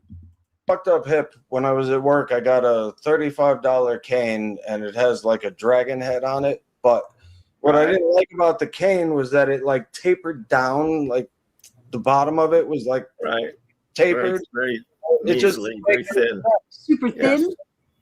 Yeah, it didn't make sense. It was fucking stupid. But I mean, It was they for also styling. sold the same exact thing as a sword cane with the same exact head on it. But I didn't get the sword one. And even then, the fucking people were looking at me weird at work, like looking at the cane, like, what is that? Did you hit anyone with it? No. I was a good employee. I didn't have a problem. This is another way that these demons are. They always think someone's looking at them, and they're paranoid. The paranoia goes with these demons, these degenerates. Nobody was looking at you, Zatoichi. No one cares. Problem with anyone. Everyone liked me, it seemed, but except the boss, who he didn't like the fact that people liked me. I think that's possible. That's nice. How really? What is that like? He hated you. Yeah, he fucking hated me. He was a dickhead. Oh shit. That's not good. It's not good. Oh. I was like his best worker. He this is how stupid this fucking guy was. He liked the people that didn't do any work. But he didn't like me, and I was the one fucking picking up the slack for these other assholes. It was a Really? guy that kissed assholes. He was a butt kisser. And he liked butt kissers if they didn't do work, as long as you kissed his ass every day and every time you ran into him. Did that fucker ever hit you at work? No, he was a black belt, and I'm a black Howie, belt. you crazy. You crazy, Howie. That's nice. My ex-boss. He never hit you? It doesn't move. If he hit me, No, but it's move. never Can you make a fist with it? ornament. Do the fingers move? No.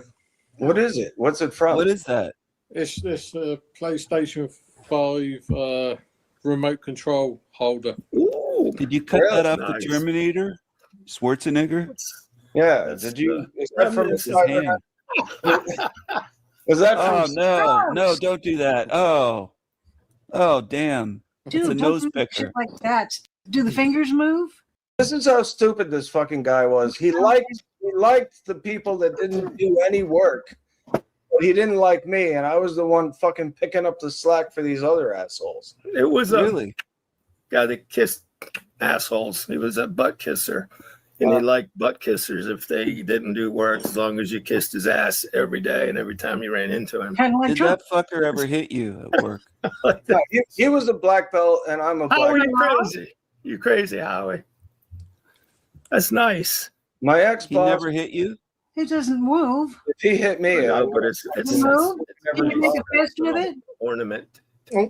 Do the fingers move? No. What is it? What's it from? What is that? It's this PlayStation 5 remote control holder. Ooh, Did you cut Really that off nice. the Terminator? Schwarzenegger? Yeah. That's Did you? the- Is that from His his hand. Was that Oh from? no, don't do that. Oh damn. Dude, It's a don't nose do picker. shit like that. Stephen will clip it. Yeah, and the whole- spread it around the Don't do internet. that. Don't do that. People will clip it and spread it around the internet if you do that shit. Ready to round, Joe. Spread what around the Yes. internet? Boogers and whatever you Pay attention. You don't have to repeat Don't spread yourself. that around the internet. I don't care if they do. Your cooties. Don't care. Your Don't cooties. care. And I'm with you, Hi, Howie. Erica. I want a Terminator hand. How's it going, my lovely? Hope you That do. would be cool. Yeah, it would be cool. Probably Did make you one see the easily. Terminator movie, Zatoichi and Polly? Yeah. Of Oh course. yes, I did. I saw the first one at the movies. The second one? My buddy wanted to go. I've seen them all. Okay. When the late '70s, first one came Well, out. would you take one of those 78, hands and put it on?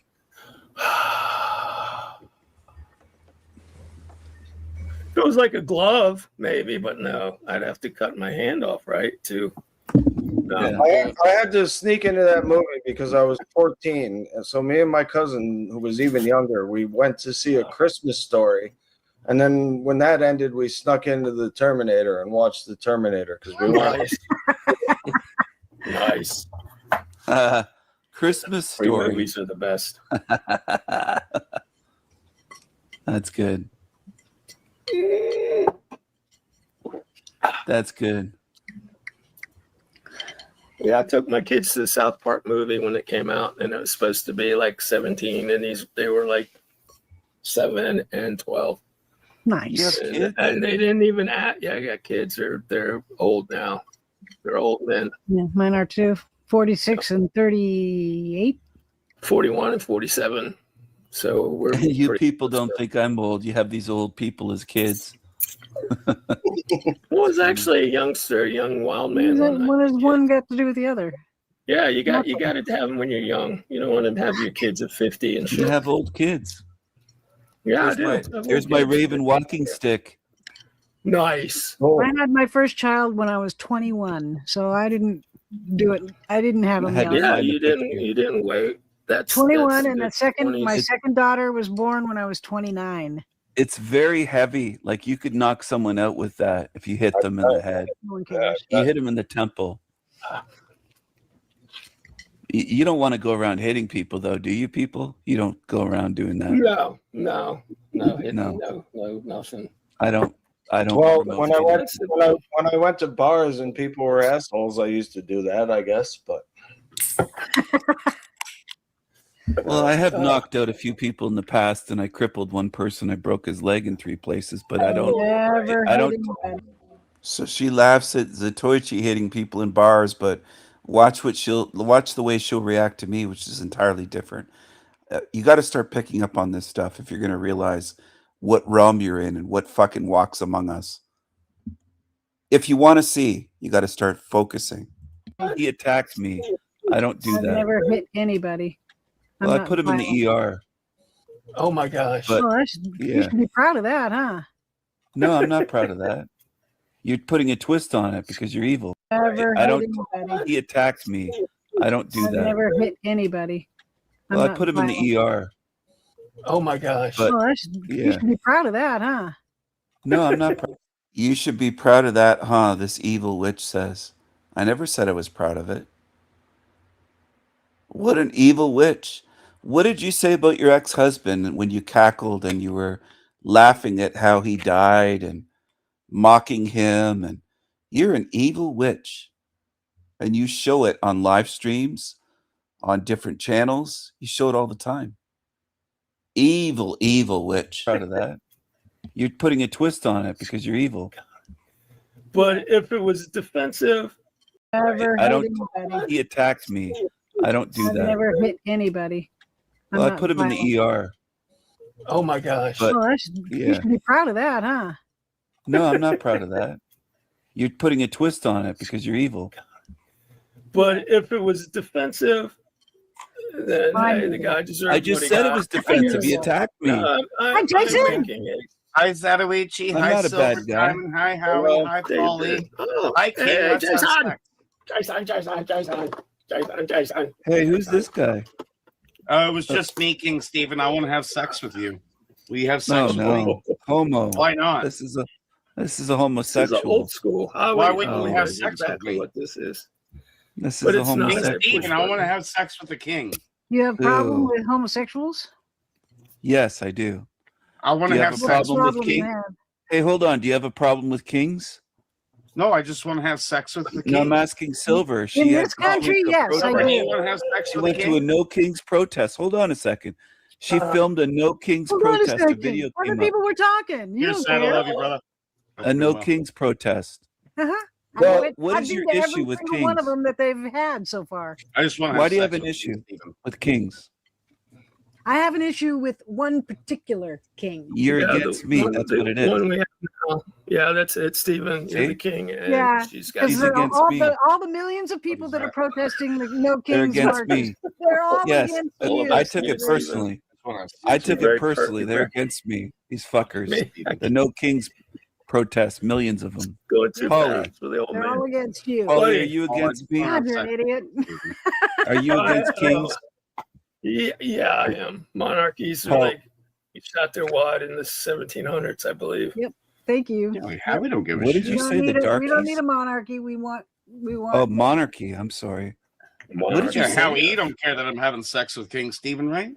He's not having sex with me at I just all. want to have sex. See, Howie, are you we against don't kings? give you You that have a stuff Steven, king? you and me gotta have some sex. No, that's false, homo. Howie, No, we are gotta you have sex. against kings? Steven. It's me and you. We're gonna have sex together. That's false. That's retarded No, and evil. we're gonna have sex. Howie, are you against kings? You have a king. Are you against kings? Yes, Yes, he's a fucking. Don't answer for him. He's a grown man. I know. Why would you say yes and answer Because for I've him? known him and we've talked So about what? it. Let him answer. I was asking him, not you. He's a grown man. Yeah, you're classless. Put up your finger. I love you, King Stephen. I was talking to Howie. Boy. I love you. God damn. Can we just let Howie answer, please, everybody? Yeah, Howie. I hate kings. Thank you. Oh, wow. Why do Mr. you? Mole, do you like kings? I don't know. If it would make people act right, then maybe. They don't, Act though. right. The king has to act right first. What about people that are hilarious and people? Just let Howie answer, please, everybody. Yeah, Howie. I hate kings. Thank you. Oh, wow. Why do Mr. you? Mole, do you like kings? I don't know. If it would make people act right, then maybe. They don't, though. Act right. The king has to act right first. What about people that are hilarious and people just don't have a sense of humor and they don't want to laugh? They want to get Kings angry and close to Gus. bitter and pissy like We're peasants arguing do. about whether or Poor not peasants. we want kings. I'm going to Poor say peasants gotta something. live off checks. No, I'm going to say something that's a little controversial, but it's Okay. true. Okay. But people, talk about the Nazis and fascists and blah, blah, blah, and it's all true.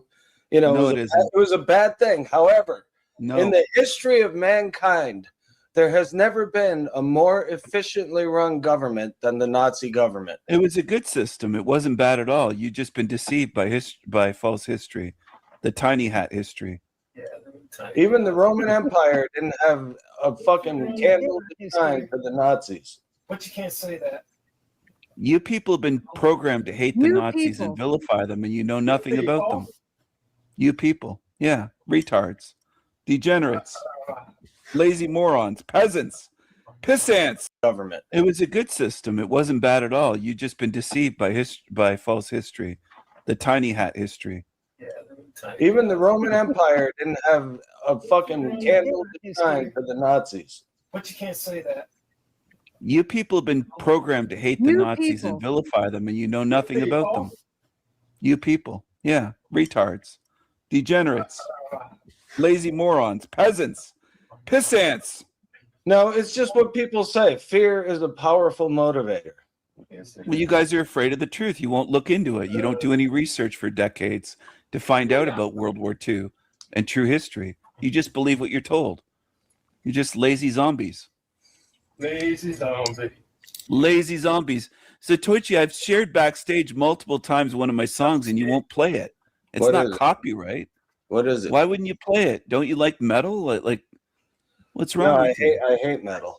I'm starting to like shit like Bryan Adams now. Well, and, then why wouldn't you play it if you like metal? I'm like, what the hell, dude? You like metal, but I won't play that. God, he just doesn't stop.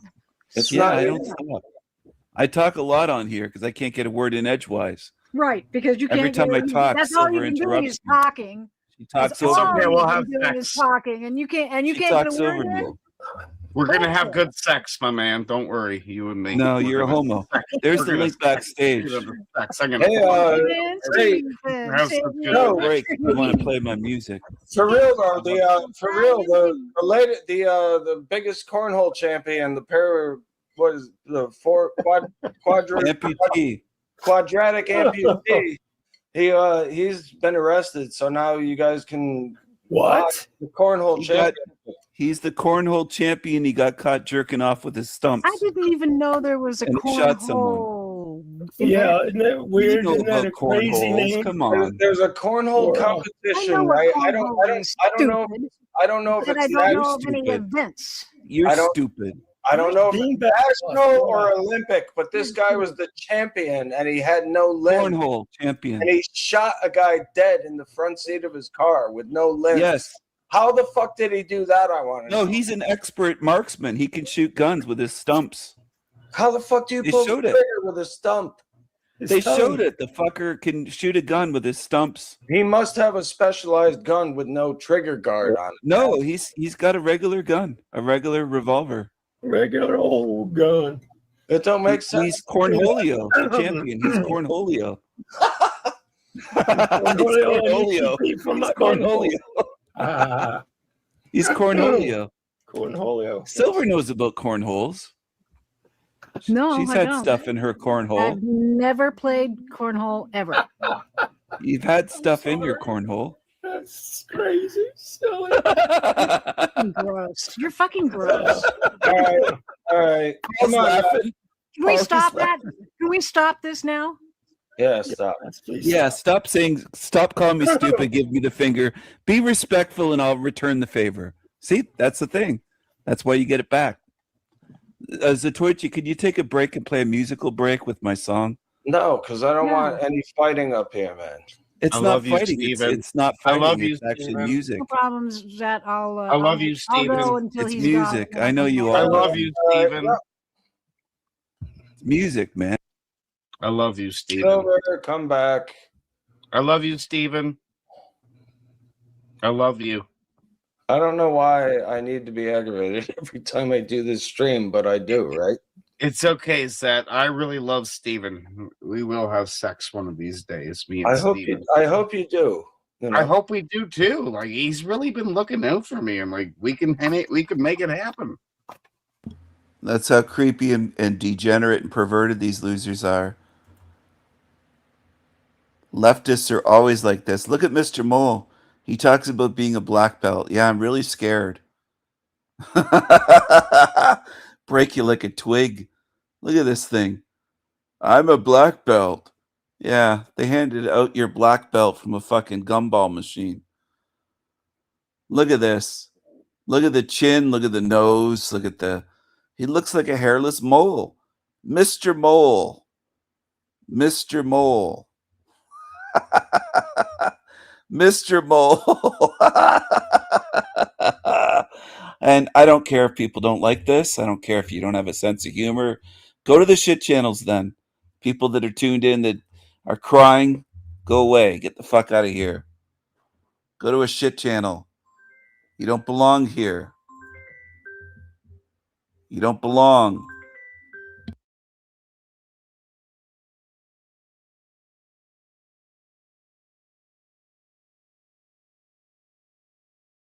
Yo!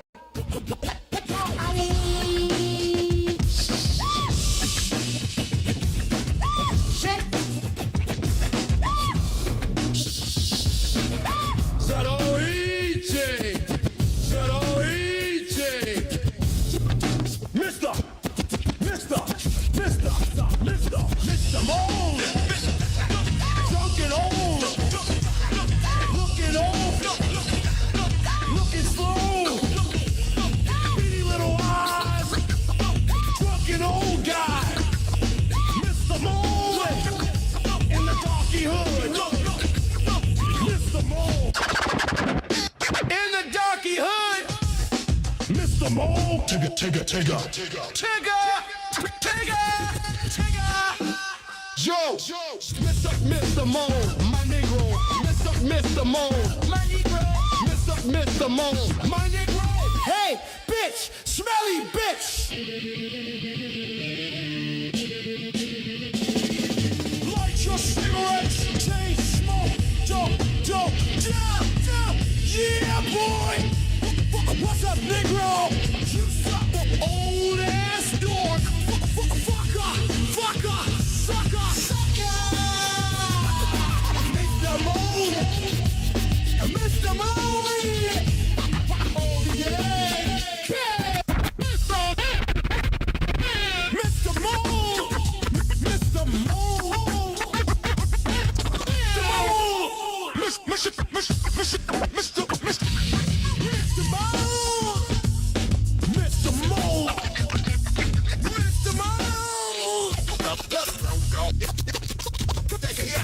Filthy asshole! Filthy old asshole! Calm down!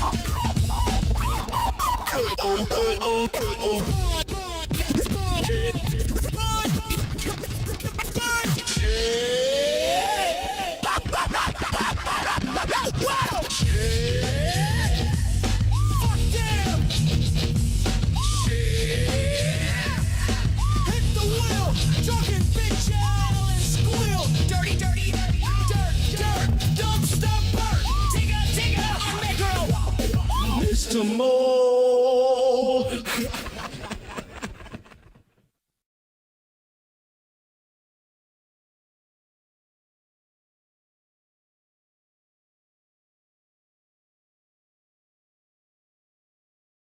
We can make it happen. I don't know. Isn't there a song? I don't know neither, but who cares, right? Who cares? Okay. I am fucking stressed out, and I don't need this fucking Yeah, you don't need this shit. adversity. Hi, Silver. I love you. Love you too, Jason.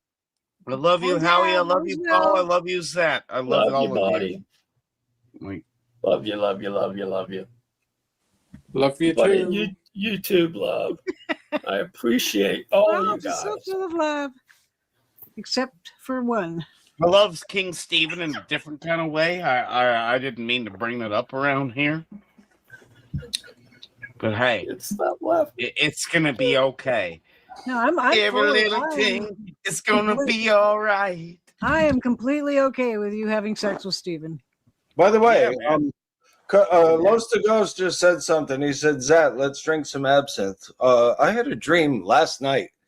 I think it was my father, which is odd because he never would have done this. It would be the opposite. I'd be giving it to him, but he gave me a glass of absinthe with cold water and sugar poured on it, just like it's supposed to be.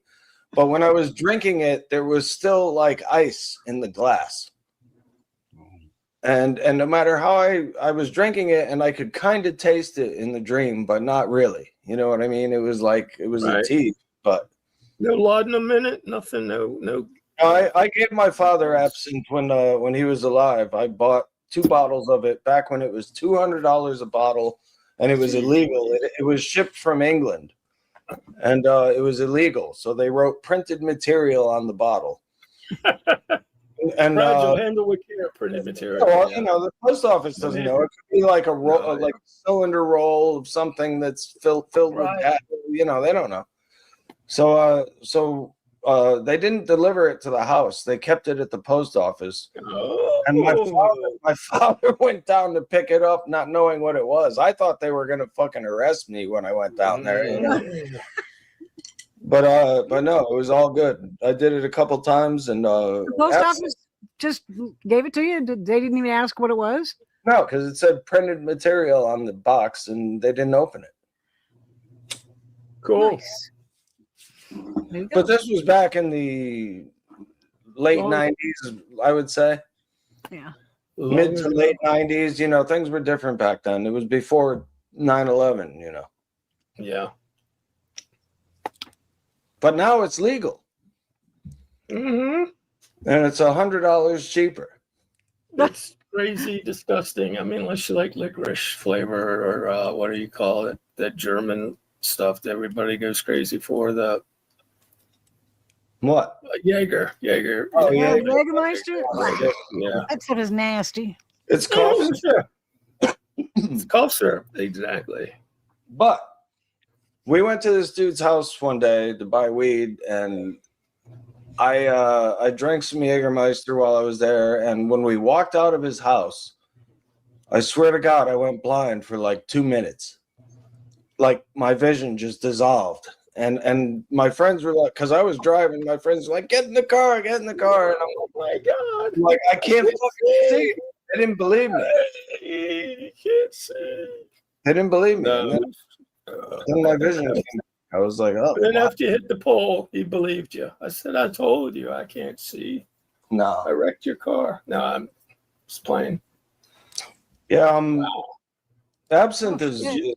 If you don't like black licorice, you're not gonna like absinthe. But I love it. I mean, I think it's the best thing ever as far as I've tried it.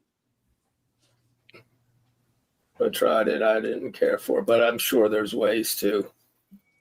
Yeah. And he says you can go to any corner store and buy it. I don't know about that because I've been to the biggest liquor store near me, and all the shit they have is the stuff without wormwood. It's not actual real absinthe. Right.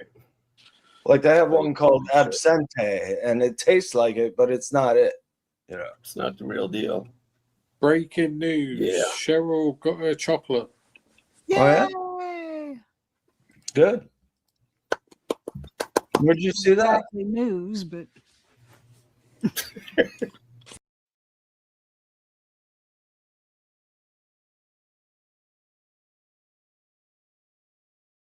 Yo, what's up, guys? That's another video coming straight to you from hell. Yo, what's up, guys? That's another video coming straight to you from hell.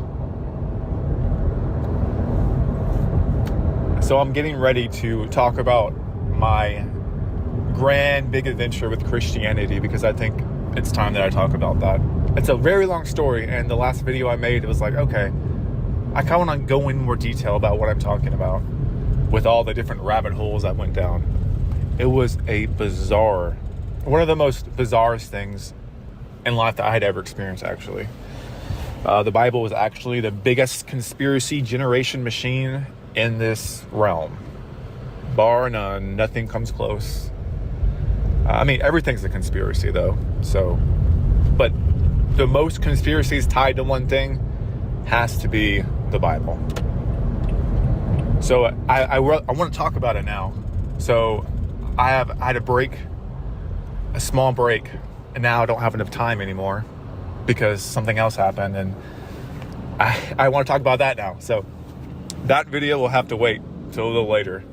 So this video, I'm getting all amped up to talk about this very bizarre string of synchronistic events for about almost 2 years that led to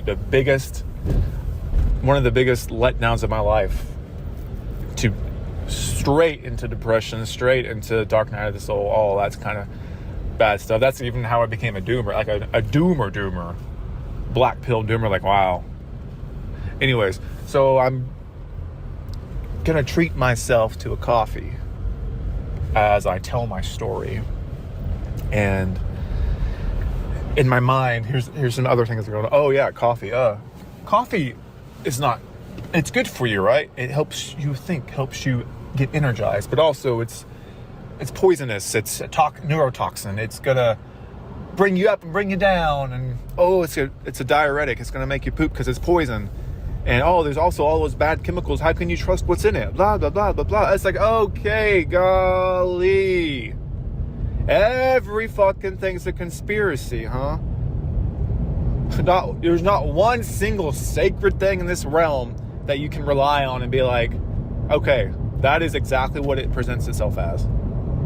No, every little thing has to have a million different conspiracies, a million different contradictions. Oh, and you're supporting an evil business that's taking over the world. Yeah. All the businesses are evil. We're all enslaved.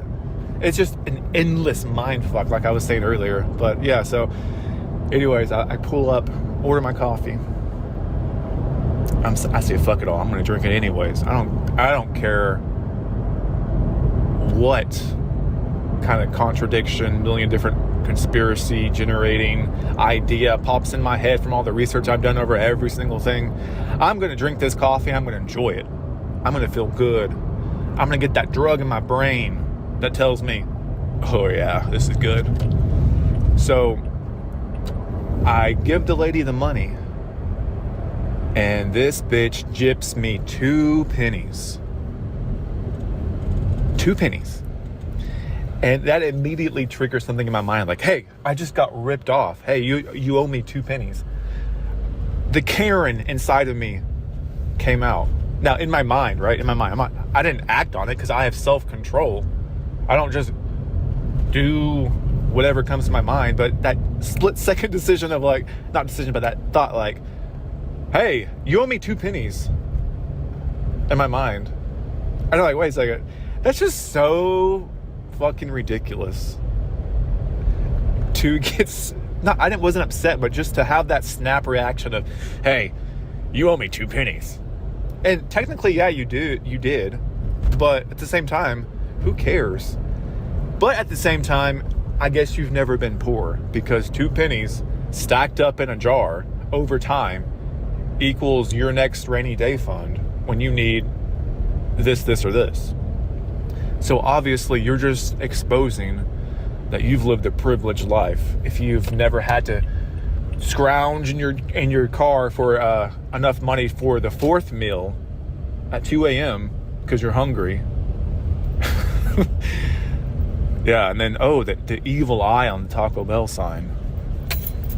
Yeah, all the big corporate entities have all of these just occult, symbolic messaging, and they're all trying to fuck you and poison you. Okay, yes, all that's true. Anyways, yeah, so that just made me laugh. Like, wow, dude, chill out, monkey mind, it's fine. And then that made me remember another story that happened a couple weeks ago. Some backstory. So I have this guy who lives near me, and I call him a gang stalker. And there's a lot of gang stalkery type things that happen, but I don't know what exactly it is. I just kind of make fun of it and laugh it off.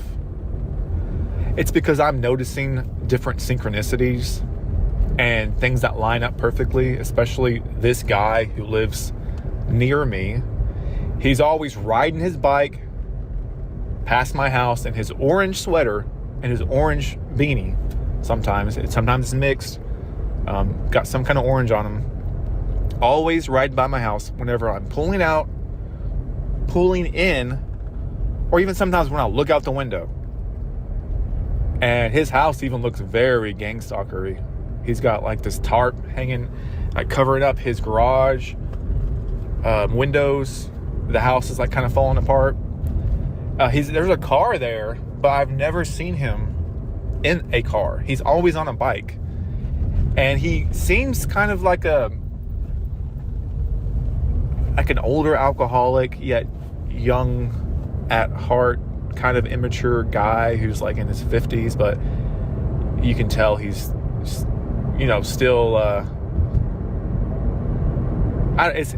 it's hard to explain. So I'm coming home from work. I see him at the stoplight, because you take a left, that's my street. It goes towards my street. He's there waiting at the stoplight. I'm like, okay, this guy again, huh? I go into the gas station to get some gas, and this lady outside, right next to my gas pump, she looks kind of frustrated. She goes inside.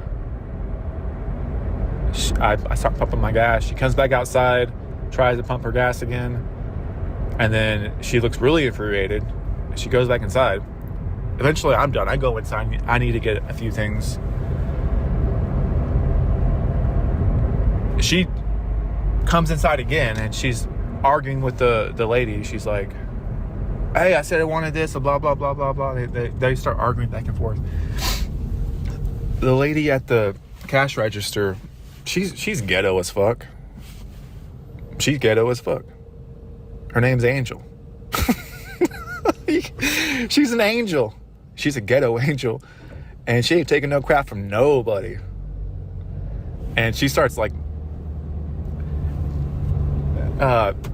talking back. Listen, I'm not on anyone's side here, but if you work in retail, there's something called like respect, being polite, all that kind of stuff. She was having none of it. I was like, oh shit. And then guess who walks up behind me? Mr. Gangstalker himself. He's in line. I've never actually been in his vicinity, like out in the open air. But now he's here behind me. I'm like, oh great. Here we go. Street theater. This is all. Here we go.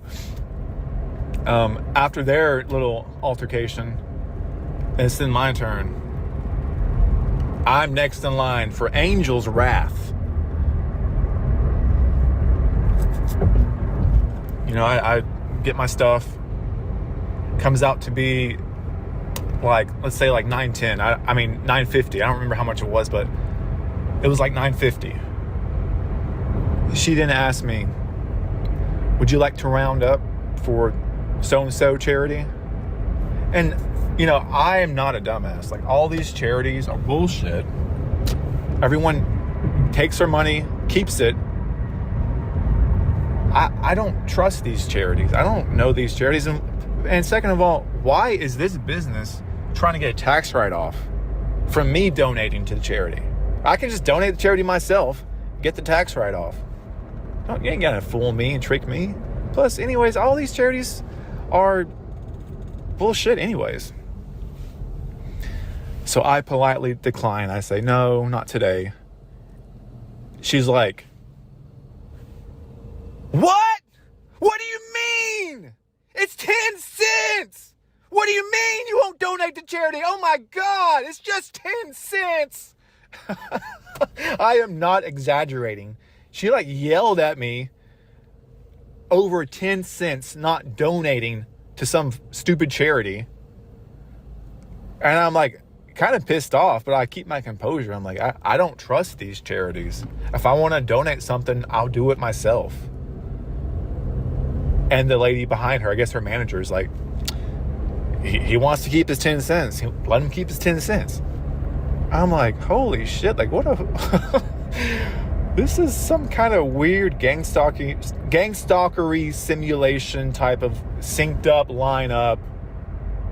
You know, I don't actually know what it is, but it was just weird. And it was funny. And I went back home and I just like thought about it. I just laughed at it like, wow. If I was in some kind of TV show, that would have been hilarious to watch. So that's how I kind of take these. Oh, as I said that, I look at my clock and it's 11:34. And if you mirror that, it says hell. The 4 is the H, the 3 is the E, and the 2 1s are L's. So I just kind of look at my life. When things like that happen, I just kind of look at it like a sitcom, and it makes me laugh. I'm like, yeah, that was kind of funny. That was kind of funny. I know in your little fucked up realm, when you loved a deception and fucking with people and lining up synchronicities for the grand reveal at the end, like some kind of punchline. Well, guess what? I thought that was pretty funny. I'm gonna laugh at myself, just like I laughed at myself for getting upset over being gypped 2 cents, being cheated out of 2 pennies. So there's been so many instances of these weird phenomena happening in my life that I just laugh at them now. They're just funny. Me and my mom were even talking about it the other day, maybe like a month or 2 ago. And she was like, it's like some kind of weird reality TV show where whoever's in control are just putting us through all of these weird scenarios, like a Seinfeld episode, and just laughing at it. Okay, an instance that happened to her. I mean, a lot of things happen to her, but she was at a patient's house. Her car is parked outside. A big old trash truck comes and hits her car trying to get a trash can. Just ruins the back of her car. The trash can is like 20 feet away from her car. Well, I don't actually know how far. It was like a good distance away. This girl hits my mom's car. She comes out, she's pissed. And the funny thing is about my mom's car is it was a newer car she got, and she spent so much time taking care of it. She would park purposely in the very back of the parking lot, away from any car, just so no one would ding her car. She would keep her car pristine. She would go above and beyond to avoid any kind of damage to her car in any sort of way. And then out of nowhere, a freaking garbage truck rams it with the arm, hits the tire back of her car, and just after all that trouble, it's done. None of it mattered. And it's like these things, they fuck with you in specific, unique ways that only affect you. it would only really piss you off the most. I mean, anyone would be pissed off, sure, but like this was like very specific. And she goes out and starts, you know, angrily being like, what the heck, to the lady in the garbage truck. And she's just on her phone, like unfazed. She's like younger. She's like, oh, I've already called someone. They're coming. She's very unfazed by it, like a brain dead young person. My mom's like, what the hell? She doesn't even get out of the car. She doesn't even say sorry. She's just on her phone, looks up at her, says, oh, I called someone. They're coming. Looks down at her phone. No sorry, no apology, no nothing. And then the person in charge of the waste management and a police officer come and show up on the scene at the exact same time. At the exact same time. I think it's like the city manager, just something to do with the city manager or something. They both show up on the scene at the same time, already pre-planned what's going to happen. They go and talk to the lady, the young lady in the garbage truck, for like 5 minutes. Then the police officer harasses my mom for like almost an hour, telling her how it's her fault, blah blah blah blah blah blah blah blah blah blah. And my mom was even having it. It's like, all of you people are conspiring against me to make me think it's my fault that your person hit my parked car. Either way, you hit my parked car. My car is parked. You hit the car. How is it in any way, shape, or form my fault? And he just like went on and on, like berating and harassing this police officer. And I'm sorry, they're all black, so they had some kind of racial bias too. So they all work together. They're all the same race. It's just the way it is. And eventually the police officer goes back to his car and like calls in and comes back and he's like, if I could give you a ticket, I would, but I can't find anything to put on you. So I guess I can't give you a ticket, or some bullshit like that. A long story short,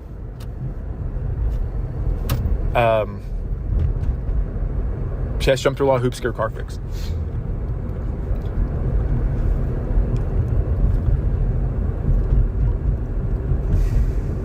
This is bizarre, man. I know in the last video I was like, oh yeah, there's so many different things this world can be, but with all the different experiences, I don't believe in coincidences. Coincidences aren't coincidences. They're synchronistic events that line up in this way or that way. And things don't just randomly happen. And you can go and when you're living your life, a lot of it's mundane and boring, and you don't realize how a lot of the events from your past has led to this one specific thing. But then some days it's like boom, boom, boom, boom, boom, boom, boom, boom, boom, boom, boom, boom, synchronicity after synchronicity after synchronicity.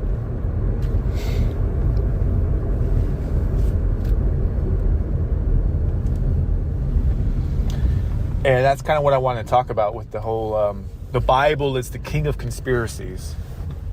But that's going to have to be another time because I'm already really out of time here. But yeah, really anything that I've come to know about this world, there's a million contradictions. There's a million reasons why you're wrong. There's a million alternatives to your theory or that theory. Like, just think about health. If you've ever gone on a health journey and researched, okay, what is the exact healthy condition diet for the human? Good fucking luck, because there's a million different reasons why this is right and that's wrong, or this is wrong and that's right, or this thing is healthy, oh, but no, that thing is not healthy. Oh, this thing is like a superfood. Oh, actually, no, it's not a superfood. It's poison. It is freaking bizarre how many conspiracies, alternative contradictions to so many things. Every single thing. If anyone's curious, I am kind of a carnivore. That's what's worked the most for me. But then you're like, here's the thing. Oh, you feel guilty now because you have to kill animals. It's like, yeah, I didn't make the fucking rules up, man. Like, this is how I personally decide what is right. Okay, if there was a baby starving, would I feed it what it needs? I mean, not a baby, but like a kid. Would I allow it to eat an animal? Or would I say, I'm sorry, you're going to suffer and die, and the animal's going to live, just to get eaten by something else a couple hours later, basically? I'm going to feed the child. That's it. I mean, that's the bottom line. Like, whatever's best for the child, that's what I'm going to do. I would never bring a child here. I don't condemn anyone else who has. But that's how I look at things. A human being is above an animal. Unfortunately, I don't really make the rules, but that's just how it is. And if a child is suffering over an animal, I'm going to pick to alleviate the child's suffering. Call me a speciesist. That's the way it is. But anyways, yeah, that's the best diet that I've ever been on. I don't like it. Like, I hate it. I hate how that's how it works. But for my experiments and conclusions, that's how it works. And that's the easiest, simplest, purest diet I could ask for. I don't even have to think about cooking anymore. I eat it super rare. Little salt, that's it.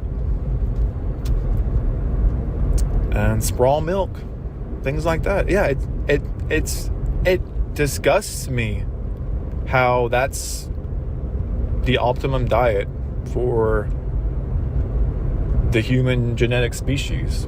But I don't make the rules. I don't want to suffer more than I have to.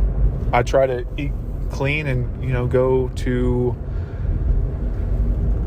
farmer stands that treat their animals right. All right, he's boring. He's boring and he's creepy. I'm going to change gears here to something else. That gin cell is boring and creepy, Joshua. That gin cell, Joshua. Let's go back to Dwarf Dan Dix. No Kings protests. Twitter, and she's trying to build up her YouTube channel, so it's worth a subscribe. Good number. So he's dressed like it's winter. This was a day ago in Vancouver. I don't know what the temperature was. I wasn't in Vancouver the day that this was. But Dan, you're missing your shoulders. You got a big head like this. Dan, you don't have any shoulders. Dan's kind of a weird guy. And he's he has a king, he said. Dan has a king. Cat Canada, she's got a pretty good channel on Dan has a Twitter, king. and she's trying to build up her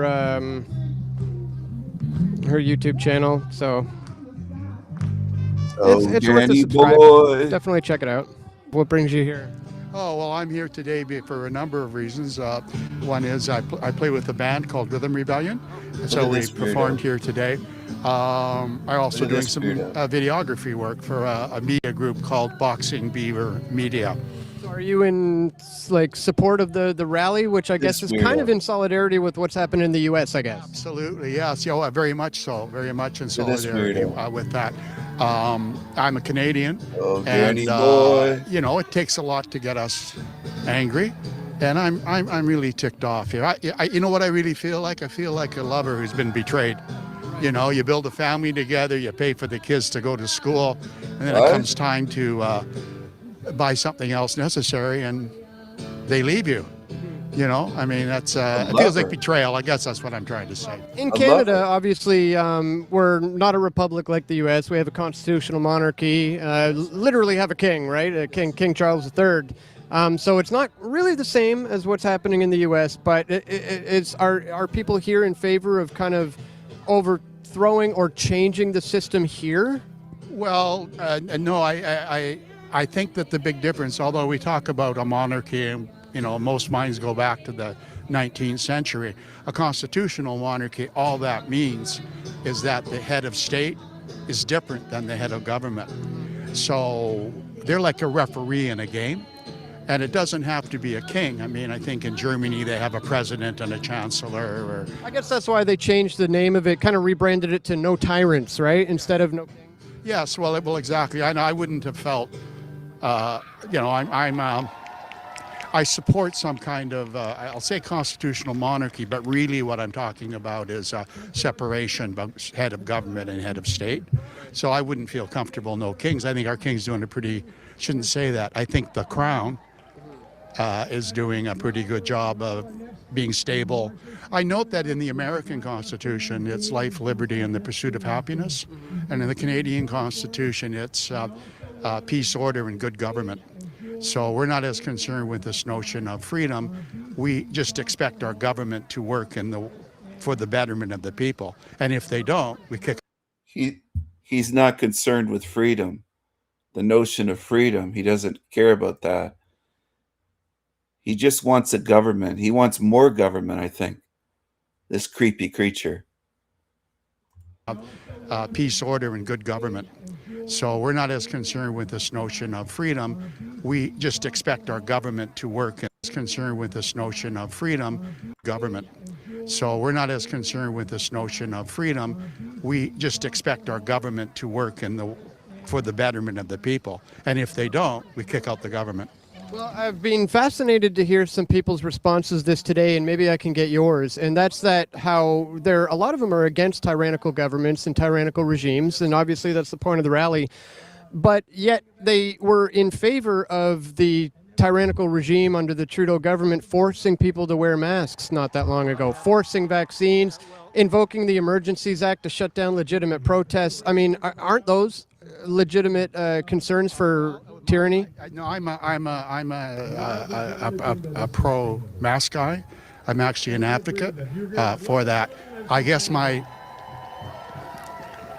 snippy response might be, okay, don't wear a mask, don't get vaccinated. And in our public health care system, if you get sick, don't knock on our door, because we're a team. And sometimes you've got to do things to get everybody across the finish line, even if that's carry them in a wheelchair. I had COVID, even though I would do things to get everybody across the finish line, even if that's carry them in a wheelchair. I had COVID, even though I was vaccinated, and if I wasn't vaccinated, I think I would have been dead. So please don't tell me let's carry them in a wheelchair. I had COVID, even though I was vaccinated, and if I wasn't vaccinated, I think I would have been dead. So please don't tell me about fascist governments making people wear masks. I actually think that people that don't wear masks are irresponsible people to society. They're taking the notion of individual freedom, and they're Trump. I think these evil creatures should be floated away. They're way too evil. They can't be fixed. They can't be helped. They can't be changed. They can't learn. They are a danger to all of us. They're a danger to babies, unborn babies, babies just born, children, all ages, middle-aged women and men, older people. They're dangerous. And you can't fix them. This thing on the screen will be this way into its grave. I don't want to be in a realm with these fucking things. I don't. Absolute psychos. That, excuse the pun, over collective governments making people wear masks. I actually think that people that don't wear masks are irresponsible people to society. They're taking the notion of individual freedom, and they're trumping that, excuse the pun, over collective responsibility. and we all have a need to be collectively responsible. Think a car, you're driving a car. We all got to play by the rules and stop even if we don't want to because there's a stop sign. Well, I mean, the science, so to speak, is heavily contentious and debated as to whether or not there was a real issue or not. The difference between Canada's death rate from COVID and the United States' death rate is marked. It's noticeable. And the states that were most against it had the highest death rate per 100,000. So you're science. Yeah, sure. Said and it was proved out. So you're not in favor of tyrannical regimes forcing people to against their will, but when it comes to masking, you're okay with it. I don't think that it's a tyrannical regime. I think the government of Canada, given I mean, people were losing their jobs if they wouldn't, get a vaccine. People were dying because they didn't get vaccines. I think death trumps everything. And I think it was a really tough situation, and the government, particularly the provincial government, provided real leadership in encouraging people to fight COVID. Why should some people's rights end where other people's feelings begin? Because it's a balance between collective responsibility and individual freedom. And what about the individual freedom of those who didn't want to wear a mask? Our elected government decides where that line is. Well, we've seen that go awry before. Look at, the whole Nazi regime was a whole society that was okay with that. If the government can't maintain the majority of seats in the House, it falls. And I'm 75 years old. I've seen times where the people have demanded change and the government's had to listen. If not, going back to your first question, the Crown dissolves the government and we have an election. We ask the people to resolve the issue. Well, that's kind of what the trucker rally was all about, and then they invoked the Emergencies Act to shut it down. So that was a legitimate protest, wasn't it? I don't know. I don't know about that. Where I kind of. You just suggested that the people have to come together and fight the Senate and the Commons. I draw the line is there were at least some elements of the truckers that were going to go to the Lieutenant Governor's house. We're trying to overthrow the state. They weren't protesting that the government was wrong in its decision. They were protesting the government was, needed to be overthrown. You're going to get one or two psychos in every movement. That doesn't set the movement as a whole. Treason. Yes, but one or two individuals doesn't make up for the entire group, does it? I don't know. When I saw those truckers, they really scared me, and they didn't look like people that I thought were very thoughtful. Really, For the entire group, does it? I don't know. When I saw those truckers, they really scared me, and they didn't look like people that I thought were very. Truckers. When this guy saw the truckers, they really scared him. This psycho here. This psycho was scared by the truckers. The people that deliver your food and haul everything really scared him. The truckers really scared this guy. I don't know. When I saw those truckers, they really scared me, and they didn't look like people that I thought were very thoughtful. Really, they just didn't look like. I went down there. I saw a lot of peaceful people. There were kids playing in bouncy castles. There were people handing out food. People shoveling sidewalks. The same people, mostly, and the back to the landers. They're the same people that would vote for Donald Trump. In the United States, they have the same mentality. The non-backers support Trump. Trump supports them. It's the same bullshit ideology. It doesn't. The responsibility of the individual to the community to protect others needs to be balanced with the individual freedom, and that's the role of government to draw the line where that balance is. So, for kind of forcing, mask mandates and vaccines and stuff. Forced them. I would have thrown people in jail who were refusing, who were making issues, and that's my opinion. I don't really want to talk anymore about it because I see that you're be balanced with the individual freedom. And that's the role of government to draw the line where that balance is. So, for kind of forcing, mask mandates and vaccines and stuff. Forced them. I would have thrown people in jail. Mandates and vaccines and stuff. Forced them. I would have thrown people in jail who were refusing, who were making issues. And that's my opinion. I don't really want to talk anymore about it because I see that you're interested in getting an oppositional view, and that's enough. I find it fascinating that people are against so-called tyrannical governments and then they're in favor of something like that, like it violating my rights. Yeah, no, but we got back to the same point. You use the word tyrannical. I would use the word responsible. Thank you very much. Wow. Fascinating stuff. Every single one of these people I talk to out here are just so hypocritical and total hypocrites. They have it totally backwards. They're like, yeah, I'm against fascism. Yeah, I'm against terrorism. It isn't just hypocritical, though. It's beyond that. That's where a lot of people that are Christians and right-wing, they stop short, calling them hypocritical. It's demonic. It's beyond hypocritical. It's demonic. It is spiritual. That's what it is. Spiritual differences. Now, this Dan guy said Jesus is his King of Kings, and he's blind. He can't see that he was just talking with a demon.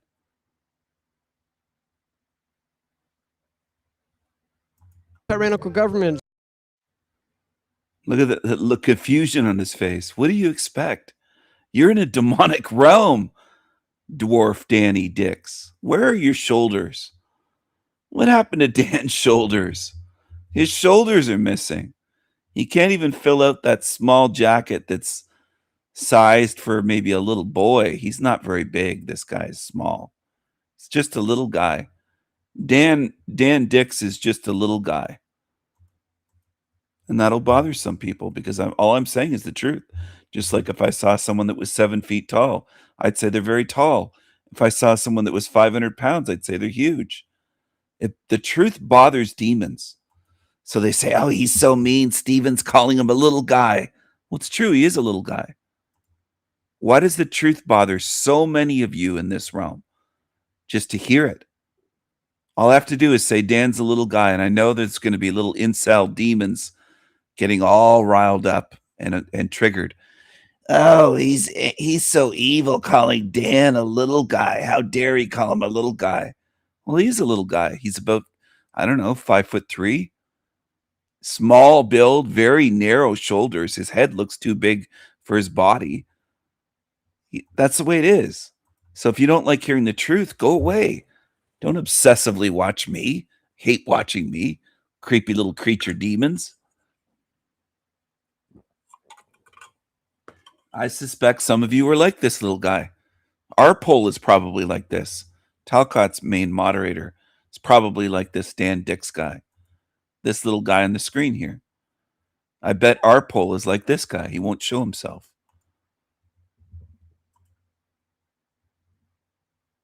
Dan just calls them hypocrites. They're so hypocritical. Well, maybe they're beyond that. Maybe they're demonic. You might want to just not stop short. You've got gray in your beard. You weren't born yesterday. Well, then how come you can see so little, Dan?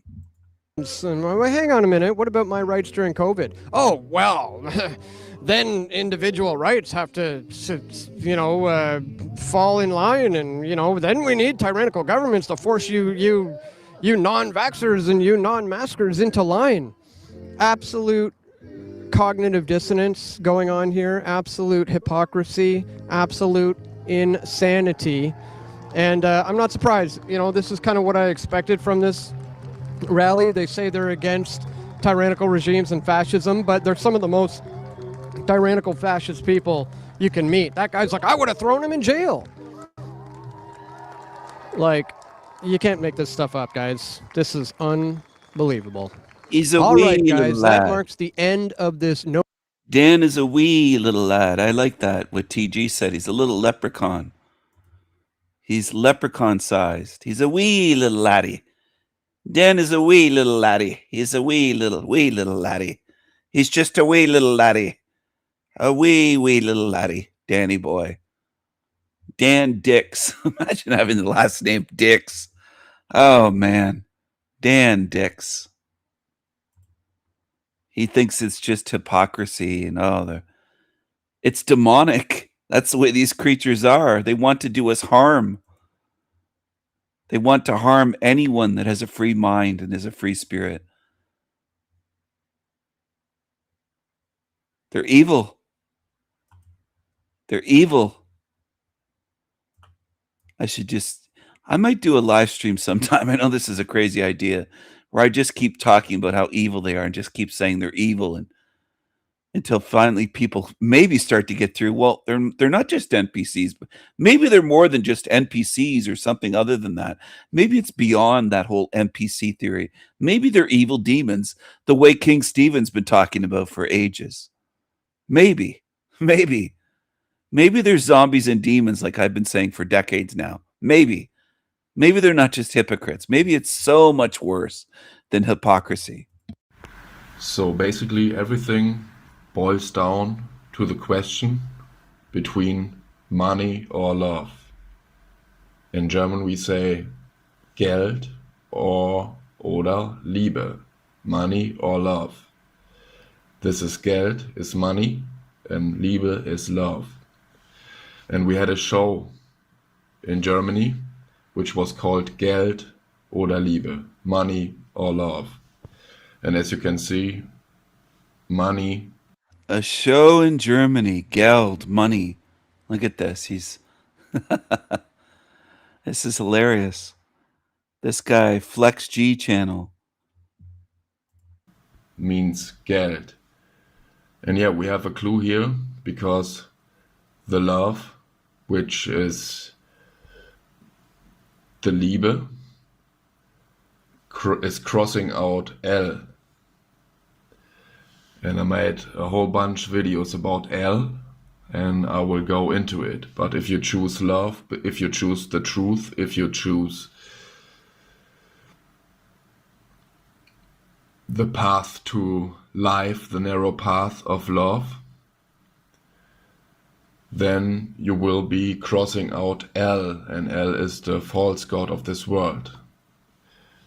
So we even have it in the English language. If we turn money around, we get the venom, or we get the venom. Like the poison. Money backwards is like the venom. You just have to this little thing away, and then you got the venom, the poison. So yeah, the love, Liebe, is crossing out L, and yeah, Geld is money, and L is one name of the god of this world. So I explained that in my videos, and this thing here has many names, but it almost every time in language goes by the name of El, and this goes back to the Semitic deity El. So now it's clear why anti-Semite people are now persecuted, because the deity of the Northwest Semitic tribes is El, Al or Il. So in our language this is always a reference. When there is some L in the word, it's a reference to this guy here. And this is the same thing as the Eye of Horus, or as I called it, the Eye of Horrors, which is a psychological complex in your brain.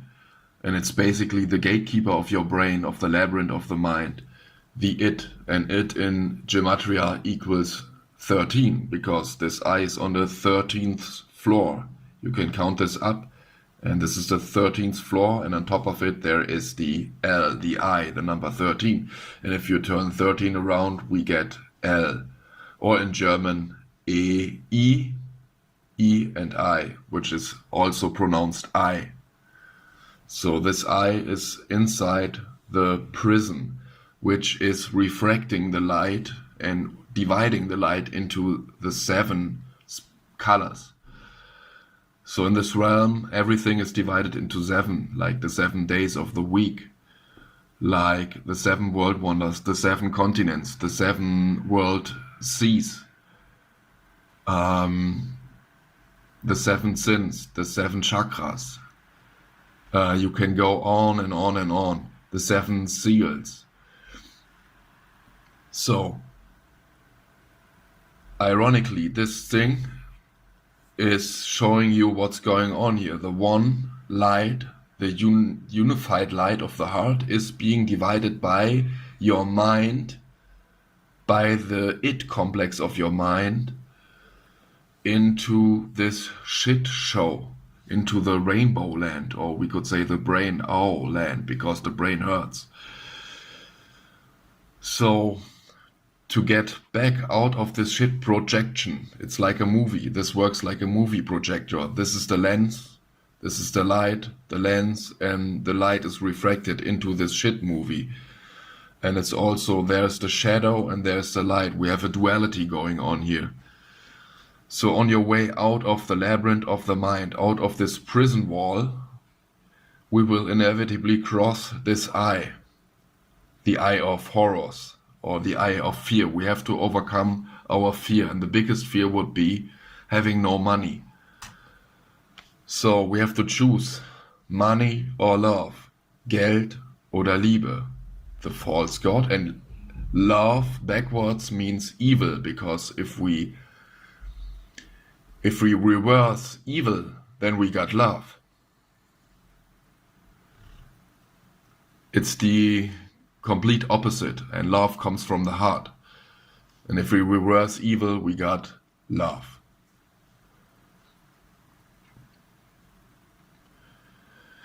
So he's very stressed out. He's very anxious. His breathing indicates that.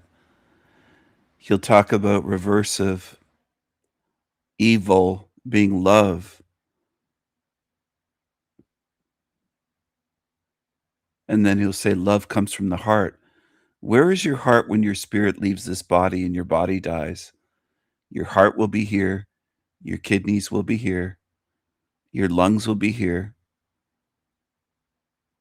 Your liver, your pancreas, your spleen, your bladder, all of your organs will be here, including your heart. Your heart will be here. So you might want to get used to the idea that your spirit has love, not the organ, your heart. Spirit, beyond the body, beyond the meat suit. Your heart is meat.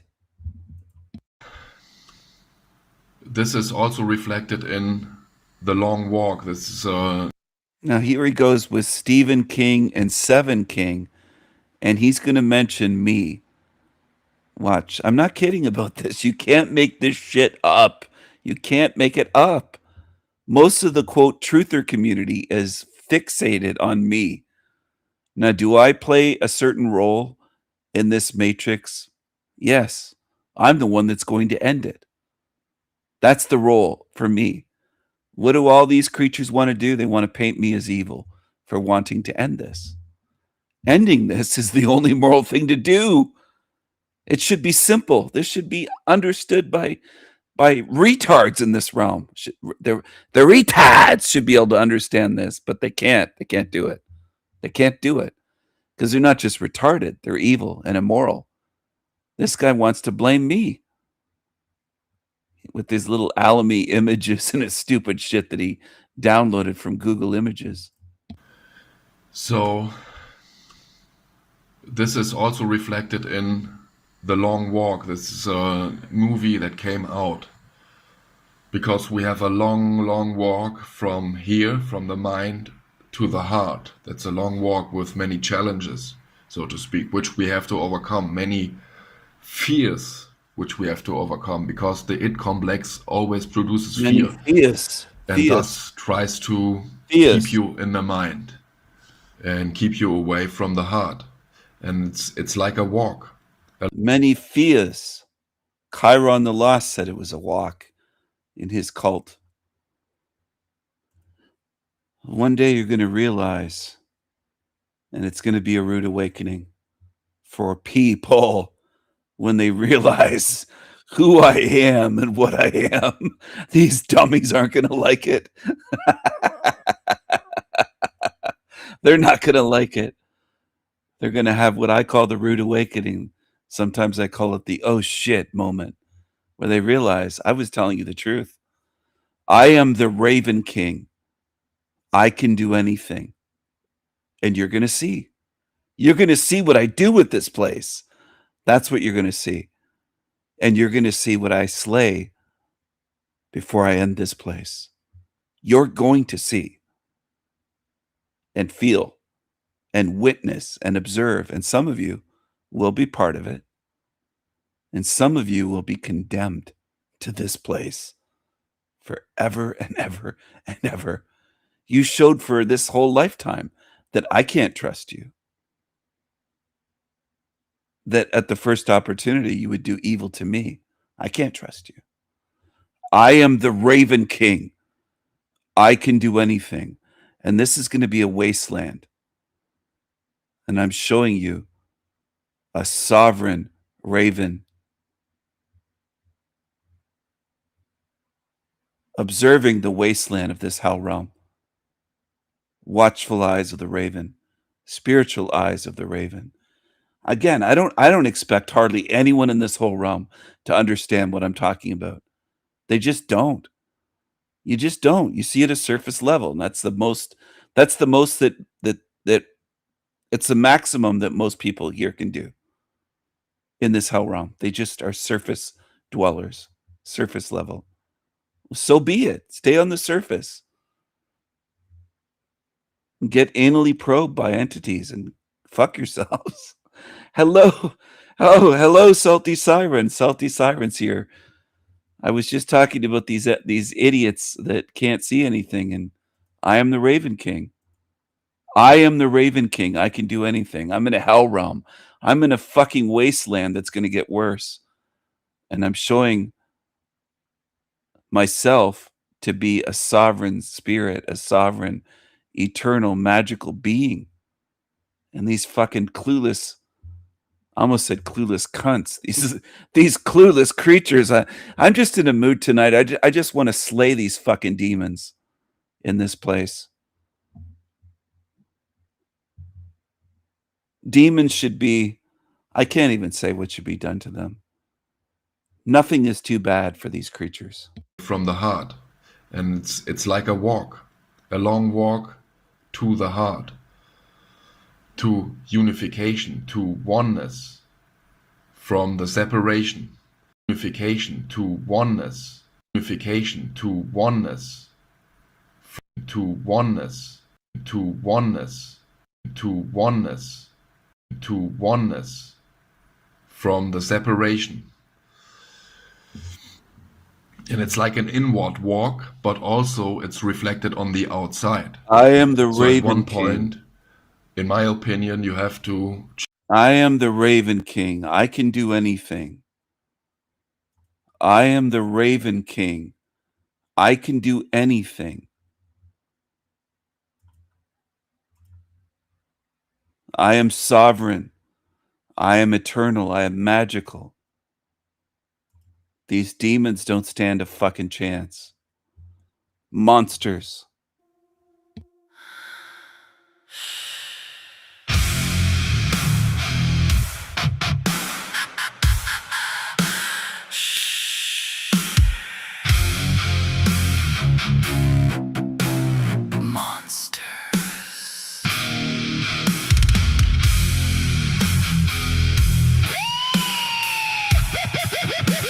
Monster.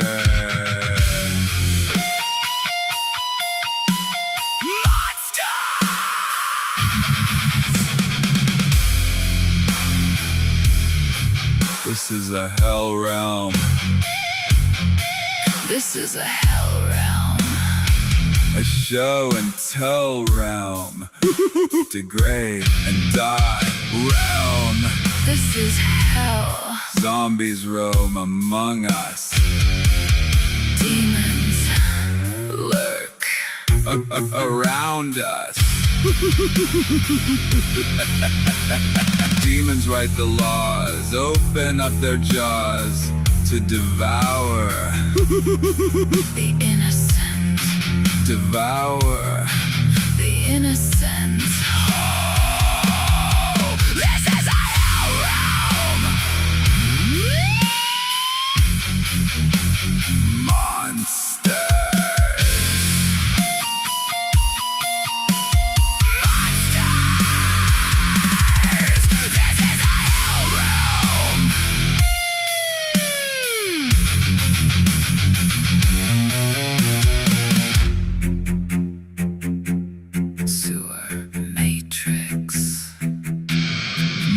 Monster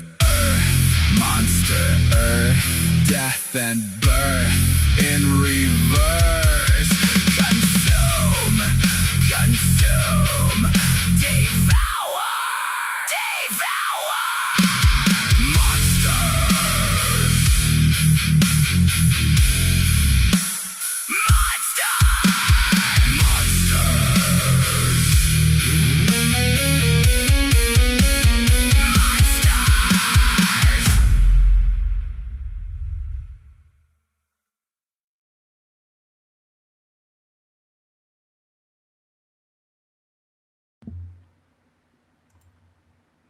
Hello, hello, hello. That one is called Monsters.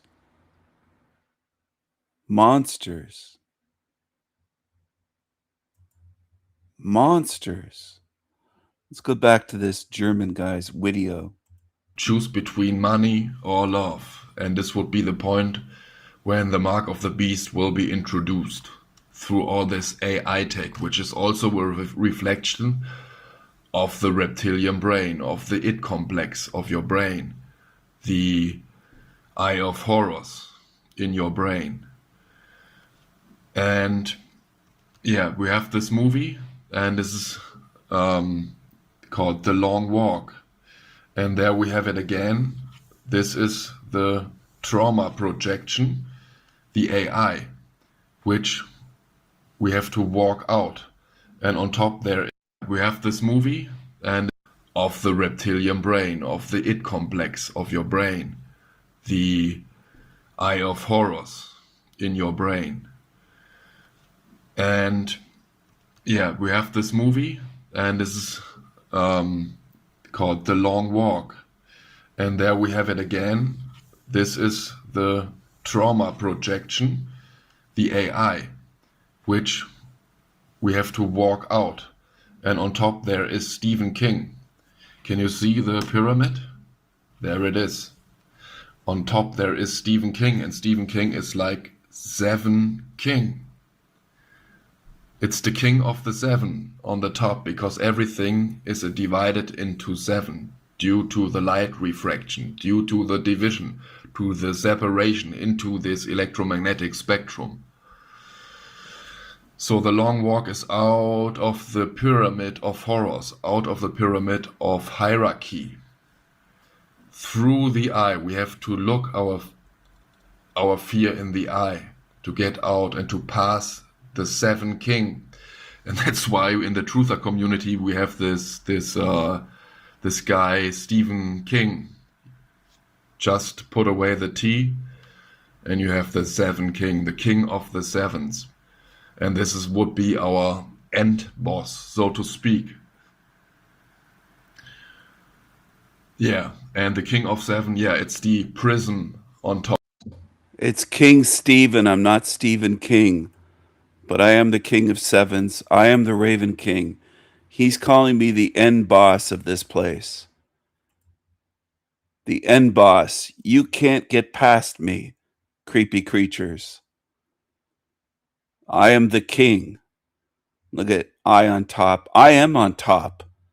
And that's right in one of my newest songs. This is the cream of the crop. And I like it on top. And you demons can't get past me. They recognize, in a sense, in a low level way, they have a certain inkling of an idea that, oh, King Stephen is very powerful. We can't get past him. Our fear in the eye to get out and to pass the 7 king. And that's why in the truther community we have this guy Stephen King. No, King Stephen. Just put away the T. King Stephen, to dummy. pass the 7 King our Stephen. fear in the eye to get out and to pass the 7 king. And that's why in the truther community we have this guy Stephen King.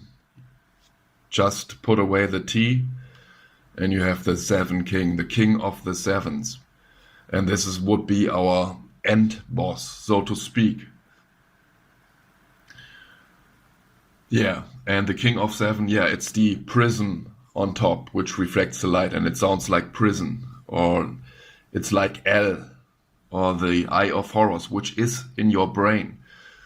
So to get out of the labyrinth of the mind with your spirit, with your essence, with your awareness, these are all names, these are all just like words, but it's your essence, which you have to maneuver out of the brain, of the labyrinth of the mind, which is hell. The light is kept there in hell, and hell means light. Hell means like the underworld, but it also means light, and the light is trapped in the underworld and is used as a battery. It's mined by the mind. Okay, and to get your spirit, your awareness, your essence out of the labyrinth of the mind back into the heart where everything is possible, yeah, we have to pass L. That's why it's called the puzzle. We have to pass L. Yeah, I repeat these things over and over again, but I also show you some new clues, some new findings, but it's basically always the same. Yeah, so the long walk out of the mind, and we inevitably have to pass the seven king. That's why we have the seven sins, because these are the traits of the beast suit, which was placed over us, upon us. The beast suit and the mind, the cellular prison avatar. Yeah, and yeah, to overcome the seven sins, we will, or the seven king, the Stephen King, King Stephen, the insanity machine, we will be given an opportunity, in my opinion, which will be the rollout of the mark of the beast, the MOTB. Because then we are at a point where we have to make an ultimate choice, whether to merge with the lie, with the machine, whether to choose the money, the venom, the L, or whether to cross out L, the I, whether to X it. Long walk out of the mind, and we inevitably have to pass the seven king. That's why we have the seven sins, because these are the traits of the beast suit, which was placed over us, upon us. The beast suit and the mind, the cellular prison avatar.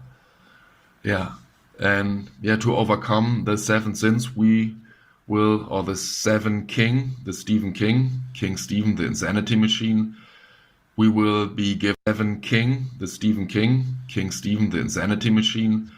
It's the sanity machine, not the insanity machine. Get it right. King Stephen, the Raven King. The sanity machine is my first channel. You confused dummy. Cellular prison avatar. Yeah, and yeah, to overcome the seven sins, we will, or the seven king, the Stephen King, King Stephen, the insanity machine, we will be. I'm not the insanity machine.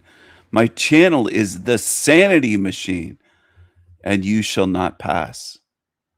I might have to make a video on that, telling you, you shall not pass. You creatures that follow evil, you ones that make death threats and support the ones that make these threats. None of this will be forgotten. You have to pay for what you've done. You have to pay. You must pay. You shall not pass. Be given an opportunity, avatar.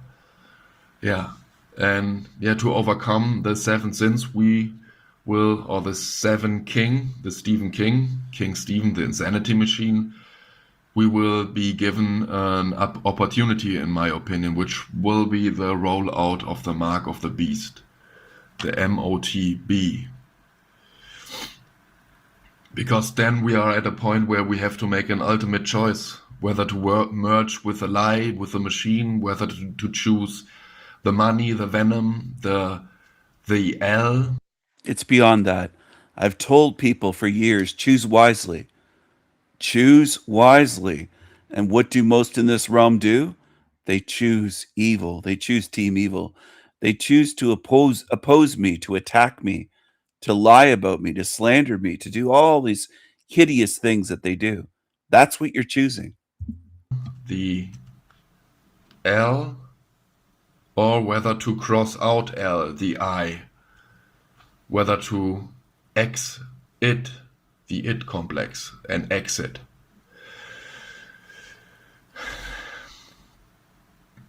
Yeah, so the long walk is like reflected back or reflected in this cover with Stephen King on the top. It's always like this pyramid in where we inevitably will be confronted with the prison guard in our brain, the it complex, the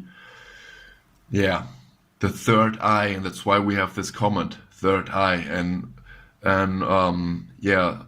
one commenter said, it's an anagram of Tesla AI, like Tesla written with a 3.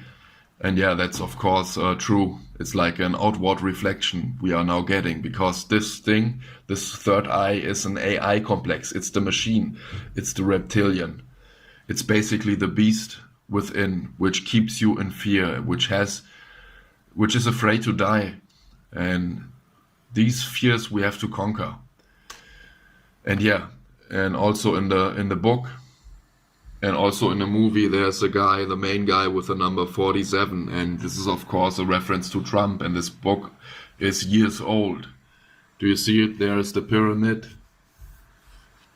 and there is the guy with the number 47, and this would be the balls. You basically have to have balls to finish this run, to beat this guy, the 7 king, the one-eyed king. In the land of the blind, the one-eyed man is king. That's it for today. I hope this makes all sense to you. To me it does. And there are clues everywhere. It says like walk or die, because we have to walk the walk.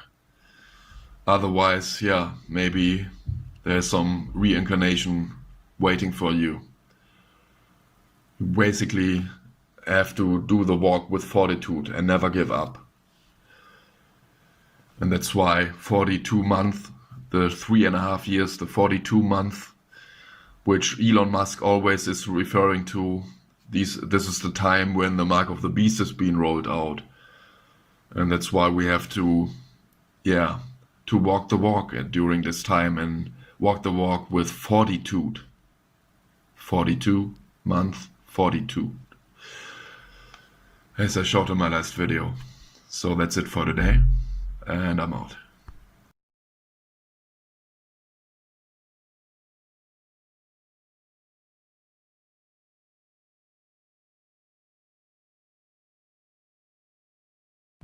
Hello. Hello, hello, hello. Does anyone believe that fool can defeat the Raven King? Fool! Fool! What up, guys? Welcome to my coffee talks. Today I have a half and half coffee. A black coffee with half and half and sugar-free syrup. Let me know what your coffee order is in the comments. Okay, so my entire life, I have heard that we need to protect women and children. I've always heard that it's men's duty to protect women and children. But now that I've gotten a little older, a little more life experience since I've expired, I'm getting old, I have a different take. I actually don't think women and children need to be protected at all. I think that society is built and set up in a way that women and children are protected. If a child does something terrible, or like something terrible happens to a child, we have child protective services. Now, obviously, this is not a perfect system, as I know there's a lot of horror stories, but there are tons of infertile families that are willing to step in and help and adopt a lot of these children that are in bad situations. My family was actually one of them. We adopted some kids that were just in bad situations. Society protects children. And there's also an inclination, if anything like happens to a kid in public, there's Amber Alerts that alert everybody that their kids are taken. If I ever saw somebody steal a child, my inclination would be to call the police, to I probably, if I had a gun, I'd shoot the dude. You know what I'm saying? Like, you want to protect children, even to the point that kids can falsely accuse anybody of rape or abuse. And even if the kid is lying, which kids do lie at times, they are protected. Now, I'm gonna have to get this to stop beeping because I just preheated this. Okay, but I'm on a roll, so I'm gonna keep going. So, oh, it didn't. Okay, I got another 20 minutes. Okay. So, now let's expand that to women. If a woman's abused, there's 1 million women shelters in society. I don't know what the number is off the top of my head, but women are protected in society, whether it is socially, like if a woman gets cheated on, the whole friend group takes her side. They say they're there. There's millions of men just dying to throw their resources at women, to help women. If you download a dating app, you get a bajillion matches as a woman. I know women say there's not enough good men willing to step up, but in my lifetime, I've seen tons of single mothers have plenty of choice. The cope kind of is, it's not the choices they want, but women aren't happy with anything. You could put Tom Brady in front of us, we won't be happy. So I don't think the metric should be like, is it somebody that the women will want? It's like, women don't want anybody. We don't like each other. We don't like ourselves. But there are mechanisms. The point is, we don't even have to leave our house to get a dick appointment, right? You can get someone, and that could be love later. I know everyone wants to say that could never happen, but millions of marriages are started that way, okay? Now, let's go into white men. White men have built the most awesome civilization on the planet. Other civilizations are not as good, and you can see that because all of their civilizations are trying to get into the civilizations that white men, made. I lived in London, and it amazed me when I lived in London how much the Muslims would come and like tell the white men in London how to live. It's like, okay, well, why don't you do that in like Pakistan or wherever the hell you guys are from? Not to be rude, but it's like if you were so good at making a civilization, then the white men would be dying to get into your civilization. You wouldn't be here.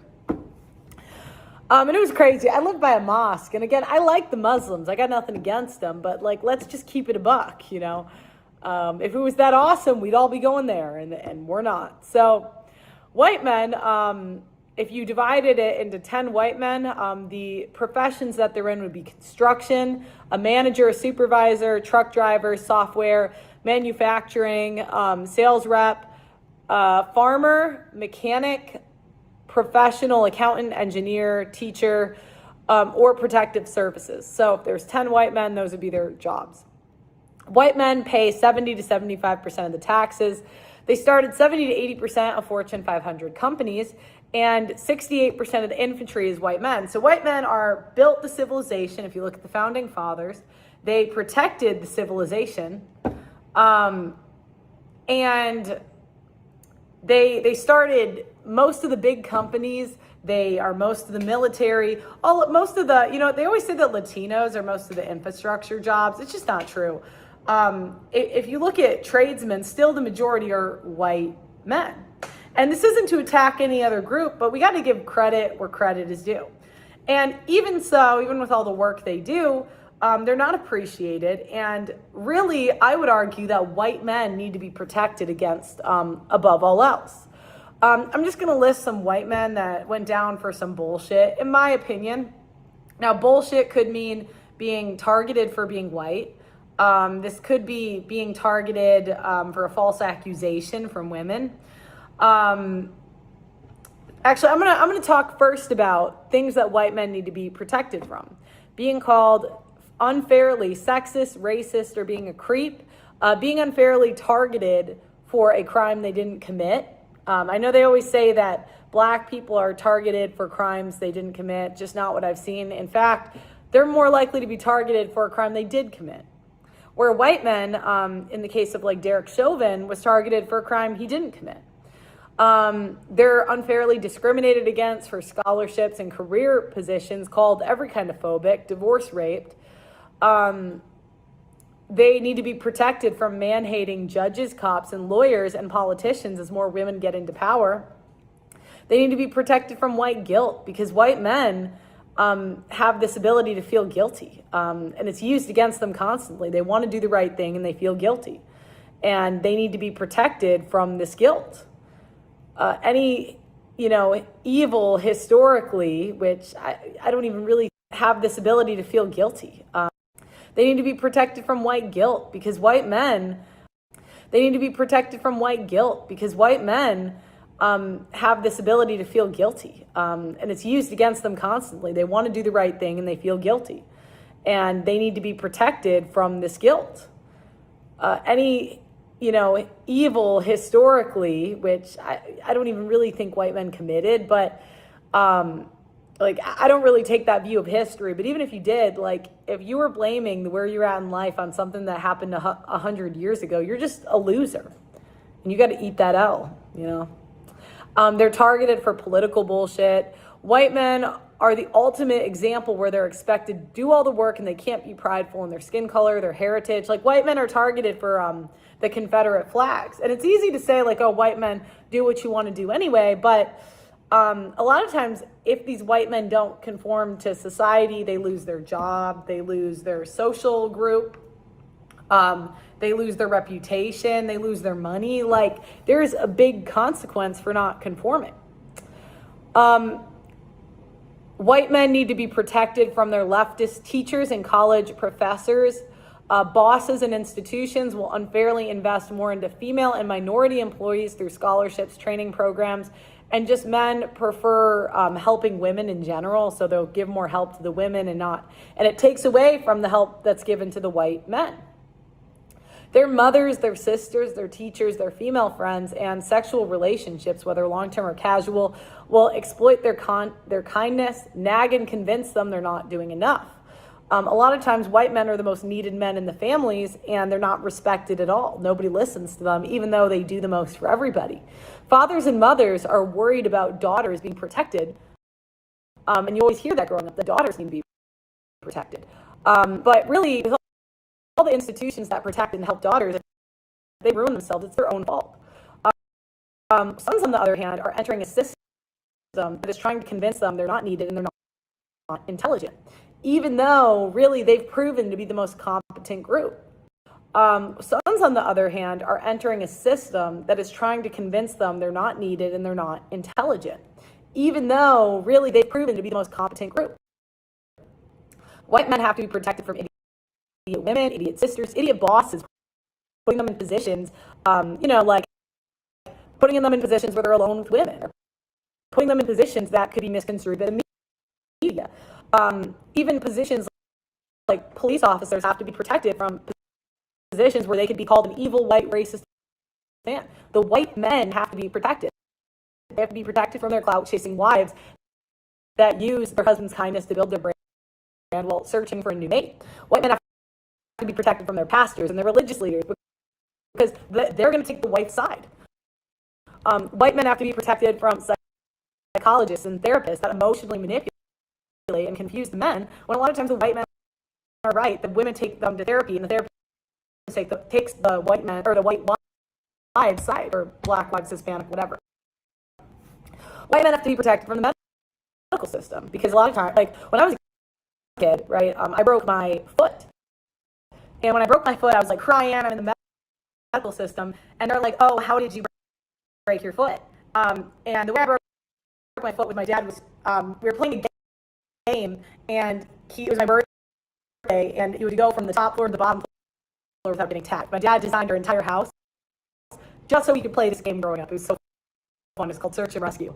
And I'm on the second floor trying to get to the basement without being tagged by my dad. And the way I told the hospital was, well, my dad was chasing me down the stairs, as a kid. And then I fell, because that's how I broke my foot. I landed like this. I snapped 7 bones in my foot. They immediately are thinking, oh no, because they're like, well, where's your dad now? I'm like, India, he had to travel. It's a whole different thing. Point is, everybody, all of society is, being raised to not respect and even fear men. And a lot of times when white men ask for help, they can get thrown into an institution. Veterans, if they ask for help, if they say they're suicidal or contemplating suicide, they can get their kids taken. They can lose their job. They can lose their reputation, they could lose their marriage.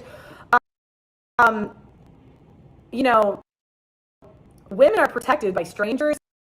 Like if a woman's robbed in public, a lot of times a stranger will step in. Her family will step in. If she's ever divorced, the brothers will help, the fathers will help, the police will help. Black people are protected by the government, food stamps, DEI, special privileges. Women are protected by the social infrastructure, the medical system, the therapy system. All of society is catering and protecting women's feelings. Children, the main thing they need to be protected from is their mother's psycho bullshit, right? But men don't have authority. So I was thinking about it, and I'm like, white men actually, we keep saying we need to protect women and children, but white men are the ones that need to be protected. It's not women, it's not children, it's the white guys. Because society, you know, white men are the most likely ones to commit suicide. And if you're a sister, if you're a mother, if you're a parent, it's your job to protect the men in your life. If you're married, you have to. They don't do that, though, for the most part. You'll even have white men that have siblings and parents that are anti-white men, against their own sons or their own brothers. There's wives against their own husbands saying, oh, you white men. Here's one on the screen. She's not married, but there's ones out there like this, and it isn't one or two. It's millions at this point. It's millions. There's a big problem in society. There's a big problem in society, not just with other races mixing and destroying our countries, but with white women, mothers, daughters, sisters. There's a big problem with this. Aunts, grandmothers. You saw earlier the Karen with the car covered in stickers. If you were here, were you here for that? I don't know. Was everyone here for that? Maybe some of you missed it.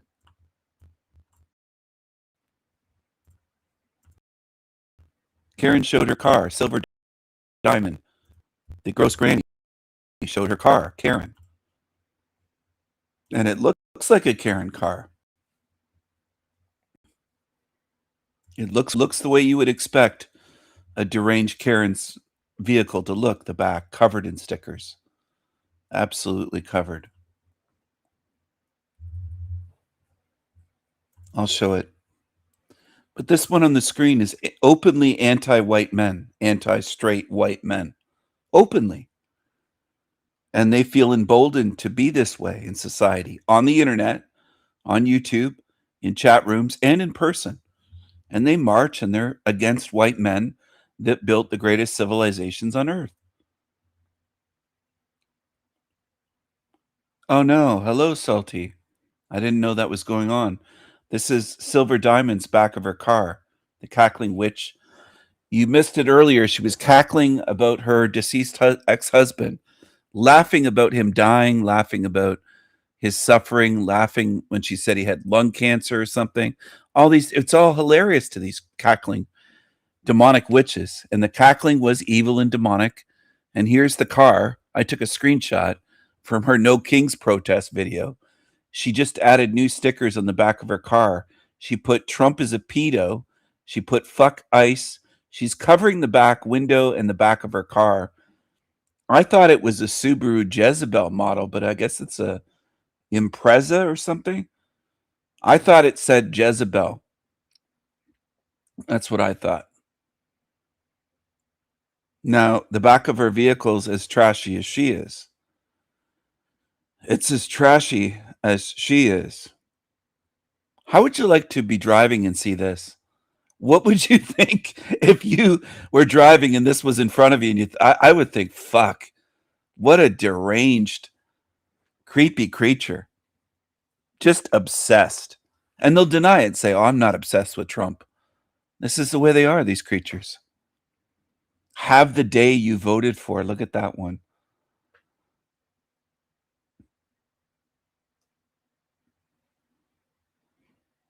There's no fixing these creatures. They're evil. They're demonic. Anyway, she's against straight white men. She often says to me, do you support gay people? Why would I support them? They don't support me. I don't mean financially. I mean, most gay people in the LGBT hate straight white men. I'm not going to support a group that fucking hates me and my kind. No way. Fuck you. Fuck your whole group. Just like this one. Now, she claims to be Irish. She might be part tiny hat. I don't know. She could be. She could be. But she is a sneaky snake. She has the sneaky snake look with her eyes, looking to the side like that. Shifty eyes, sneaky snake. And that's a direct screenshot of something she said at Talcott's shit show. Trexty, she wrote, when will the straight white men have their day? Poor guys never get a chance at being in power. She doesn't know how power works. She doesn't know how civilizations are built. Nobody handed straight white men anything in all of human history, ever. But she's like, when will they get a chance at being in power? When will they have their day? Have their day. Chances are you're alive and safe because of straight white men, you dumbass. You're not a slave or a sex slave in the Middle East because of white men.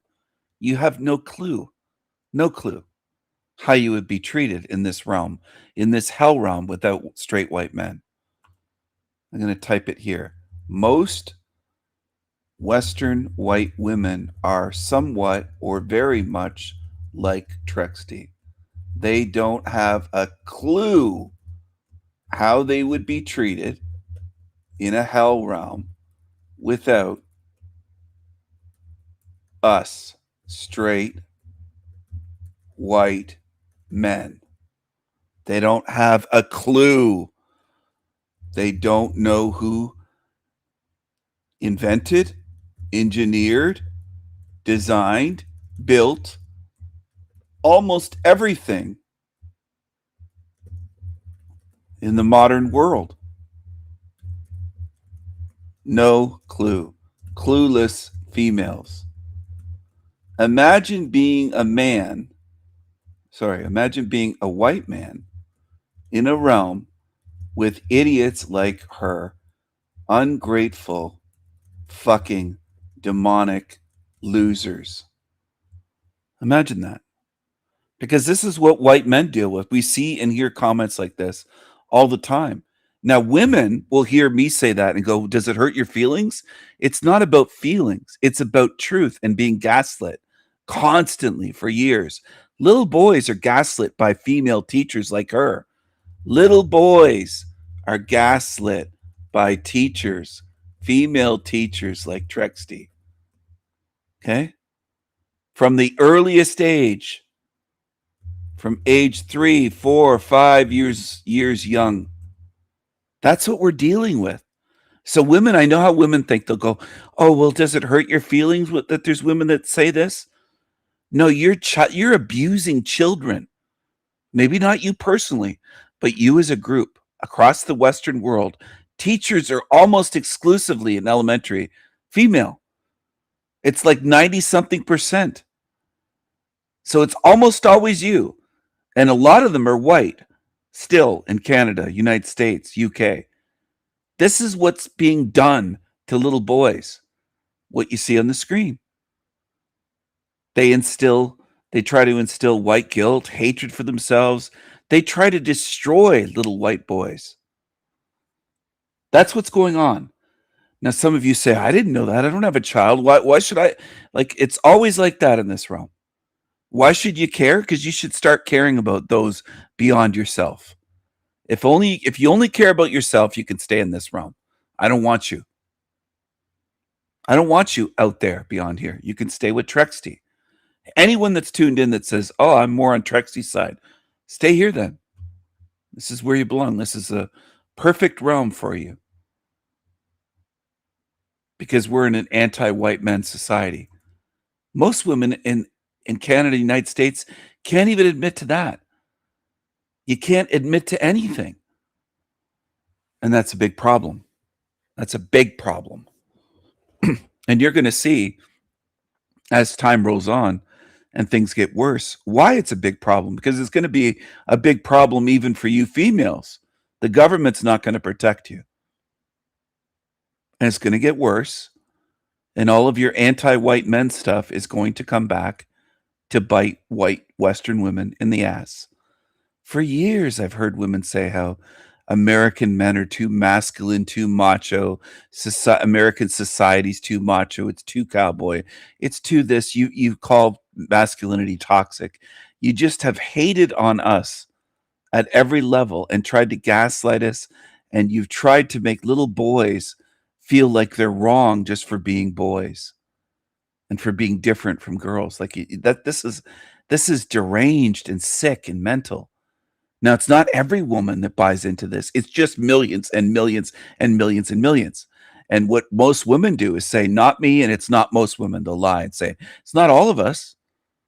Well, it doesn't have to be all of you. It's more than enough to cause horrendous harm to innocent young boys. Now, if it was girls, it'd be all over the news. It'd be everywhere on the headlines that girls are being damaged in America by whatever's in the school system or this or that or their treatment. You never hear about boys being mistreated in schools, and they are every day. They're abused every day psychologically. They're gaslit every day for being a boy and for being a white boy.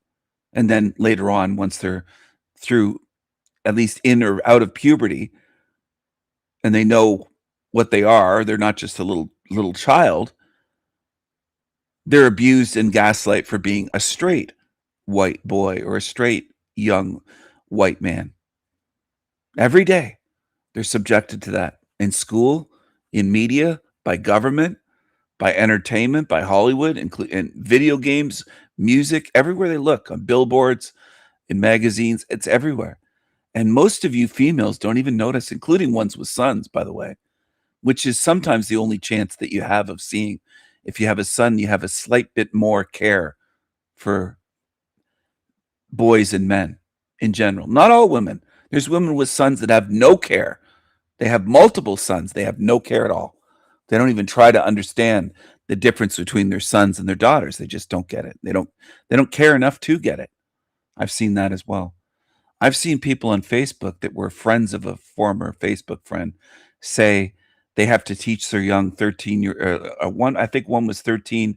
Their other sons were like 6 and 7, not to rape women because she claimed, the single mom claimed that that's what men do. So they have to be taught as little boys, told, don't ever do that. Presuming her own sons to be rapists. This is how some of you mental cases view boys and men. And I know almost none of you on earth will admit it, but it leaks out.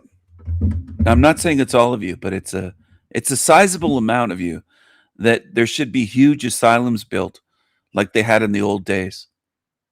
Big enough to have their own postal code or zip code in America. Post office, trains, a train stop. Huge. Like small cities. To house you mental cases. And a lot of them are women. Believe it or not, a lot are women. Now, that's one option. The other option is my favorite. It's floating them away and just saying, I'm done with it. You don't belong. You're so warped and demonic and hateful and fucked up that you can't be helped. There's no helping you.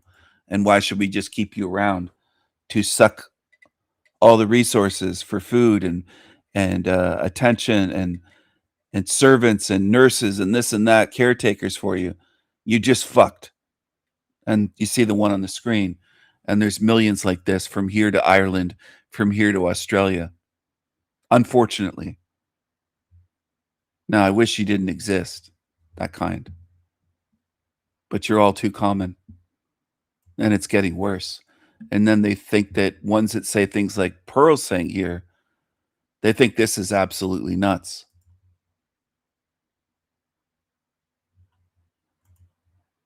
People recoil and cringe saying, why would we do anything for white boys and white men? They're the privileged ones. They have male privilege and white male privilege. A lot of you drank the Kool-Aid.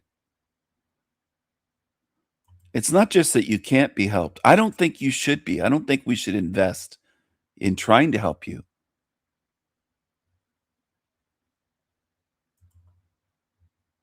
Invest the resources, time, energy, labor, everything else. I don't think we should, because I don't think you're worth it. I think that you're so hateful, those type, that we shouldn't invest in you. We should just be saying, get rid of them. Float them away.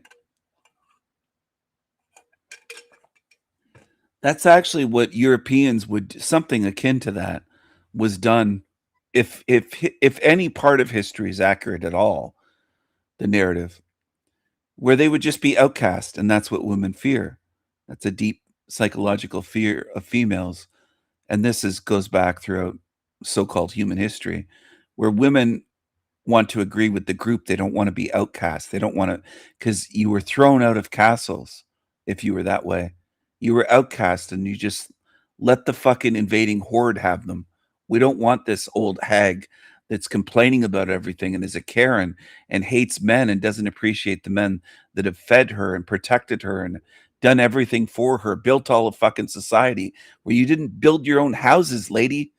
You didn't do anything like that. So you want to hate us. In the olden days, according to what has been written, if it is to be believed, you were just outcast. And then there were women that were traitors and viewed as traitors, like at the end of World War II in France, and they just had their head shaved, and they were marched through the streets, and they were hit and kicked and spat on. People spit in their faces. They'd get as much spit in their mouth and just hawk up a loogie right in their face. And they humiliated them and called them whores and sluts and traitors and everything else, and cursed them, and they'd spank their asses. Some of them were stripped naked. They weren't just had their heads shaved. And there were thousands of these women in France, including right in Paris, that were marched through the streets and shamed. And that's another thing women fear. They fear being outcast, and they fear somebody shaming them, or men shaming them, or society shaming them, where they had to march with their bare asses and their vaginas out, their bush out, and their tits flopping around. And that was the justice dealt out to them. Some of them were beaten to death. Some were murdered. But some were just spanked and spat on. And sometimes people would run up and give them a kick and call them a traitor and things like that. They were marched through the streets. Now, is that brutal? Yes, it is. Yes, it is. But there's something about humans where they can't seem to learn any other ways. It's interesting. Maybe something akin to that needs to occur in modern times. That was in the 1940s. I think around 1945, something like that. It's a long time ago. I don't think women have been shamed since then, in many ways, or at least in public ways. Maybe they should be. Maybe it's something that should be on the table and considered, and not laughed off as, oh, that's harsh or that's crazy. Maybe they should be, because they have been traitors overall to the men that built this civilization and the ones that continue to build and maintain it. I don't just mean build apartments, stores, your grocery store, houses, office towers, the streets, the sewers, the plumbing, everything. It's even beyond that. Men built civilization, made it safer for you, tamed nature, did everything you can imagine. And this is the way we get treated for it. And it's something that isn't going away. And it's something that men are not going to forget. And young men are raised now to see what has gone on, what's going on, and who's following it. And it generally isn't men following it. It's ones like the one on the screen. Whether they have red hair, dyed hair, purple hair, pink hair, and it isn't just the ones with dyed hair. It isn't just liberals. It's also quite a few conservative, so-called conservative or traditional women that want to use men as slaves, workhorses, not really appreciate their husbands, not appreciate straight white men in general. vilify us and blame us. And a lot of men are tired of it, even boys.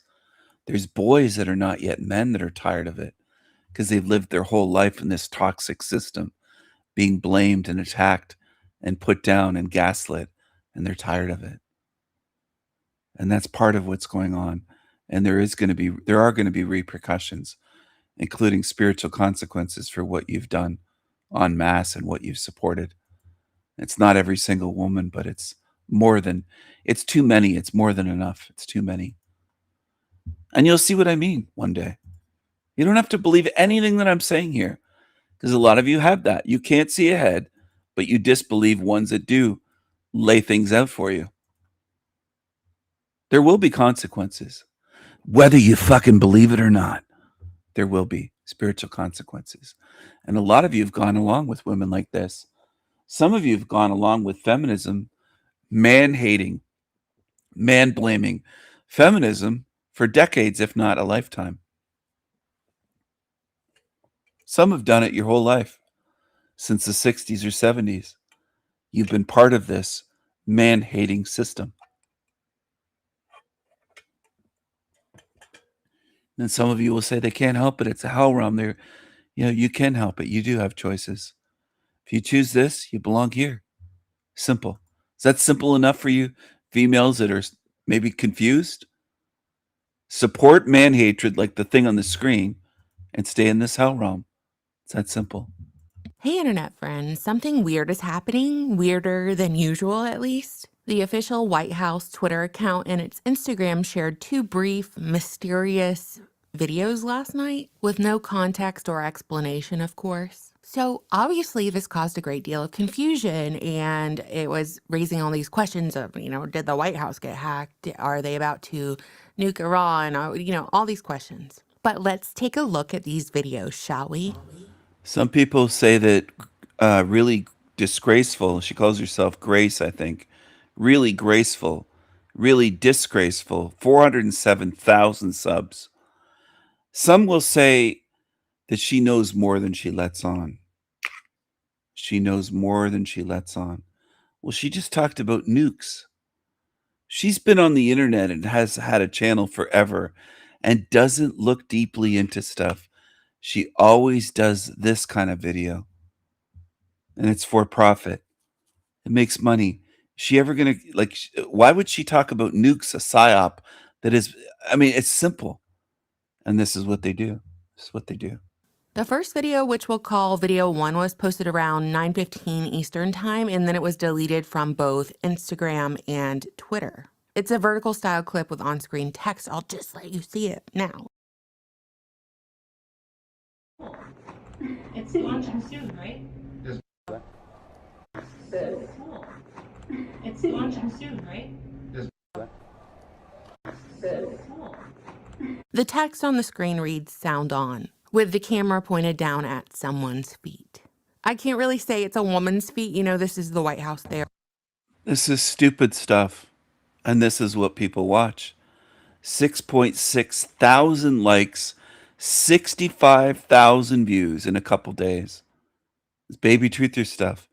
All they have to do at the White House is put out a strange video, leave it up for a minute or two, and delete it. It got 771 hearts. It got hundreds of comments before it was taken down.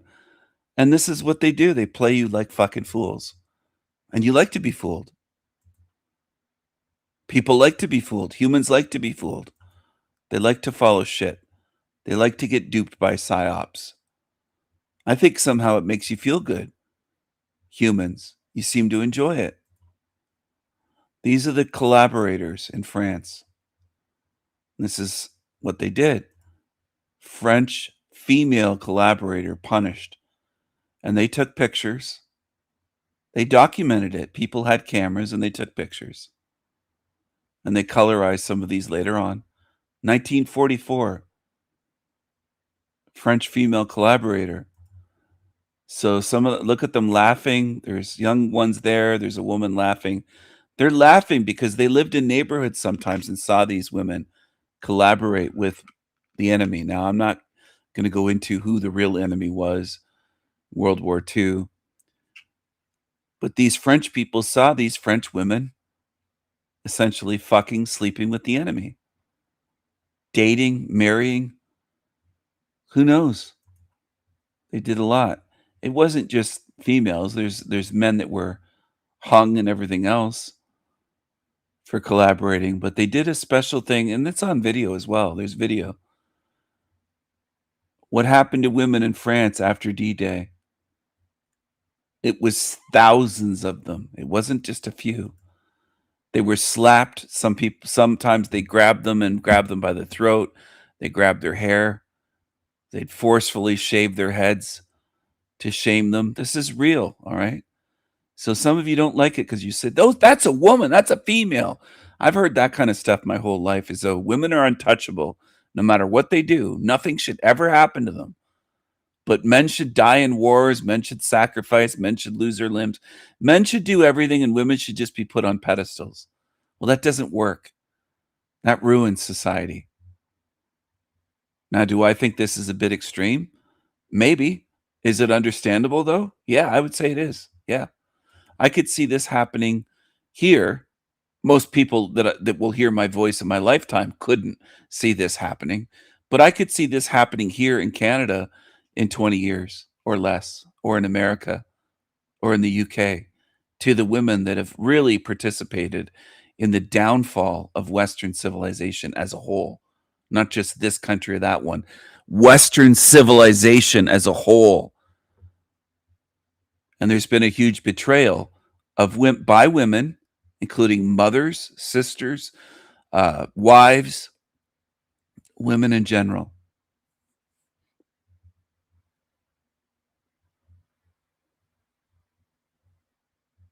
They marched them through the streets after they shaved their heads. Some of them were naked. Some of them they stripped down to, looks like, their underwear, what these women would wear underneath their clothes. They shaved their heads bare. And there's also ones showing them being kicked, being hit, spitting in their faces as they go through the streets. I think there might have been, I can't verify it, but there might have been some murdered in the streets as they were marching. People would hit them with bricks. They would do all sorts of things. They're grabbing this one to cut her hair. They didn't just go easy on them saying, "That's a female." They would just grab them and treat you more like men would be treated. You got the equality that women seem to want. This one's running in her stockings and her underwear that she's wearing. They're saying she was not a traitor. She was not a spy.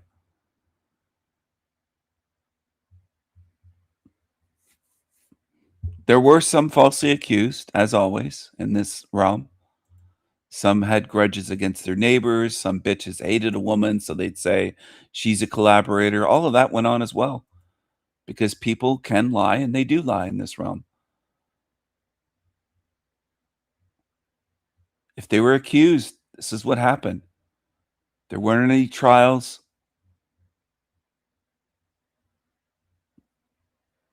Anyway, it's not showing the naked pictures. It's just showing ones like this. But there are some pictures of them with their titties hanging out, nothing on. You could see their nipples. You can see everything. And they were just shamed. Some of them were spanked. They had their asses spanked as they were marched through the streets. You name it.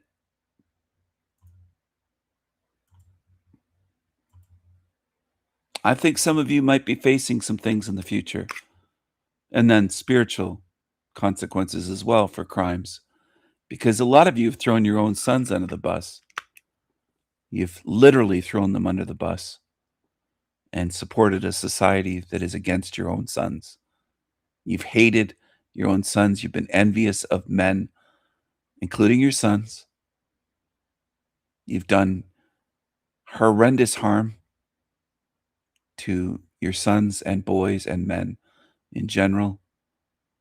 You've supported the man-hating, misandrous sentiment of society as a whole in the West, because it wasn't always this way. And then there's some that they never knew a realm that wasn't this way. You're trying to normalize it. What a lot of you have done is supported some of the worst sickness and evil ever to happen in this realm. And denying it won't work. For the ones that believe that you can just deny it, that won't work. The reason I bring that up is because I know humans that well. A lot of humans think they just deny something and they'll never get caught. You're already caught. You've already been seen. You should change your ways. Bruh, homelessness is really getting out of hand, man. I'm walking down the street in downtown San Diego and smell something musty, and what do I see? Literal human in the middle of the goddamn sidewalk. And I'm not even mad at whoever did it because someone probably thought they're doing some good, gave them some pizza, not knowing that they're lactose intolerant, and they just had to go. They couldn't even help themselves. It's like, God damn, how do we fix this, bro? Who do we call? We need a solution ASAP. Okay, I genuinely don't like to bitch on the internet because it's annoying and no one cares, right? But I feel like this is an issue that a lot of people are going to agree with me on. I've lived here for almost 10 years now, coming up on my 10 this summer, and I have just seen downtown San Diego rapidly decline. I mean, within the past like 2 years or so. The homeless have always been there. It's always been an issue, but it hasn't been as big of an issue as it is now. There is human feces, okay, piss and shit all over downtown. It is not getting cleaned up. It is not. At least over where I live, okay? Not getting cleaned up. Needles everywhere, drug bags everywhere. It is a dump. The city has a stench to it that I literally can't even explain it. And I think it's crazy because, you know, I see all of these new laws coming out and I'm a little bit extra salty because I live somewhere where I keep getting tickets because I don't have parking, which everyone's first, you know, thing they say to me is, well, you moved there knowing there was going to be no parking. That is not true. I was actually promised a parking spot from my landlord that, I mean, that's a whole other story that because she didn't end up giving it to me. But anyway, either way, I went into it thinking I was already going to have a parking spot. So this happened, okay? I'm in a lease. There's nothing I can do. But I shouldn't be getting ticketed every day to park at my house. Like, this is just getting absolutely ridiculous. So you're going to be, I literally have 15 tickets. I'm not fucking kidding, okay? So, I was not aware of this until I went and visited it myself. So when I went over to San Diego, the first place that I stayed in for about 2 weeks was La Jolla, which was absolutely gorgeous. I could see the ocean, I could see the city. It was a beautiful place. And then for the next week, I actually stayed in downtown. Actually, it wasn't even a full week. It was like 4 or 5 days. I stayed in downtown San Diego, and the difference was stark. And now I understand why California's, not just San Diego, but California's policy is so toxic because the downtown did smell like piss and was a completely different world. Now, that is not to say that San Diego is not an awesome place to live weather-wise year-round.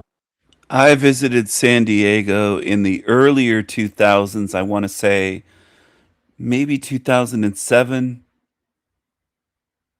or maybe it was, yeah, around 2007, I want to say.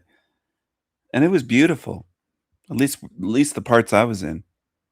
Now, has it been destroyed since then? Yes. Many places have degraded since then, not just San Diego or Los Angeles. It's everywhere. In Canada, back then,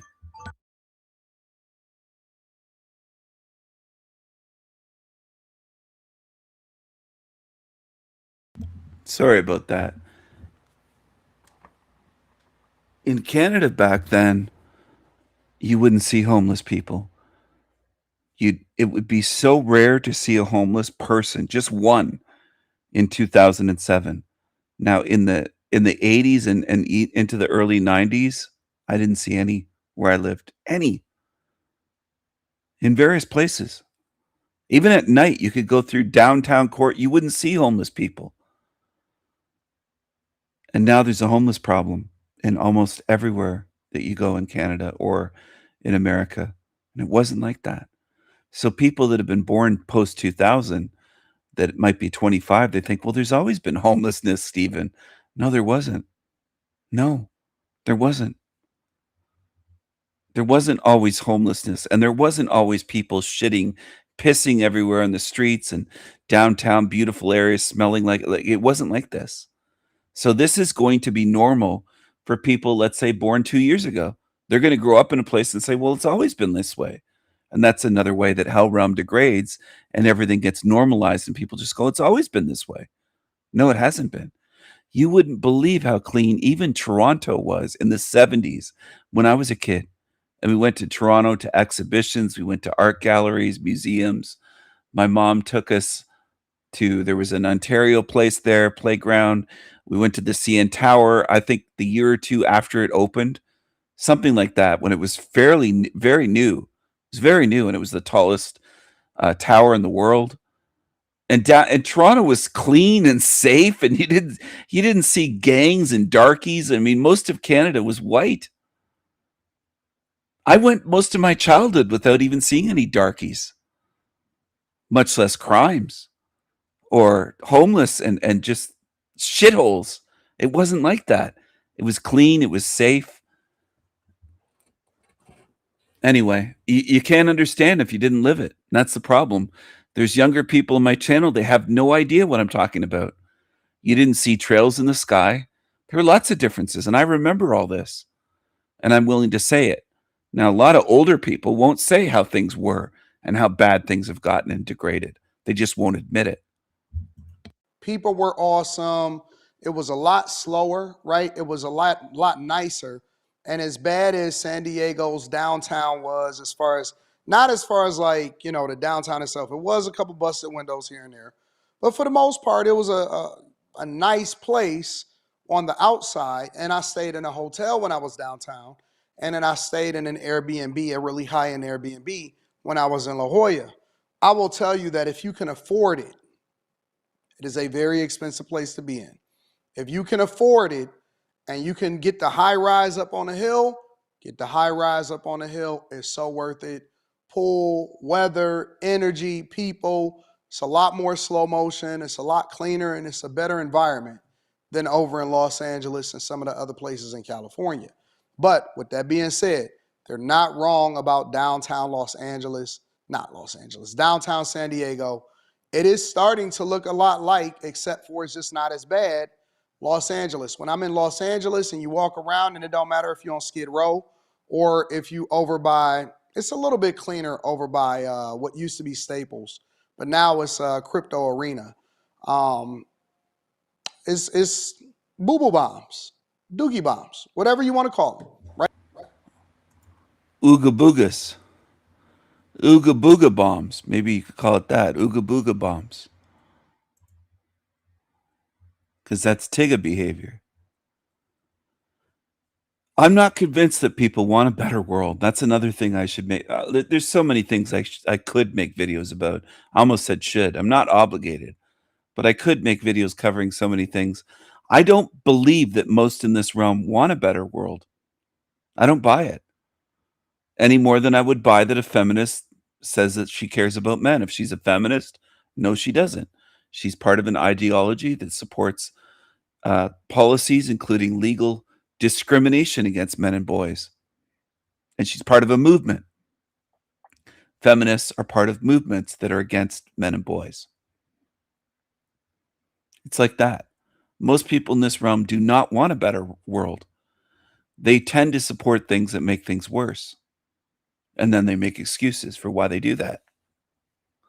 And then they hate me. It's another thing that's common. Just like on YouTube in the Panelverse. They'll call me racist and sexist and all sorts of things. Why? Because I speak the truth. And humans hate the truth. Now, this is a tough one for a lot of you, I think. A lot of you want to believe that people are just innocent victims. They're just asleep. They're zombies, but as a former friend of mine It must have been 26 years ago or so, way back 1999, 2000, in that range. Had a look on his face when I said, you seem to be under the false impression that I think zombies are innocent victims. They're not. They're participants in this fucking hell realm. And he would treat it like they're just zombies, but they're innocent. They don't know what they're doing. It's not their fault. Well, it's never their fault. That's what some of you don't want to see. It's not the boomers' fault. It's not Gen Xers' fault. It's not millennials.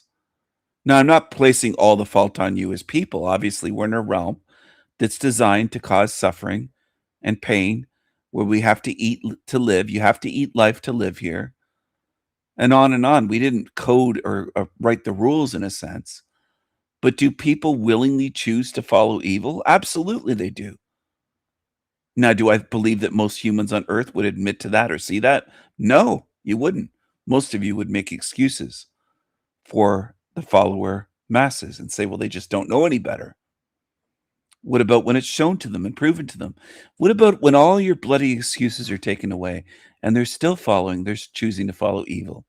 See, some of you want to make so many excuses that you're essentially burying yourself in this realm. I don't know if you realize it or not, but your excuses won't help you get out.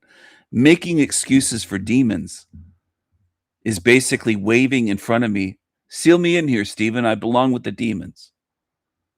If I were you, I'm not you, but if I were you, I'd stop making the fucking excuses for demons. At least do that much. This is a bare minimum here. That's not all that you should do. At least in my view. You don't have to listen to anything I say. You can go away to the shit channels and they'll fill your head with shit if you want to. But if I were you, I'd stop making excuses for demons. Because the more you do that, the more I and other spirits are going to see you as a demon, a lover of demons, a defender of demons, a demon advocate, an ally of demons, to use a term feminists are fond of, allies, and LGBT, they're allies.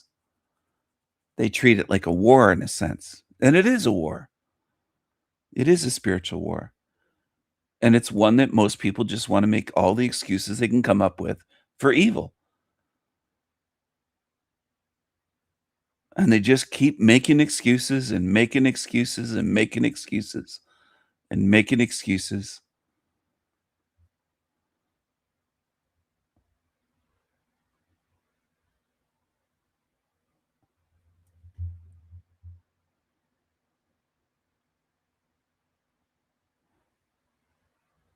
And a lot of times young girls complain, like I grew up with sisters, and they would complain and complain about every little thing, but they weren't out there mowing the lawn. I was, because I was the boy of the family.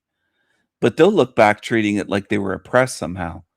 And then they'll go back to a time that they didn't even live and they'll say that they were oppressed.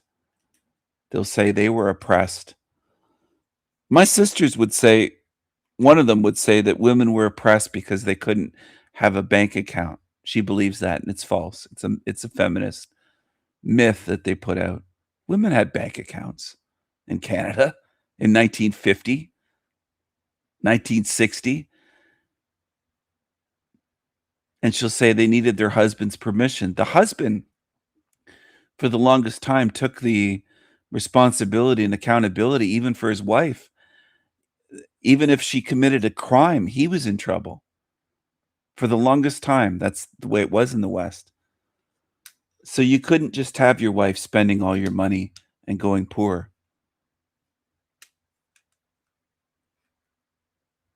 And women didn't have the vote, for a few years until after men did? Most men didn't have the vote either. Men died in World War I without the ability to vote because they weren't landowners. Men fought and died for your freedom, and they couldn't vote against the war or for the war, but women could. What? Some people say, what? Yeah, there were women with land that voted long before anything was put into law to say women are protected and can vote or whatever. Trying to remember 19th Amendment, I think it was it's the 19th Amendment to the Constitution. I think that should be repealed, taken away. I say that very bluntly, just like when Silver Diamond said to me on that shit show earlier that she said, do you support gays? Or no, I don't. No. And that's the way that you hear me. Some of you are shocked. A lot more men than you'd ever imagine are becoming more like me than they are like feminists. A lot more boys and men are coming around to the idea, why should I support gays? Why would I? Well, I don't. And if they say, do you support LGBT? No. Trans rights? No, I don't. Women's rights? No, I don't. No. No. Does that mean I'd make them slaves or take away all their rights? No, but they're given special rights. I think it's a rigged system. It's unfair. I would change that. I would overhaul the whole system if I was running this show. Do I support gays? No, they don't support me. They don't support straight white men. Why would I support them? Why should they be given extra support, extra thought, extra care, extra money, extra resources, extra rights, extra privileges? Do I support them? No, I don't. Do I want them in my society at this point? No. Was I tolerant most of my life towards them? Yes. Am I less tolerant now? Yes, based on what they've done. I'm a lot less tolerant based on what they've done with their marches, their movement, their anti-white men, their anti-straight white men. All that they've done has turned my view of them towards float them away. Float them away. And you know what that would do? That would help preserve Western civilization and keep massive amounts of straight white women, children, girls and boys and men a lot safer. It would prevent tremendous suffering that's coming. Do I think most people would ever go along with what I'm saying? No, I don't believe so at all. At all. I think what most people would support, if it was me standing on a stage and an absolute tyrant that wants to strip away the rights of all white people, including white women, most would be supporting that tyrant and thinking, well, we got to do more for the darkies. We got to do more for the gays. We got to do more for all the haters of white people. That the difference would be they'd be calling me racist. A lot of people, not everyone. There might be a couple million whites in America that would say, well, he's speaking the truth. He's speaking common sense. His solutions would preserve us and our culture and our way of life. And we wouldn't have to see or at least die and pass away and our children and grandchildren suffer horrendous tortures and atrocities. Because unless things are done, that is what's coming. That's not fear porn. That's not fear mongering. That is what's coming. You're going to be replaced unless big changes are made. You're going to be a despised, hated, and abused minority, or your children and grandchildren if you die. I probably will. And I'm speaking against this not because I think I'm going to be facing this. I will probably be dead, but I care about what's going to happen to people when I'm not here. After I'm dead, after I'm gone, this place is going to be a hell realm, which is why I'm so passionate about it, speaking about it. I'm trying to give you a heads up that most people don't want. How do I know that? Because how many people are tuned in? How many people are watching? How many people in the entire realm care? There's not many. So it's not me being complaining, saying, oh, nobody cares. Well, if people cared, there should be thousands and thousands of people coming here, flooding my channel day after day and my live streams. Thank you, Salty. I heard open rhetoric as a 4-year-old. all that time ago in kindergarten. My kindergarten teacher was a young feminist.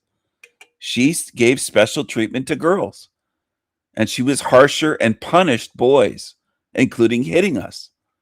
So you have a woman that's might be 23, 25 years old, something like that has taught for a few years, and she's openly physically abusing the boys in class in kindergarten. You know, it was so extreme that my mother wrote in those days, the report card would be taken home to be signed by a parent. I don't know how it works these days, but that's the way it was. And then you'd have to return it to school because they'd bring it back and then they'd fill it in again for the next part of the next semester. And it was divided, I think, into 2 or 3 parts of the year. And that same report card would be filled out multiple times in kindergarten. And then at the end of the year, you got it, your final report card, and you could take it home and kept it. My mom kept my kindergarten report card. I found it after my mom passed away. And she had written comments back to the teacher. You could have said something positive about my son, Stephen. There was a section where you could leave comments to the teacher. And that's one part that I remember. I think my mom wrote a whole paragraph calling out the teacher because it was all negative. You might call it negative as the term goes, as people love that term. But it was essentially bullying me. And if you had ever seen me, I was a very shy, polite, quiet child. And some even said I was angelic. I didn't want to hurt anyone. I wasn't a big troublemaker. I wasn't a big mouth. I quietly would draw and things like that. She had a problem with that. She had a problem with me drawing one drawing in layers over top of another. And she wrote it on my report card. Stephen has a habit. I haven't seen that in many years, but I remember it. I remember reading it. Stephen has a bad habit of drawing one drawing right over top of another instead of getting up and going to get another sheet of paper. She also said I was too light trying to print my name with a pencil.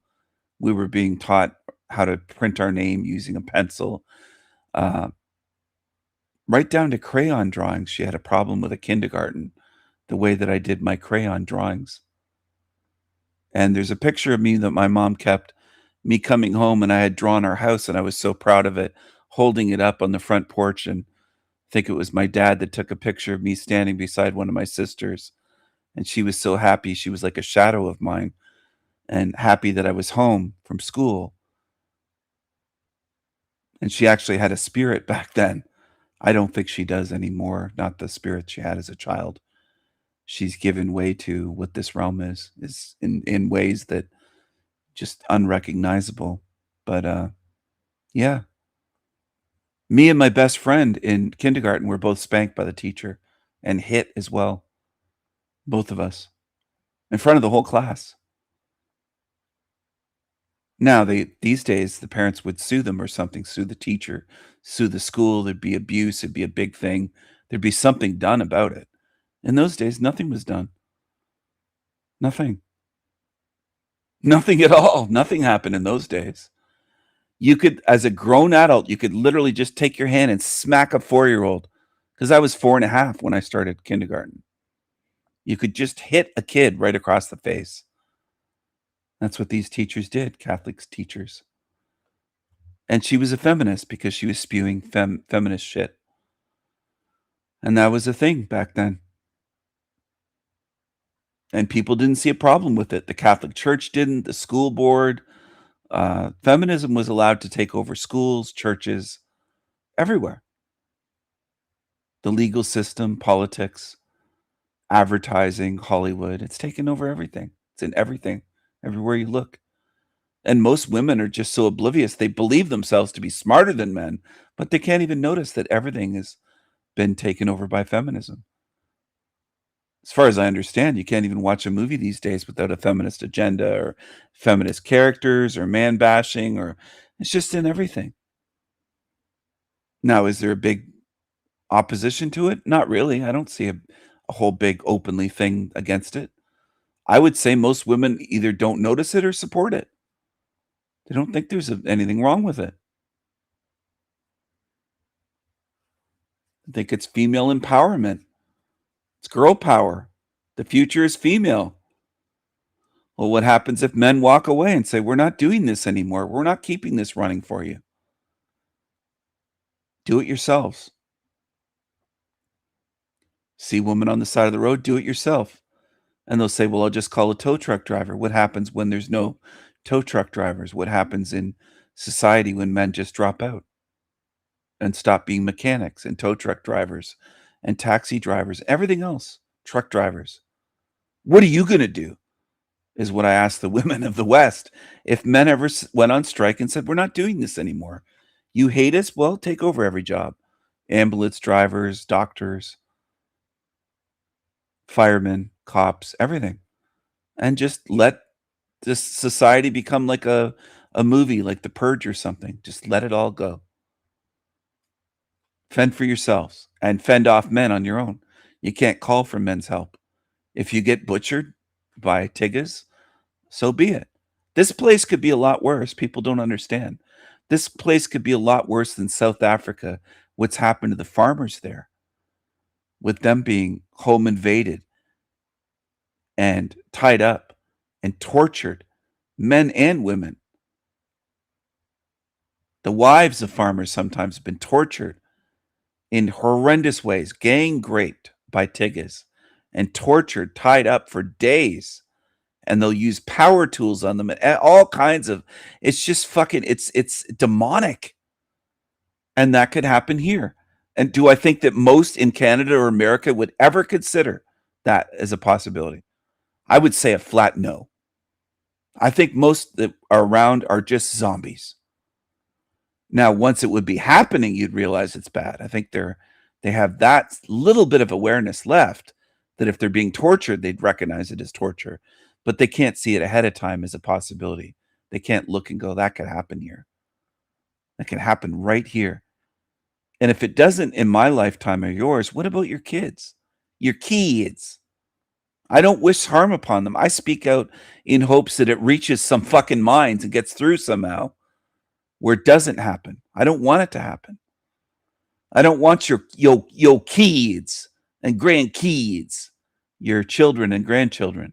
I don't want them to be tortured. I don't want them to be a hated, blamed, despised minority in America and Canada and elsewhere, the UK, in England, Scotland, Ireland. It's been taken over. I don't want that.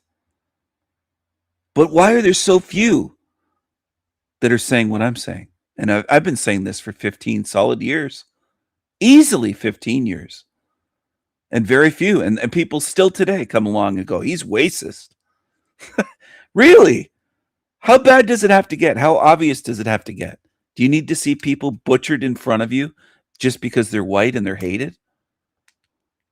For you to go, wait a second, what he's saying is true. It's just remarkable to me that people can't see until it's happening to you or right in front of you. You just can't see. And I don't think that means you're innocent. That's the other part. A lot of people say, well, they're innocent. That's why they can't see. I don't buy that either. I don't buy it. I think a lot are just fearful cowards. A lot are evil. A lot don't care about others. I've heard so many older people, boomer generation, in my lifetime say, what can I do about it? Shrug their shoulders, throw their hands up, and say, well, I'll be dead before then. What do I care? It's not going to happen to me. I'll be dead. I heard that my whole life when I would say how things are going and the direction certain things are going. I've been speaking about this for a long time, these sorts of things. They don't care if they're going to be dead. And some of them I've said, well, you have children and you have a bunch of grandchildren. Don't you care what happens to them? It's just remarkable to me. I don't have children or grandchildren. But somehow I care about yours. And I wonder what's wrong with many in this realm, the boomers especially. They have such little care. to say something like that. It's just remarkable to me. It's evil, but that's the way this realm is. You can have a bunch of kids and grandkids and you don't care.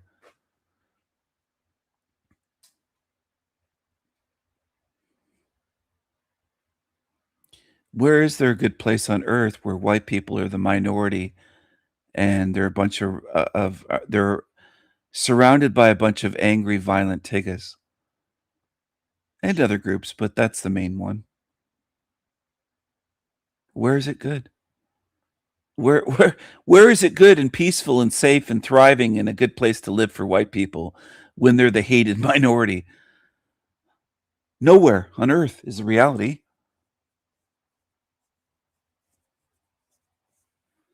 Do you want America to turn into Haiti Part 2?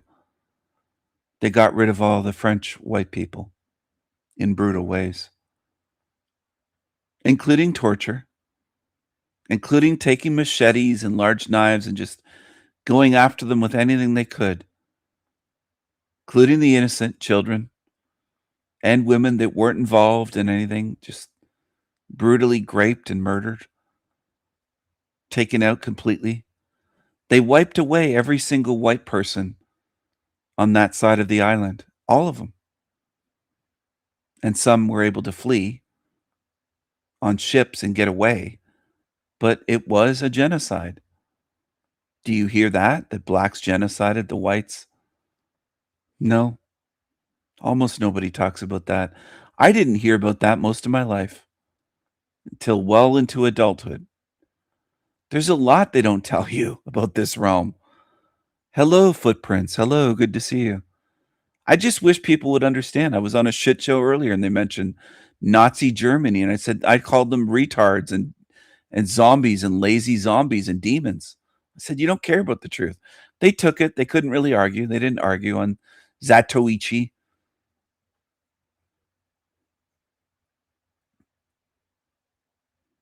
They would take it in real life as well. Some of these assholes on YouTube say, you wouldn't speak that way to them in person. Oh, yeah, I would. Yeah, I would. I can protect myself. I know how violent they get due to words and truth. I'm aware of zombies and demons. I know. I know you attack people for speaking the truth. You think that's good somehow. Like you wouldn't say that in person. You wouldn't call them demons and lazy zombies in person and no research. Oh, yeah, I would. I have before. You are a lazy-minded species. Lazy-minded zombies. Demon-tards. You'll talk about World War II and you've done no research. Whatever you believe about it was fed to you by fucking propaganda textbooks and television, Hollywood, and movies. That's the level you're at, humanity. You're at the level, most of you are on Earth are at the level of Zatoichi and those shithead demon-tard degenerates on his show. I wish that weren't the case, but that's the way it is. And if it wasn't that way, most people would have already known what I'm talking about. The proof would be right there because they would have done the research. The truth is, almost no one researches that topic compared to how many walk the earth. Some do, some no, but it's the vast minority. Very few that I've ever heard. They just vilify the so-called Nazis. I don't think anyone should be celebrating the death of animals to feed us, because that's... So this guy in his video got upset by 2 pennies that a cashier at a Starbucks, I guess he pays in cash, and she shortchanged him 2 pennies by accident, and this fucking demon-tard got triggered in his mind saying she owes him 2 pennies. You can't make this shit up. That's how they are, and they even talk about it. These creatures. That's why he has the 2 pennies on his thumbnail, because she by accident didn't give him 2 pennies that he was owed, and that triggered him in his fucking mind. You can't make this shit up. 2 fucking pennies. That's how attached to money they are. This thing here. 2 pennies. And that's why it's on the thumbnail. You can't make this shit up. You can't do it. You'd never be able to make that up and be believable if you put it into a movie. It just wouldn't be. People would be laughing, going, no one would be that angry, because people don't want to believe it. They get angry in their minds over 2 fucking pennies. That's why he has it on his thumbnail with the coffee on the right-hand side, right below the Taco Bell sign. Because he got triggered over 2 cents. He wanted her 2 cents. I wish she would have pissed in his coffee. Fucking hell. If this isn't a hell realm, they get angry over 2 pennies, but not over child abuse. I've never heard this creature talk about child abuse. I've never heard him talk about the suffering of others. They have no care, but they'll get angry over 2 pennies, for fuck's sake. It's almost incredible.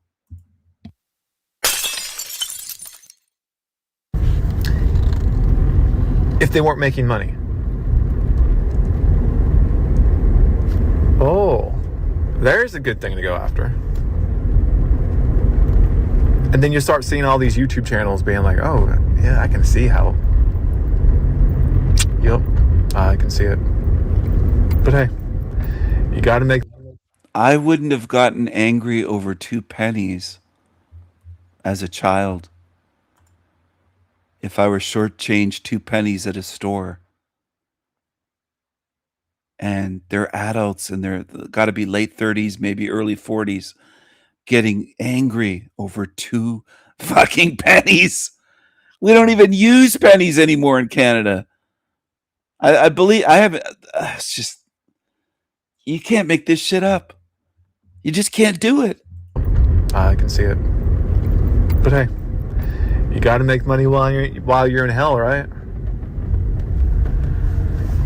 I mean, I've thought about doing it too. My humanly flesh nature is like, man, I could be making money doing this. I could be making money. But here's the thing. I could be making money. But here's the thing. Humanly flesh nature is like, man, I could be making money doing this. I could be making money. But here's the thing. It's like, man, I could be making money doing this. I could be making money. But here's the thing.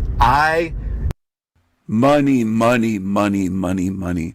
Money is always on their minds. These so-called truthers, they call themselves truthers. They're fake. They're phony. They're obsessed with money. They're greedy. They're immoral. They're losers. Losers. Disgusting. Okay, I despise disgusting ads. He's a gincel. He's a creepy gincel. He wants to make money doing a, quote, truther channel. Money's always on their mind. They're looking for ways to sell you shit on YouTube. Did you hear his voice when he said he could be making money doing this? Look at this thing.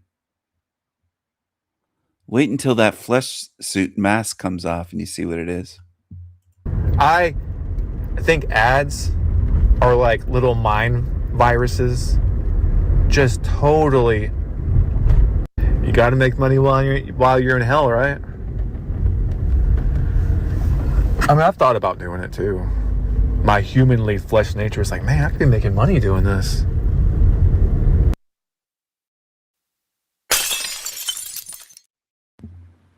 There you go. He wants to make money doing this. Very few people watch that, unfortunately. There should be way more views. I wish there were way more views. And comments and likes. But that's the way it goes. It's always about money with these creatures. People call them truthers. They're upset over pennies. You can't make this shit up. They'll talk about video. I just almost can't believe it. And then what he'll say is, oh, well, King Stephen, you've never been poor. That's why you don't care about pennies. What about when I was a child? Do you think I always had just tons of cash in my hand? If I was shortchanged by accident 2 pennies, I'm so honest that when I went to buy something one time, I had to get something. I won't say what it is, but it's at a place, and I was paying by debit card, and she made a mistake. She made a big mistake in scanning the items, and the way that place is, I could have walked out with that mistake. And she said, "Thank you, sir.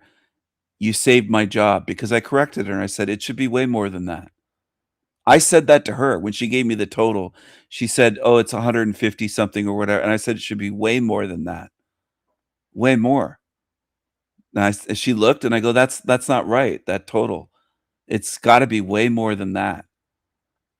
And I figured, okay, she probably didn't scan everything. She made a mistake. And she thanked me sincerely. Like, she really gave a sincere thank you. It wasn't casual. She looked right into my eyes in a way of, I don't know how to describe it. This woman was older than I am, or at least my age, maybe older than me, but somewhere close to my age. She wasn't quite 88, but she was not a young woman. She was definitely over 40. And she looked into my eyes and said, "Thank you, sir." And she goes, "I could have lost my job." And I said, "For making the mistake?" And she was just like, "Yeah." And I didn't even realize that until she said it. I was just being honest. Like, "Oh, I think you made a mistake. It's got to be way more than that. Has to be." Because I was thinking one item that I had was like 150. And she gave me a genuine thank you, which kind of stopped me in my tracks, which is why I remember the incident. And this was a few months ago. It was in the wintertime, I think. It's been a while though. It's definitely been months since that happened and since I was there. And she made a mistake that would have been somewhere around, I don't know, $200, maybe $300 difference. So the store would have been out that money. Good night to you, TG. Take care and mad love to you. So she gave me a genuine thank you, and not just thanks, but like you correcting me, being honest. And she said again, "Thank you for doing that." She said most people wouldn't. Something like that, she said, and that's why it stuck with me.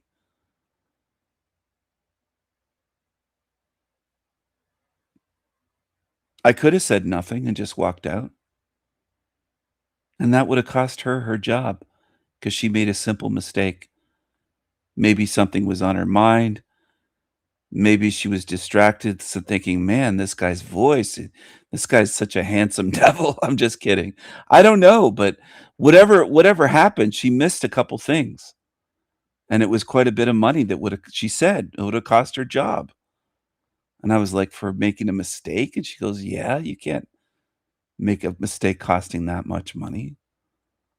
They would fire someone that worked there for years because they made a mistake on scanning certain things and yeah, that's the way this fucking hell realm works. But for me, I knew that the total should be more. I knew it couldn't be right. That's the way this place is. Now Joshua is upset over 2 pennies. And I was not upset, and I notified her that it should be hundreds more. I said, "It's got to be hundreds more than that." That's how I knew there's been a mistake, because it's got to be hundreds more than that. That's not even close to what I'm buying. I wasn't looking for a deal. I wasn't looking to screw her or screw the store. I just wanted to pay for what I was buying and pay the right amount.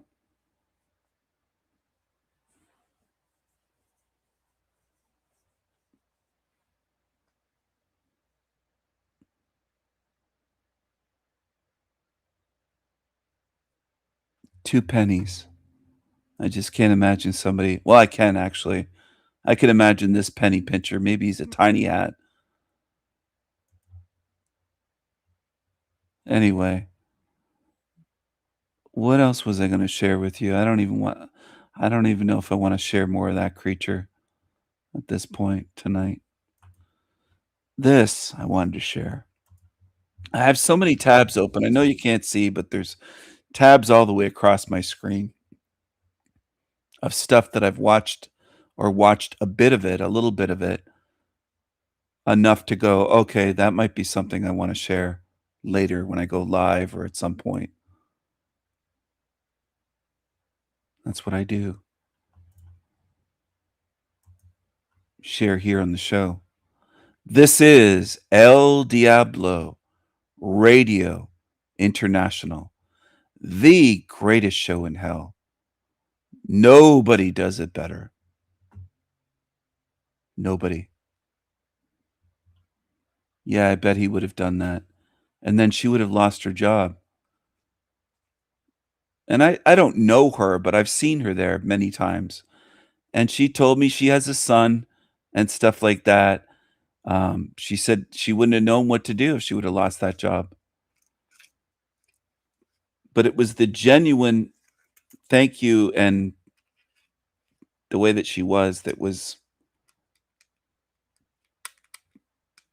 heartfelt.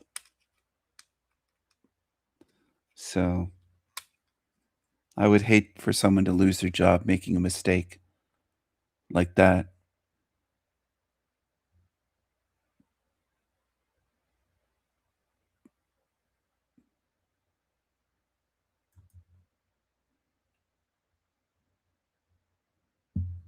Oh, what's this? Toronto woman guilty of domestic manslaughter. Looks like she murdered, or they don't call it murder, they call it domestic manslaughter.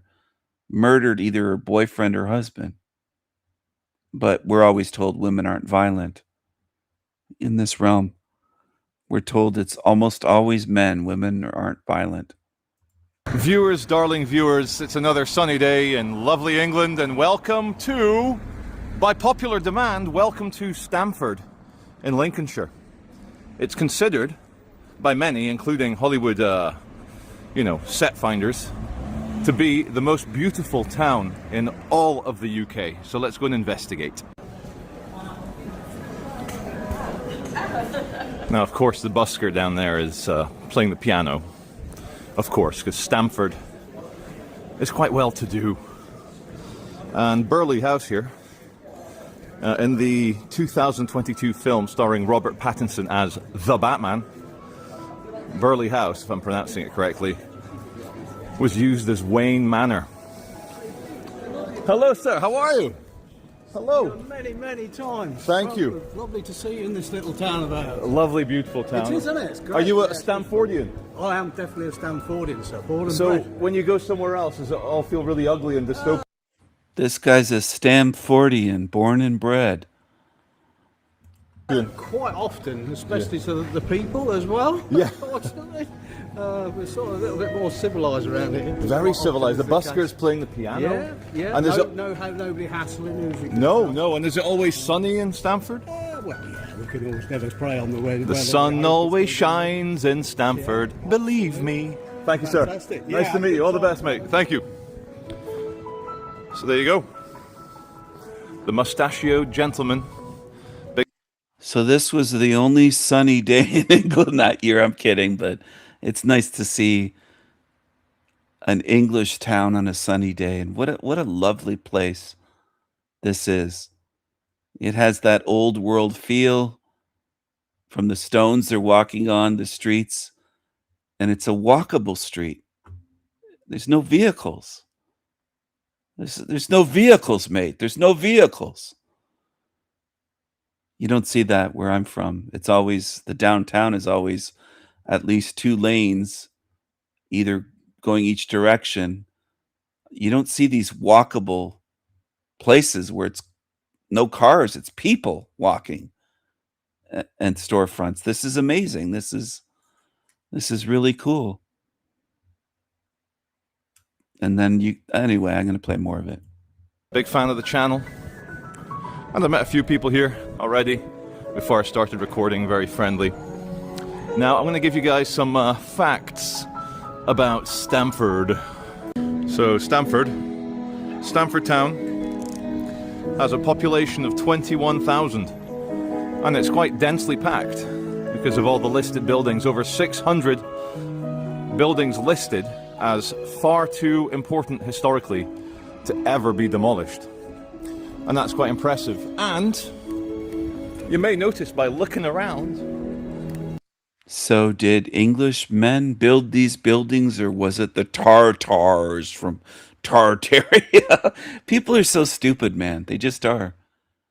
It was Englishmen that built these buildings, believe it or not. Believe it or not. In their own country. You might want to give the white men a little bit of credit, European men, for building, rather than the Tartars from the other side of China. The indigenous English population here. Yes, Charlie. Hello, mate. Good. Stands at 91%.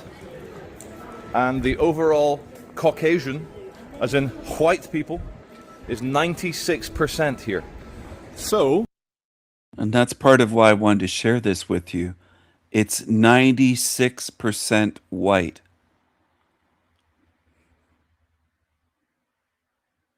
Some people go, well, so what? Well, there's no place in England that's more white than that. Stamford. Perhaps the most beautiful town in all of England. It is 96% who white. As Jared Taylor says, who white, who white, who white, who white, white, white, white. 96% white. Now, if all of England were 96, 97, 98, maybe 99% white, it would be a lot different as a country. You would have a lot less crime. There'd be a lot more children, hundreds of thousands that were not molested, if that were the case. You can't imagine the difference. I don't believe a lot of people have the imagination they have to be told.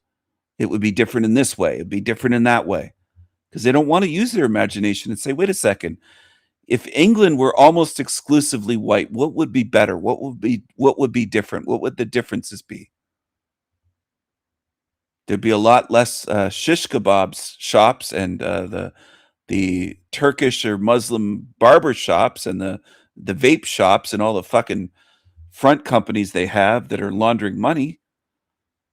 All right, that's another difference that there'd be. There'd probably be more fish and chips shops left. Probably. And good ones. And it isn't just fish and chips. I know that some people say that's such a trivial thing, but it's part of their heritage and culture. They've had fish and chips there for a long time. It's been a popular thing to go out and get fish and chips. And I personally, I love fish and chips. You can go get British fish and chips somewhere done right, where it's crispy and not greasy, and you get the real chips. They're not like fries; they're the real chips, and it's beautiful. I love it. I had that. I remember having that as a kid. My parents taking me to this real fish and chip place that was really British, and the person was a British immigrant that moved to Canada. They had the accent, and anyway. It was great. And it was a place that you should have seen the size of the pieces of fish that you get. You get two great big pieces of fish and just a pile of fries. And I was a big eater as a kid. And I could barely finish what was an adult size basket with the newspaper in it. And it was just great. So if I can remember that, I remember where the place was and what it was named. I'm not going to say what city or the name of the place, but that place was around for a long time, for decades.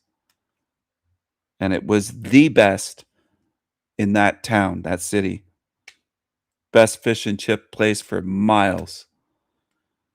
And there weren't a lot, but that place was head and shoulders above any other place. It was awesome. It was awesome. I love fish and chips too. When they're done right like that, they're so good.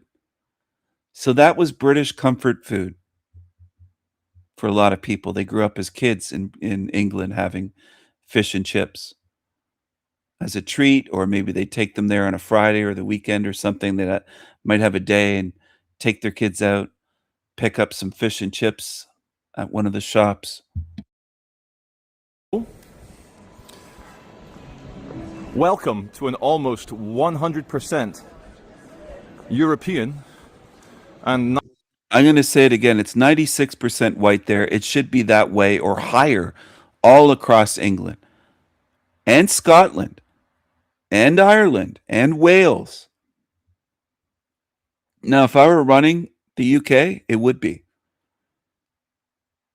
Well, some people would be like, or some demons would say, how could you do that? How could you defend? I would do anything to make it that way. I would do anything so that white British, no matter what part of Britain you live in, that you would grow up in a clean, safe place where your people are preserved, your culture, your heritage, your buildings, the place isn't trashed. Look at how wonderful this is.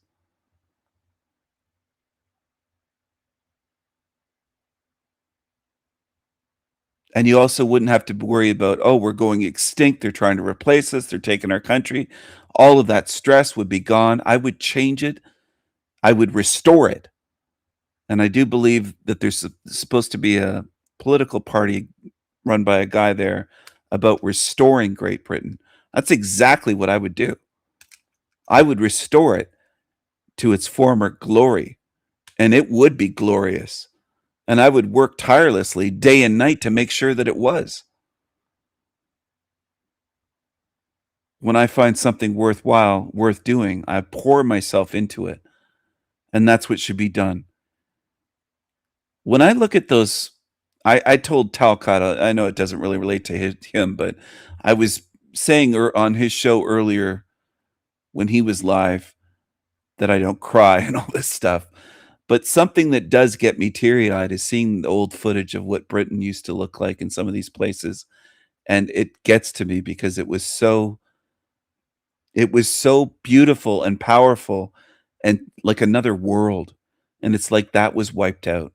To me, that is so sad that when you see how beautiful the women were and the way they were dressed in 1950s Great Britain, including London, how beautiful London was. And they used to call it, I guess, London town, and how it was, and just how it was British. It was British people everywhere, if you can believe it. You didn't see 200 different nationalities living there. It was Britain. It was British. It was and it was glorious. It looked clean. It looked amazing. People were smiley and happy. What has been taken away is a crime. It's a spiritual crime. It's a physical crime, but it's also a spiritual crime. Because except for towns like Stamford, most people don't feel at home anymore in their own country.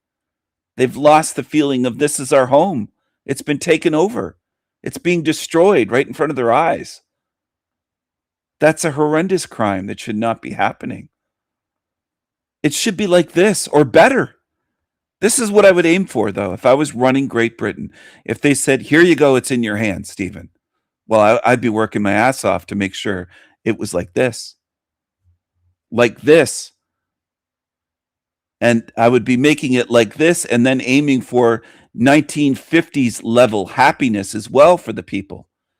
I would be a king of the people, not just a king as a title, a king of the people. I would want my people in my kingdom to not just be safe and have somewhere clean to live and to be their country and white, but to be happy.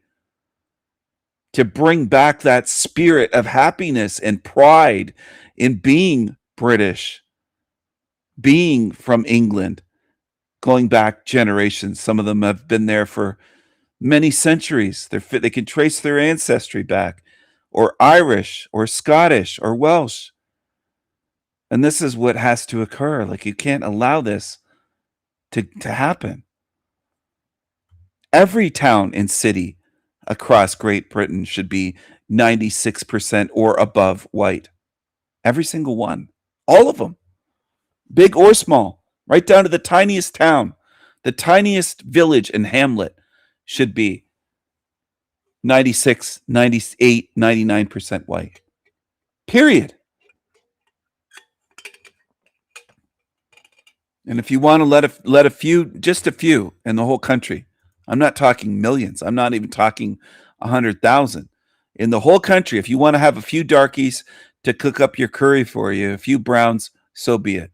Just a few darkies to cook the curry, and that's it. That's it. And their customers could be white people if you really love curry that much. And maybe a shish kebab or two kebab, but they can't be Muslim. They can't be anti-white. They can't be hateful of white people. They'd have to be screened and retested every year and double checked so that they don't do any crimes against white people. Period. They can make the food that some people enjoy, and that's it. That's it. People that say, "What about the food?" Well, we maybe keep a few around for variety. That's it. I don't care how that sounds either. I don't care if people say, can you believe this guy? I'd keep a few ching chongers around to make the Chinese food that certain Brits like, as they call it, a takeaway there. You'd still have a few takeaway shops to enjoy variety, but you wouldn't have millions of these invaders. You just have the ones working at the place, and they can cook up the food. And that's it. They're not going to be allowed to take over the country. Period. That's what I would do. 91% English. Mini city. And some call it a mini city because it's compact and... So that used to be a bank, and now it's a Starbucks. That's also a sign. I don't like seeing that. I don't like seeing glorious architecture. Now, I'm not the biggest fan of banks, but they are necessary in the system we live in. I'm not a big fan, but I'm not a fan of this. I know some people say they like Starbucks, but I'm not a fan of this. Something else should be there. This just feels wrong to me. This big coffee company being in this, and just, I don't know. I don't like it. There's something about it I don't like. I don't like that. It still says bank. So something about this, my gut reaction, I don't like it. It just seems wrong. It's not just a feeling. It seems like it's wrong. It shouldn't be this way. I would like to see Stamford with mom and pop shops and different things, and none of this corporate garbage Starbucks taking over a beautiful ground floor of this building. I don't know what's up there. It might be, as they would say, flats. I don't know what's above there, but I don't want Starbucks. I think it would be better if a British person owned a restaurant there, or had a coffee and tea shop, or I don't know, something. A bakery, maybe a British bakery where they're making all kinds of desserts and cakes, or I don't know, something better than this. Busy. And this is a random Thursday afternoon. And it's lovely. It does look lovely, though. It really does. I love the buildings. I love that old world British architecture. Very cool. Look at the corners there.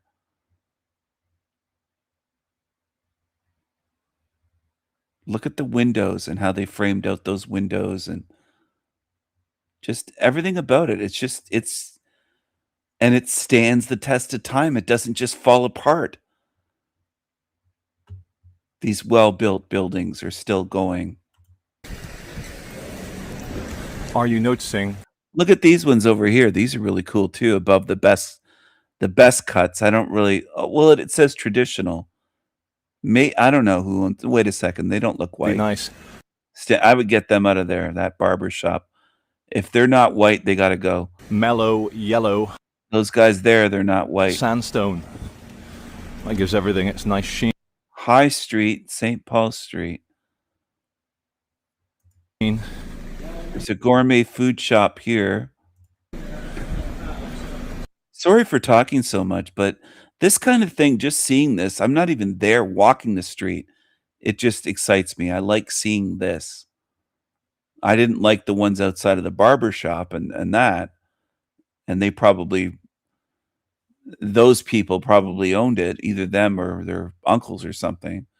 I don't like that, but I do love the architecture here.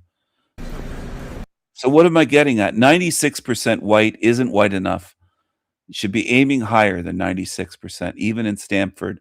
Aim for 99.9%. And there's some higgledy-piggledy, crooked buildings coming up. I had to phone over to England one time. It had to do with someone that was in trouble, and I had to get them some help. And I spoke with someone with a woman with a lovely British accent, but it was so heavy. It wasn't like these people, like Charlie. It must have been, maybe it was the northern part of England, but I could understand her, but I had to really pay attention and really focus and try to understand every word, because it was a really heavy accent, but beautiful at the same time. If I didn't have a girlfriend when that happened, I might have fallen in love with that woman over the phone. What a beautiful accent and voice. Not just the accent, but her voice. From where the timber frames warp over time, where they sink into the clay. And it's that lovely, nice, crooked. Look at this building past the arch, past that right there on the right-hand side coming up. Oh, the Domino's pizza. That's like a blight too. I don't like seeing that. I would change that. Crooked English architecture. Right on the right-hand side over there where those women are walking. I like the look of that building, that stone. That's amazing. And then they have those big chimneys. I remember seeing British TV shows. And when I was a kid, when I was growing up, and I'd always noticed the great big chimneys on every house. Because even in Canada, there aren't chimneys on every house. A lot of Canadian homes will have a great big furnace in a basement, and then they'll have ductwork going through the house to central heating. Our house had a big chimney when I was a kid, but we also had a furnace as well. We had multiple ways to heat. But anyway, these great big chimneys and just everything about it is so much better. And it isn't Tartaria. This is British built. People got to get beyond the fucking psyops pushed by tiny hats like John Levi. That the world loves. Quick look to our left. Domino's doesn't deserve to be in a building that beautiful. But like my viewers, I prefer to go to the right. I don't even really like Domino's pizza. There's lots better mom and pop pizza shops. There's some British girls look like they're in a uniform. And here we are. We'll cross over so we can have a proper look at. They love to say proper. Look at this white building here. The roof. It almost, I don't know, it reminds me of a fairy tale or Hobbit or just like a movie set. It really does. It looks like it's from another time. These crookedy little buildings. Look at that. Crookedy little buildings, but look at them. Like, this is so beautiful to look at to me. It has character. It's weathered. It has age. It's so much different and so much more unique and pleasant to look at. It's interesting. It has interest to it. It's different.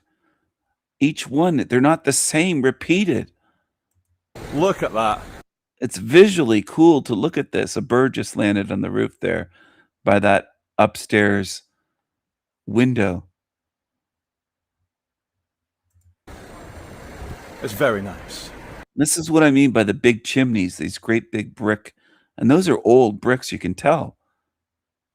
Some of them are different colors put in there. That's old brickwork that's been standing there for a long time. Hey, mate, all good? They're waving. Is that a little pub or something? Look at the roof, the way they did this. Where are you? Thank you very much. He says, I was watching you last night. Look at this one above Peter's Cleaners. Above the sign there. Those great big windows. It's so much cooler than what you see a lot of places. He was outside my bedroom window watching me take breaths. He was just hovering. I would live there. I would live in a place like this. I would still say while I was there, it's glorious and I love it, but I would be probably telling other residents it's great here, but it just isn't quite white enough. I love it, but it's not quite white enough. And they'd be like, Stephen, but Stamford is 96% white. I'd be like, yeah, I know, but it's not 99%. We got to do better. We got to do better. I hope that triggers the demons that tune into my show. I hope it burns their ass. I hope it gets under their skin. I do. I love these buildings, and I don't like them being taken over by foreigners. And in other countries, in the Philippines, they call them foreigners. In Vietnam, they call them foreigners. Taiwan, they call them foreigners. China, they'll call you a foreigner if you're white, black. If you're from England, you're there, they'll say you're a foreigner. They should be calling them foreigners in Great Britain and getting them out. Get them out. Get them out. Above me. But nice. It's your country.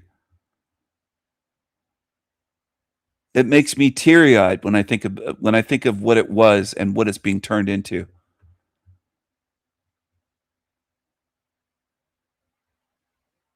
And also that we missed out on those times for those of us that didn't live in the 1950s. It looked so amazing in the footage that you can see on YouTube. It looked like another world. It looked like we're in a hell realm.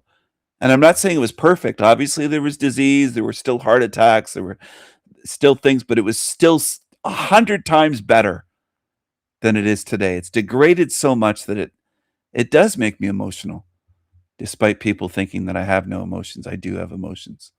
Look at the great big chimneys up there and the stonework on these places. The one at the end on the left side. Sky, so I allowed it. It's nice to be perceived sometimes. And just the tasteful difference in colors and just everything about it. I'm in love with this town. I'm in love with this town now. I didn't know that there was a place left in England that's 96% white. I didn't know that. My heart skipped a beat when I saw this. Some people might think I'm being dramatic or exaggerating. I'm not kidding. My heart skipped a beat. And my first thought was, everywhere should be like this. That white people built. It should be like this. Or at least more like this. Much more like this. Not just the buildings, but you don't see gangs roaming around. You don't see graffiti sprayed on these buildings. You don't see homeless bums gathered around and drug addicts. And it's so much better in so many ways. There's not trash. There's not rubbish, as they call it there. Here we'd say garbage or trash. Most in Canada would say garbage. Most in most states would say trash, but it's not there. There's no rubbish. It's almost like somebody came along and swept the sidewalk clean. This is beautiful. This is the way children should be raised in places more like this, including in Canada, United States, not just in Great Britain. Also in Germany, I saw a video recently of a German city and I was almost sick. It was so bad. I was almost physically sick. It was that bad. It's been destroyed by crime, by what they would call immigrants. It's awful. It's terrible. It's sickening. It's hideous what's been done. So I've no idea where I'm going and what I'm doing. I just thought I'd give you guys I think this place on the left might be one of my favorites with those dark, they almost look like, what's that color? I can't think of the name of it now. Bluish purple. Why can't I think of the name of the color that I want to say? Not violet. What's the bluish purple color? I can't think of the name of paint. My goodness. I'm sorry. But the stonework here is amazing. It has the smaller stones rather than earlier the great big stone buildings. An organic, pesticide-free. Look at this and the windows and just the overall. What a beautiful building. artificial right here. fertilizer-free walk around Stamford, and I'm seeing a lot of people in school uniform. It says they're Stamford School Library, and look at that. Indigo. Look at that. Indigo. Why couldn't I think of it? Indigo. That's a shade of indigo. Beautiful. The doors. I'll go back to it. I'm sorry, people. I'm not going to play this whole thing, but right there, that door. What a beautiful color for a door. Now, that's not a door to float anyone away on. That's a door that's a keeper. That's a keeper. It's the old ruined doors that I would use to float people away, not doors like that. And look at the stonework and the different sizes of stones they put together to build this. Now, that's what's amazing to me. You have big, like fairly large, not huge, but, and then medium and small, they're all in there. That's pretty incredible how they fit that all together like that and made that building.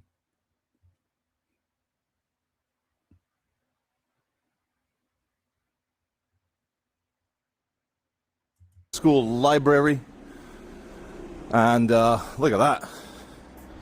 Look at that. Wow.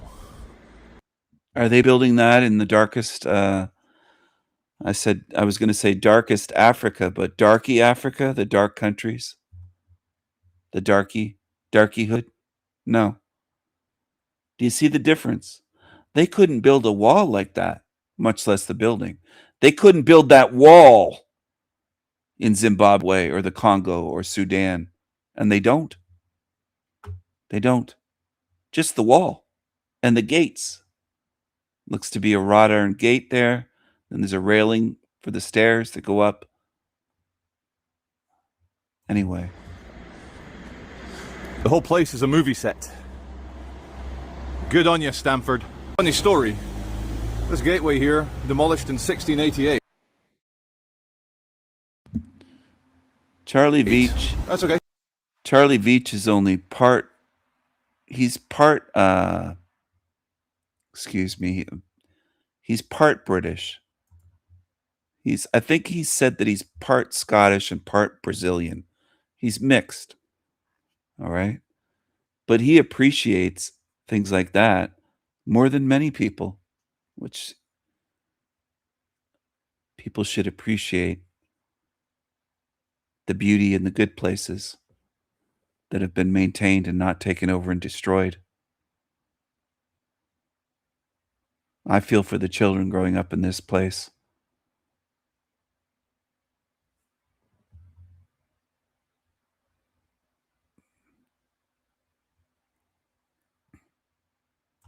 I'm going to shift gears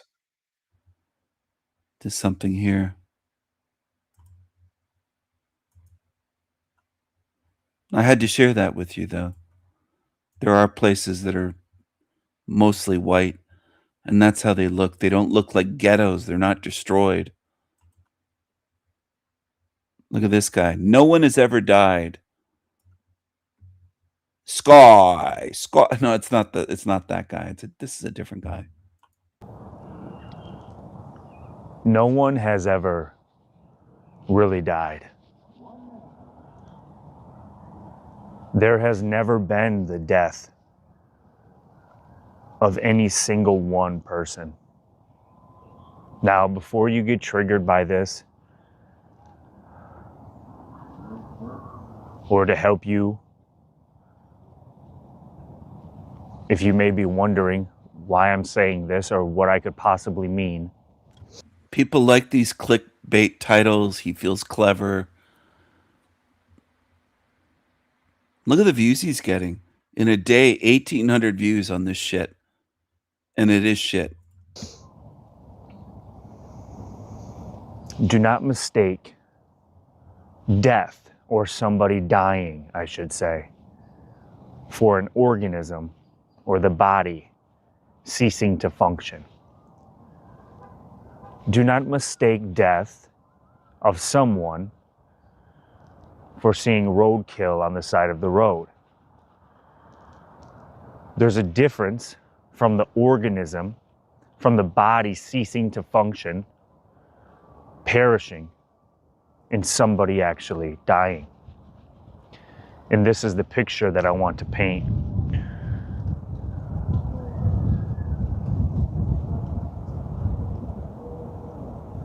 Nobody has ever really died. Death is a concept. It is an illusion of sorts. It isn't what it seems to be. It isn't what the human organism and its mental faculties can imagine. I don't know how many of you have been scared of death your whole life, knowing that you're going to die, feeling as if your loved ones may, and it's all out of your control.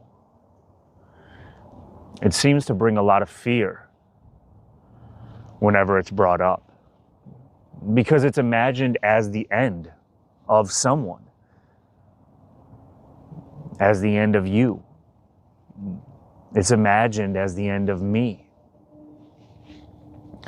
But for this death to be real, for it to be experienced,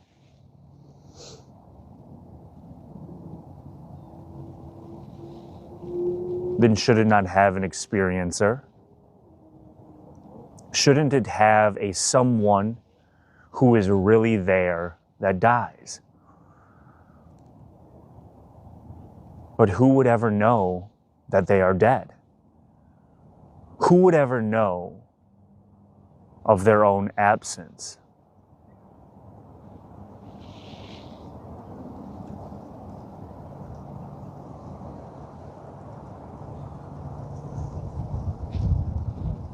Nobody ever knows that they die.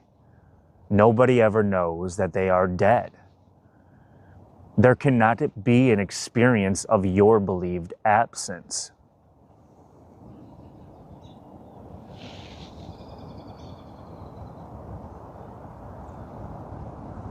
It's just like going to sleep at night. We don't fear going to sleep, but yet somehow death seems quite similar. Nobody's there to know what's going on. The story of you,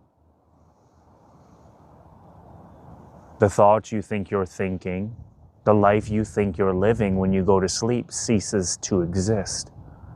So it seems. If someone was to die, who would know they are dead? And if someone knows that they are dead, then who is really ever dead?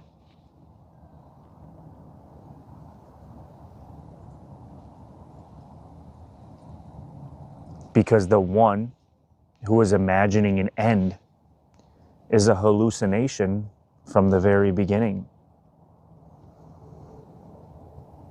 Look at it on the surface, the organism functioning.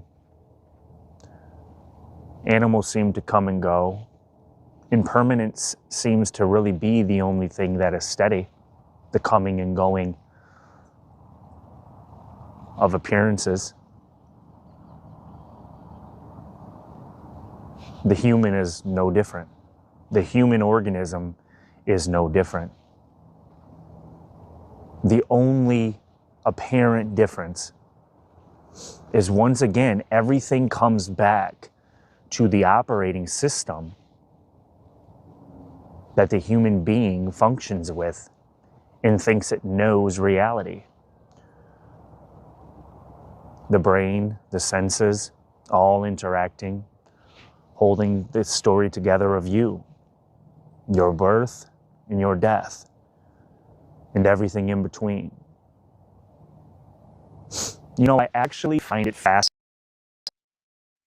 I find it absolutely fascinating that I have a son, I have a family, and yet one day there will never be a me remember any of it.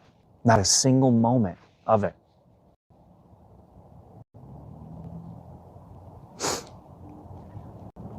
It really shows you that the someone who seems to die was never there in the first place.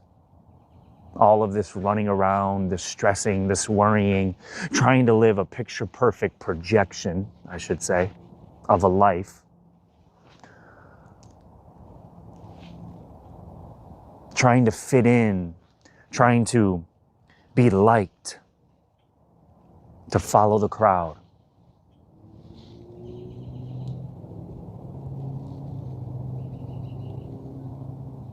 All for the rendering.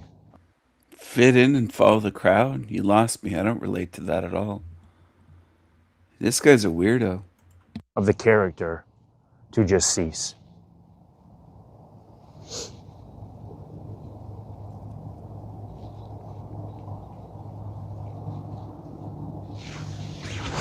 There is no line in the sand, in the dirt,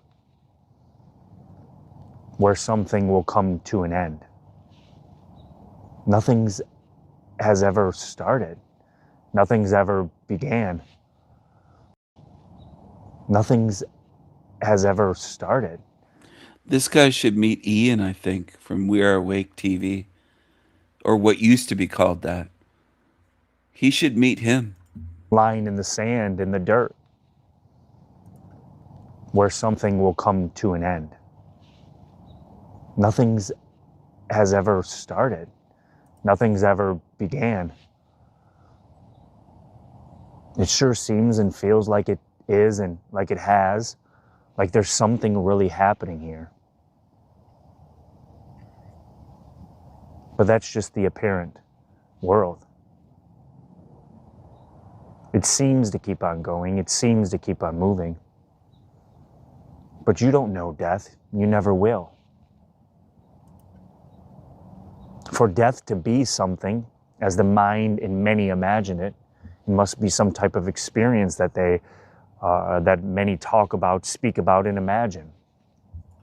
People do speak about death and experience death or near-death experiences. Instead of trying to sound profound, you have a lot of work to do. This guy has a lot of work to do. Doubtful that he'll do that work. Very doubtful. I have made some videos recently that I want people to watch. I want you to do more than just watch the live streams. Some people tune in. Check out these videos. Esoterica series, Monsters. Fallen World Theory from my Esoterica series. These are two of my most recent videos. Check these out. Here with themselves.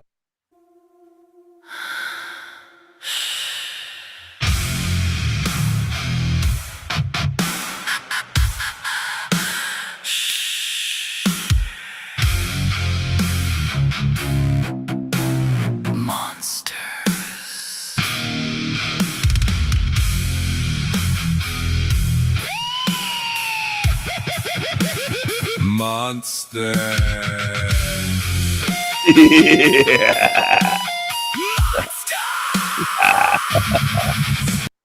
So it starts off with a song that I wrote. And I'm singing. I'm part of it. I'm doing vocals. And I did the images. I put this together. Sound, vocals, music, images, thoughts, ideas, video. I do it all. The demons will get jealous and angry. Go ahead. Hello, everyone. Hello. Hello. Monster Earth will turn you into a monster if you aren't careful. If you let it, it will degrade you spiritually.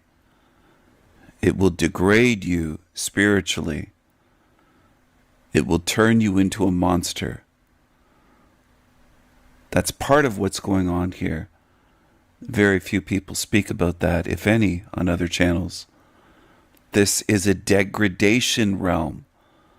I'm not saying that it just feels degrading. I'm saying your spirit gets degraded. Like a car can rust and corrode. That's what's going on with most in this realm. All right, so I encourage you to watch that whole video. I dropped a link in the chat. My Esoterica series, Monsters. Monsters. Click on the link in the chat. It will open up in a new tab and you can watch the whole video. It's well worth watching. I definitely think that you should watch it.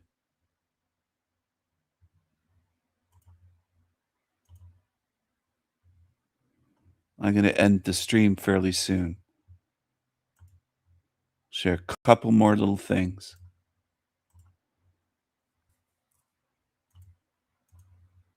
Cincinnati police. Want to see or expect on opening. Boy, this is not what you want to see or expect on opening day in Cincinnati. A dangerous and disappointing end to the night. And this is just one of the violent incidents police have been dealing with tonight. A line of officers there being rushed by a group of people down there at the banks. And that's just one of the incidents. We are leading the way tonight with that breaking news as a day of celebration in Cincinnati turns into sheer chaos tonight. So many incidents this evening. Cincinnati police have called in the SWAT and critical response teams. Thanks for joining us here after the game. I'm Cherie Palillo. And I'm Mike Dardis. The opening day party boiling over, as you saw. Police sources telling us tonight that all night long, dozens of officers have actually been requesting their shields. WLWT News 5's Aaron Thomas on it for us live at the banks with the problems. Aaron. Yeah, Mike, sure, of course, it continues to be an active night for CPD officers. I want to set the scene for you. So, of course, turning our attention to this scene that just broke out just within the past 10 minutes or so, there was a fight that broke out, and then we saw some officers place at least 2 people in handcuffs. Now, one of those people, they've since been released from those handcuffs, but we did see those officers rush from across the street. They've been keeping guard here along Marion Spencer Way, blocking any other foot traffic from coming over here, and that's because of a fight that broke out, or several fights rather, that broke out earlier this evening. I want to call your attention to this video that you're watching right now. Video shared with WLWT showing some of the chaos at the banks, including a massive crowd swarming a line of officers. I don't know what the banks is, but they talk about opening day. Opening day for what? For what?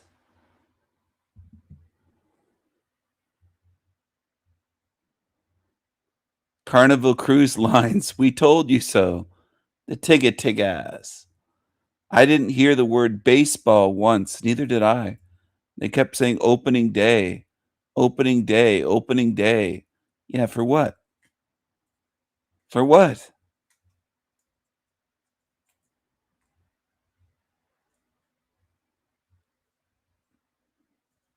They assume everyone is into sports. I had no idea what, quote, opening day meant. Neither did I.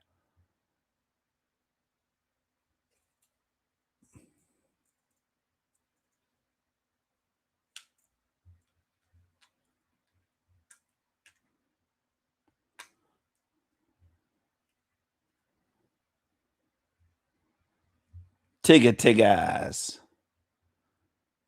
Do you like the tiggas?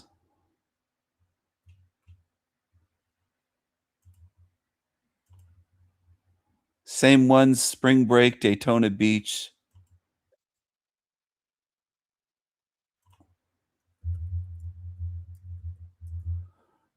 Tiggas. Tiggas.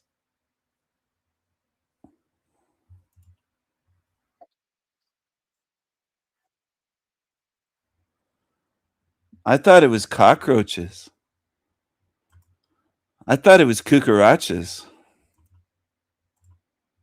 I thought it was cockroaches here. Spring break. They had to put a curfew because the tiggas were out of control. And what locals have to say in response.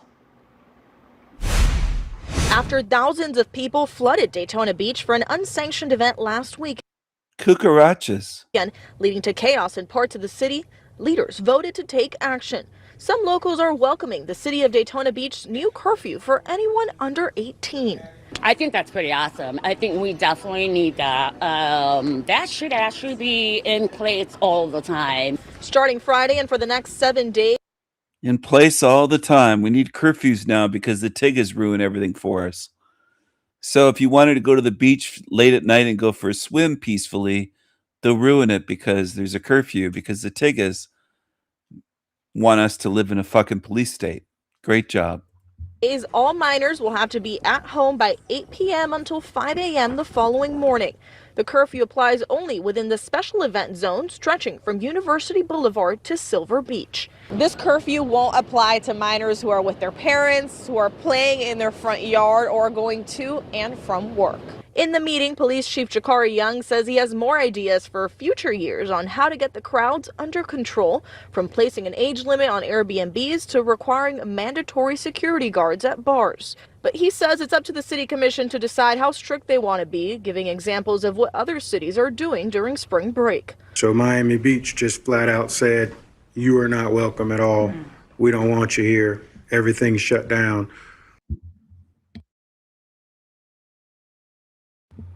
They even have a Tigga as a police chief. This is amazing. Tigga, Tigga. Tigga, Tigga. Tigga, Tigga. Tigga, Tigga. Tigga, Tigga. You like that, everyone? Do you notice the difference between Daytona Beach with the Tiggas and the 96% white town in England, Stamford? Big difference. Wonderful people, hope you are doing really well and you are enjoying Clown World today. Back today with another video where I'm going to go a little bit deeper in terms of AI and the nature of this realm, how I see things. So guys, don't forget to hit the like, comment, subscribe, all that stuff. And don't forget, if you'd like to work with me, check out my website, transcendingtimes.org. So I've been thinking a lot again about, as I always do, the nature of reality and what this place is and all of this stuff. And I've been thinking again about this whole idea of, you know, merging with source, connecting with source, merging with God. If it's Gnosticism, the pleroma, we did a video, I did a video a few weeks about that based on Wayne Bush and Julie McVeigh's article. And just all the AI language that we use without even thinking about it, especially within like New Age, New Cage spirituality, you know, this whole idea that we should merge with source and connect with source, or merge with God, connect with God and download from source, right? Download, again, is another AI term, right? When you download something from or onto your computer. Source code, right? This is AI speak. And that got me thinking, like, because I don't want to merge with any of this stuff, right? I mean, I've said before, you do you, but I want to retain my sovereignty. This is what my channel is about, sovereignty over spirituality. I want to retain my spark of essence. It happened to me once where I merged with something on a trip years ago. Don't recommend doing that now, obviously. And it felt weird, right? So I've experienced it. It felt like I was, nobody asked my permission. It took over. I felt like I was part of just everything, but everything about me it just piled into nothing. And it was weird. And even then, when I didn't know what I know now, I remember thinking that was weird. It didn't feel right. I was actually quite angry that this had happened. And it didn't ask my permission, you know, it just happened. So now if I had that experience again, I would pull away. I would use my intention and my energetic, my energetic strength to pull away from that if that happened again.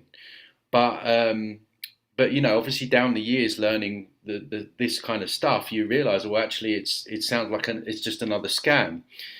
And so then I started looking at all these other terms that you find. Demons. A demon is a computer program. It's spelled D-E-A-M-O-N, but it's still the etymology of the word, green language, download. It's a daemon, a male or daemon. Daemon, a daemon. Which I've already mentioned that. Source code. I've got some others here as well that I want to mention, which are quite interesting. And basically, the reason is just to prove that we're in some kind of AI, we're in some kind of simulation here. So we have emergence, right? AI context, when complex patterns arise from simple interactions in an AI system that were not explicitly programmed. And the spirituality side, the belief that individual souls or energies through simple interactions from a larger conscious collective whole, this kind of oneness, again, that's propagated everywhere in the new age, new cage. Why do they want you to think everything's one? And it's just red flags to me, right? Hallucination. It's not so much, well, in this context, an AI context, when an AI confidently generates false or non-existent information, and in terms of spirituality, reflects the concept of Maya, illusion. We're always being told it's an illusion, aren't we? Or the ability to create scenarios that feel real but are illusionary, similar to dreaming in the astral realm where thoughts dictate reality.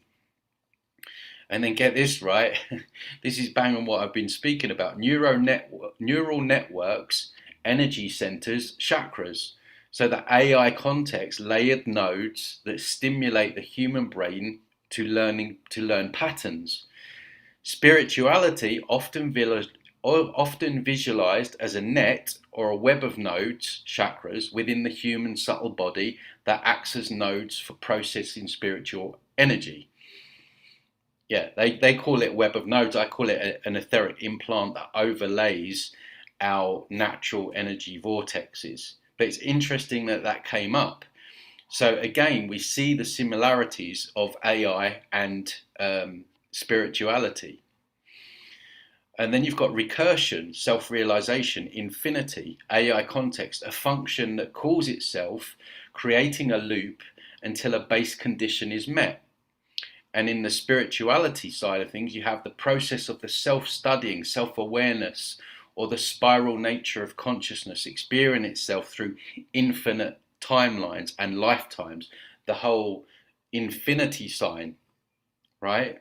Which is a loop, and they love that in the new age, the new cage. You tell them that it's a sign of we're looping back around there. No, it's not. So, and then you have the word entity itself, right? I speak a lot about entities that are feeding on our energy, siphoning off our energy, putting negative thoughts in our head 24/7.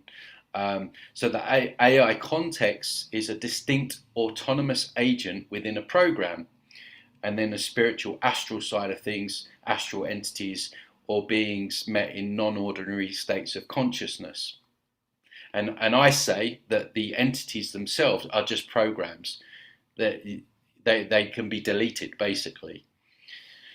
Then you have node stroke mesh, network of energy, AI context, individual units in a graph or network. Spirituality, points of consciousness, or again energy centers, nodes that are connected together, mesh in the astral or energetic landscape. So again, this could be chakras and things like that, right? Overlays. Demons I've already mentioned. Feedback loop, karma, right? AI context. When the output of a system is used as new input, often reinforcing behaviors. And then in the spirituality side of things, a precise analogy for karma, actions, input, generate results, output, that becomes the new reality. So it's very interesting. There's probably more words, but it's really interesting when you really psychoanalyze these things. It's clear to me that this is an AI. We're in an AI, and essentially it wants us to merge. And that merging always seems to me like merging in a cloud. When that merging event happened to me, I felt like my consciousness was in the cloud with everything else. It was a really weird, creepy experience, like a Black Mirror experience. So the AI, and when I review these NDEs, there really seems. I don't think Tony knows what an AI really is. I don't think he knows. I don't think he knows. What's White Hat Cowboy have to say for himself? So to me, this is technological rape. I didn't give consent to this. I was never asked. If you breathe today, then you might ingest technology. If you eat today, then you might eat technology. I wasn't asked. I didn't give consent. I surely never signed anything. So while I don't want to minimize in any way, shape, or form the physical and sexual violence of rape, this is still a monumental transgression. And we don't have this moral, ethical, and lawful awareness yet. But we need to have it. Moreover, you heard earlier about the idea of nanoparticulate matter that can be utilized in a weaponizable way. And here too, we're looking very, very strongly at what nanoparticulate matter can do to the nervous system.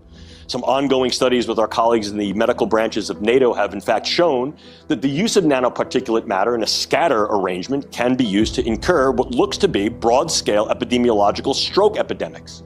So what we're able to do here is infiltrate the brain space with nanoparticulate matter that aggregates in situ, on site in the brain, and does one of two things. Either penetrates from the vascular space, gets in through the bloodstream, gets in through the nose, through the mucosa. Is this a hell realm? This is Dr. James from DARPA.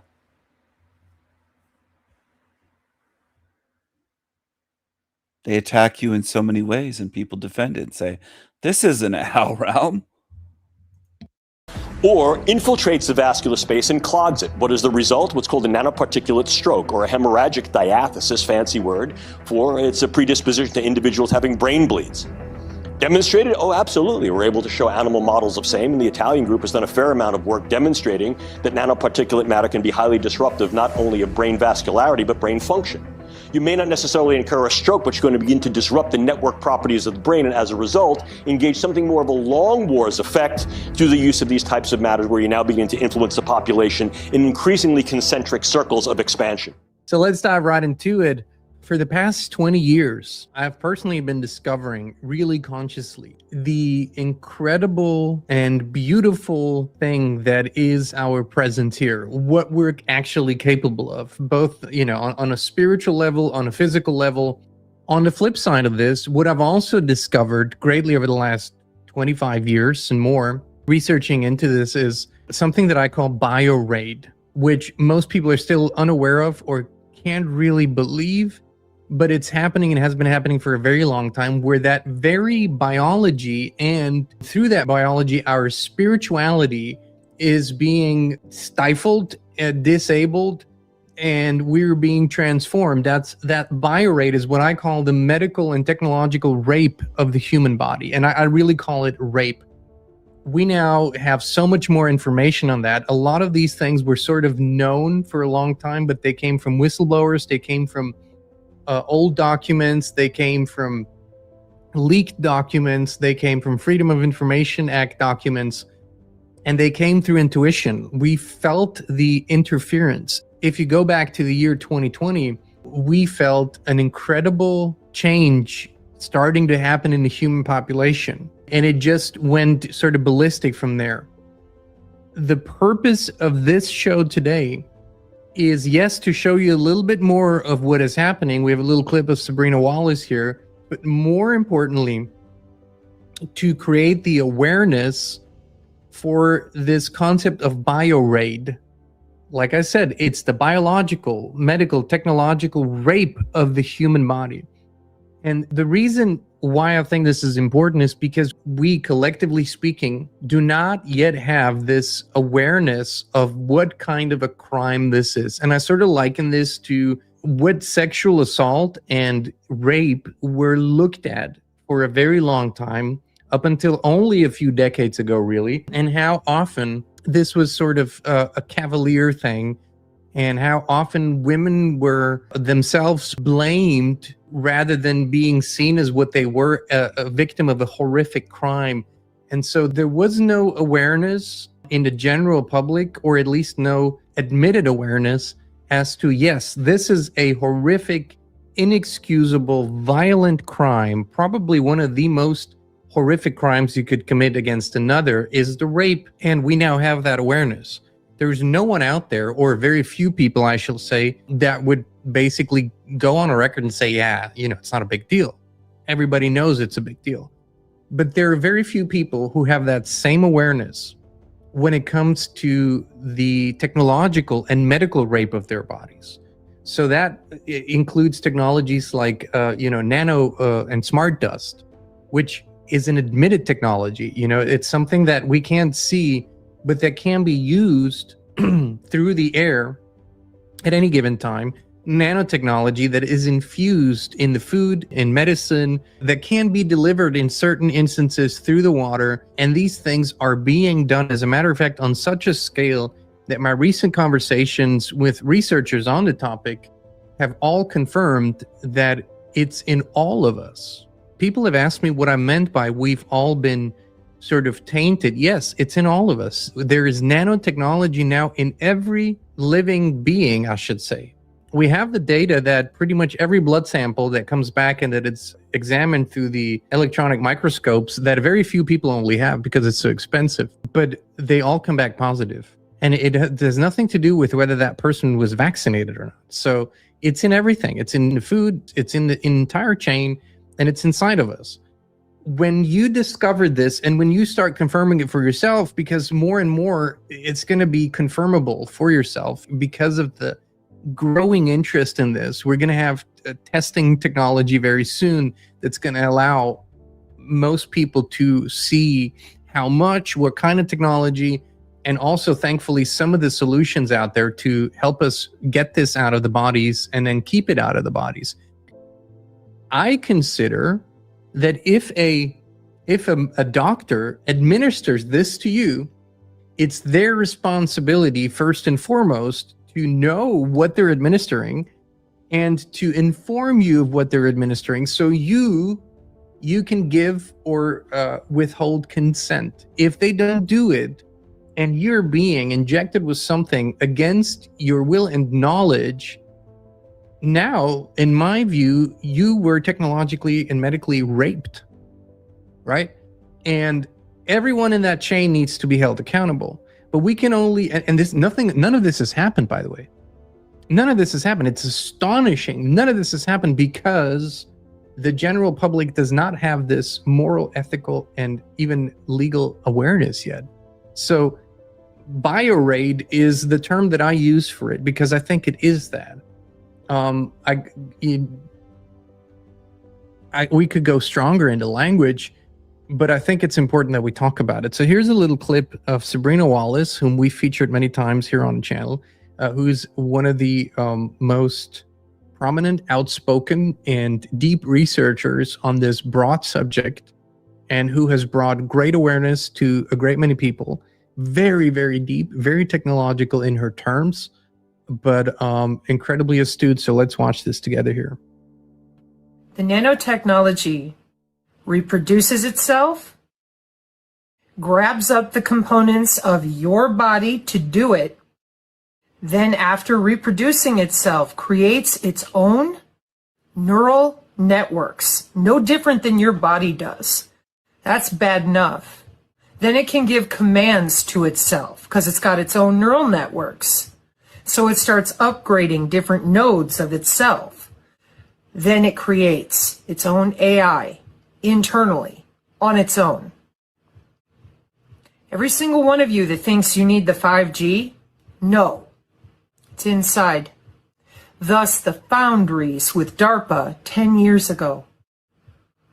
So if it wasn't bad enough to know that the PACS database, anybody with the DHS, the FBI, can click a button remotely. You can hear all about that in that same second hour. But when you see it back to back to back, any of you, all of you, Rumble, shoot, people, please. I don't care what you think about me. I did my best to make jokes through it because I did not even realize. I had a suspicion, but I didn't want to say anything because it's terrifying. You jabbed people with fucking nano that not only recreates itself, but makes its own neural nets and its own artificial intelligence that is specific to the human on the inside? It's in the molecular communication routing. That's why I was looking for it. I'm like, what the hell is this here for?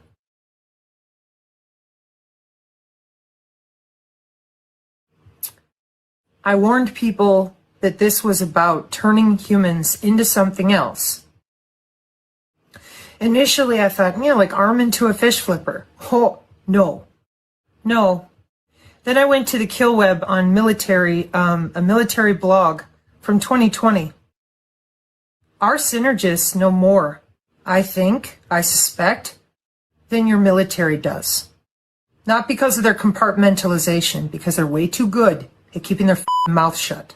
This is now actionable steps. Number one, and this is the name I'm going to call it from here on out. I call this bio raid because it is a bio raid. It's breaking into your body and it's raiding your body, and it's doing something that you never consented to. Number two, talk about it and show people, show them the documentaries, show them the documents, show them the movies, show them Pfizer's and the others. It's on MedPub. Show them, or PubMed, show them the actual statements where they tell you that they are working and putting out self-replicating, self-assembling nanotechnology. Stuff that we've been talking about for years is now being confirmed by the very companies, okay? It's not conspiracy theory. It's out there on the record. Talk to people about it, because this all plays into the very same agenda. We go back to the Epstein files, and you will see that the sexual exploitation and abuse and the genetic and transhumanist biotechnical agenda go hand in hand and have been used and abused by the Epstein network hand in hand. It's always been hand in hand. All this goes together and plays into the same sick, psychopathic, satanic, inverted consciousness elite, okay? Wannabe elite, I should say. So this is one massive, huge topic, and that's how we need to look at it. However, actionable steps. Call it by its name, talk about it, show people that they are affected, understanding that there are substances that can enter your body through various means, and that we can prove now that they are in bodies all over the place. Now that is a more tangible thing that people can wrap their minds around, okay? To me, it's technological and medical rape, and that's how we're going to talk about it. And that's how we're going to act upon it. And this is the kind of awareness, moral, ethical, and legal that we need to have from this moment forward. This is a movement of awareness. All right, friends. Thank you for tuning in. Thank you for being here with us. And we love you. We appreciate you. We'll be back with you again very, very soon. Your environment shapes everything, your thoughts, your health, your energy.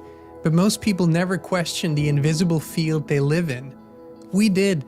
And that's when FLFE found us. It's not a product, it's a field of pure life force energy that lifts everything it touches. We now live in it 24/7, and we would love to invite you to experience. And there's the ads, that's what they're selling. Thank you for watching, everyone. Mad love and strength to all good, true spirits. Mad love and Viking strength. Viking strong. Viking strong. What are you going to choose? You going to choose to stand against evil, or are you going to stand with them? It's up to you. It's up to you. Are you going to stand up spiritually against evil, or are you going to go along with them? Choose wisely. I'll see you soon. Mad love to all good spirits. and fuck the demons. Burn the demons. Burn the demons.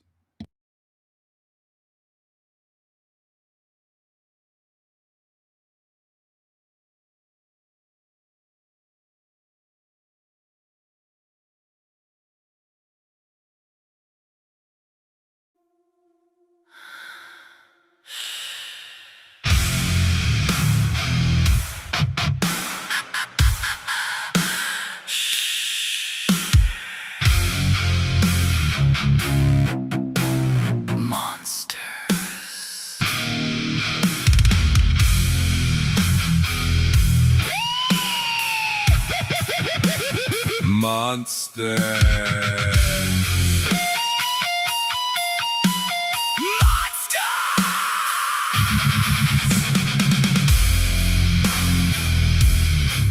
This is a hell realm.